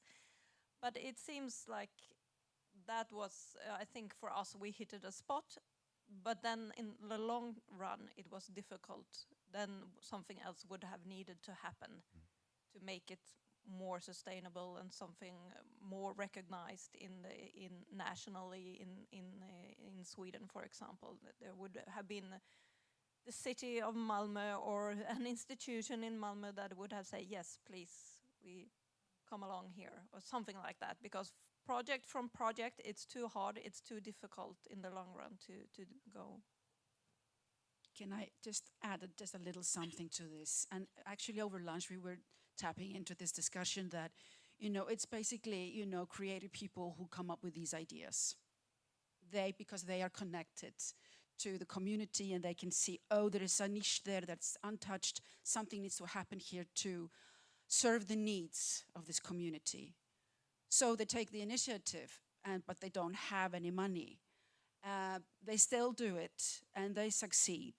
But in the long run, what's very important is that the creative forces behind these projects, that their time is invested in the creative part. And ideally, you know, we need producers. We need the people who are really good with organizing and, you know, writing out the grant applications and running the business, because it's a lot. I feel that my time is compromised a lot with all the admin tasks that await. And I would just, you know, love to have, you know, this collaborative, you know, team that takes care of that, so that I can actually do what I'm good at doing, like really good at doing. Do you share this agony? How is it for you, Hanya? Yeah, so I was counting now as we were speaking. At the moment, we are doing 9 different projects. And that's sort of how we have been running, not on that scale, but we always have X amount of projects going on at the same time, and they're overlapping. So one project ends as we're in the middle of another one. And that's sort of how we're funding ourselves. It's always the sort of the mindset of where do we get the next batch of money. We do have some, in Swedish we call it verksamhetsbidrag, like annual funding that we're pretty sure we're gonna get, and that covers maybe a fifth of the cost. Yeah, like maybe like an operational grant that we are almost sure we're getting every year. And that's great, and that's also new. Like we've had those, but in very much smaller amounts, and then they've grown with the years we've been operating. But then, I mean, that's a fifth of the cost, and then we have to cover the rest of the 80%, and that's funding. And I think networks like these are so great because for us, when we managed to get a really big grant, that has really given us some airspace to breathe and to be able to strategize and sort of collect our minds and not just like running on the project all the time. And I think like finding good partners for EU partnerships. You mentioned you were doing an Erasmus Plus project. I think that type of funding really creates structure for longevity. We got a big grant in 2019 that really fueled the way we can operate. We would never be where we are today if it wasn't for that particular grant. And the main thing that it did was that it allowed us to like take a step back, look, where are we? Where do we want to go? What's really important? Who do we want to reach? How do we want to reach them? As opposed to we're going to be in that space at that time every Monday from now on, go. So, yeah. You want to add something, Nori, on that? Well, not that much because I'm not super involved into funding difficulties. Of course, I have an overview. And what I could maybe tell is that now that New Theatre Helsinki is running out, then for sustainability reasons, House of New Theatre was founded. And I'm looking there because Tommy is the chair of the board. And we are applying for different fundings and grants. And it's difficult sometimes, I feel. Due to that, what I mentioned earlier also, because it's really hard to measure the outcome of these kind of projects, of educational projects. You cannot measure it with numbers necessarily. And you need special researchers to kind of map it. Yeah, I would like to close this panel. Maybe we can also open to the audience if someone would like to ask something to the panelists. But meanwhile, you think if you have a question, I would like to end maybe something with more positive than just about complaining how difficult it is to get the money, which is a very recurrent theme, unfortunately, when it comes to art and this kind of project, but also about dreams. And for instance, the new Theatre Helsinki, we're talking that it's ending this project, but we had this dream and we made this pop-up at the Svenska Theatre, and it was supposed to be a small event. And then we made an open call, and when we saw the response and how many people applied for the open call, which was way beyond our expectations, we transformed this short event into a festival. And it was a huge festival that was way beyond our resources. We managed to do it. And actually, the festival has been now nominated as one of the cultural events of the years, so which really proved about the importance of this intercultural experience and how the different communities really owned and took over Svenska Theater. So it really showed the importance of this. So I would like to ask you, what is your dream? What will be your dream that you would like to create? Because we are here in this Nordic meeting. We have partners from different countries, from Finland, Sweden, Denmark, Norway, Iceland.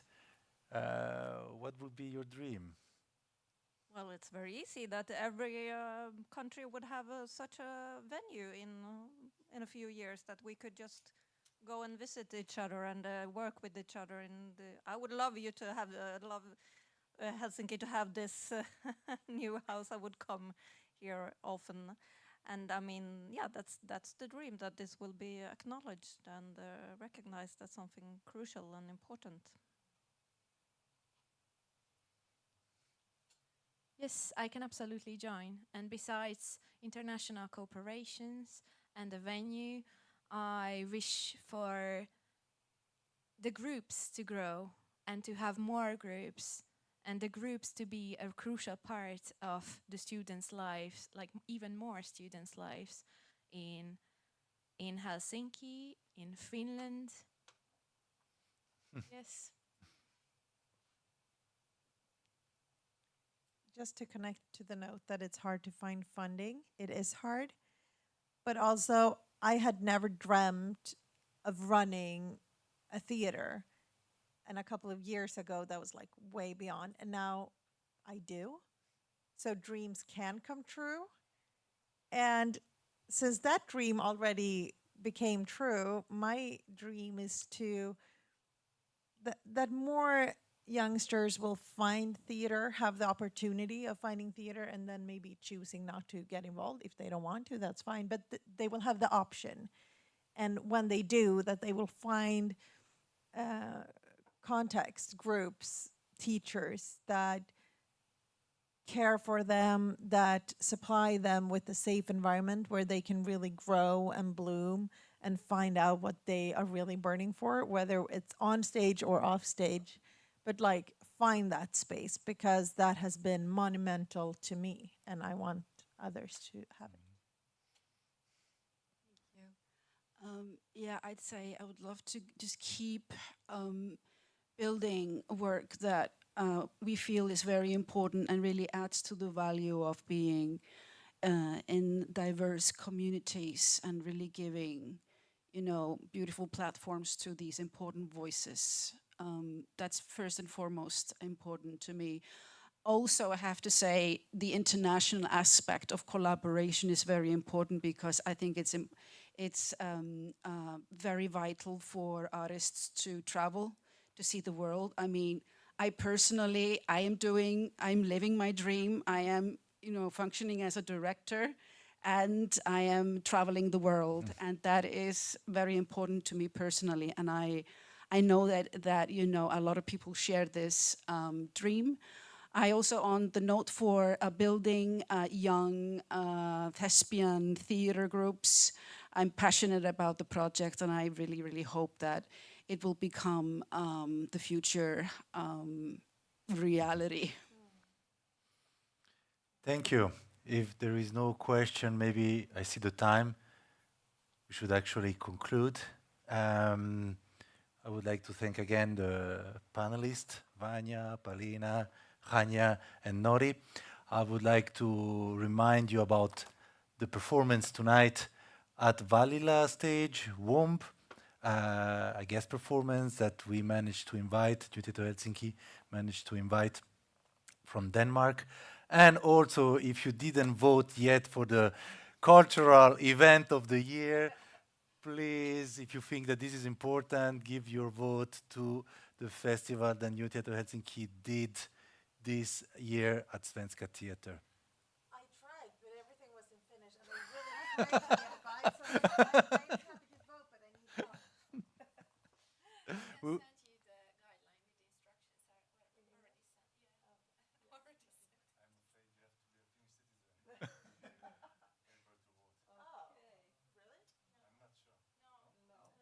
Okay. Thank you. Thank you.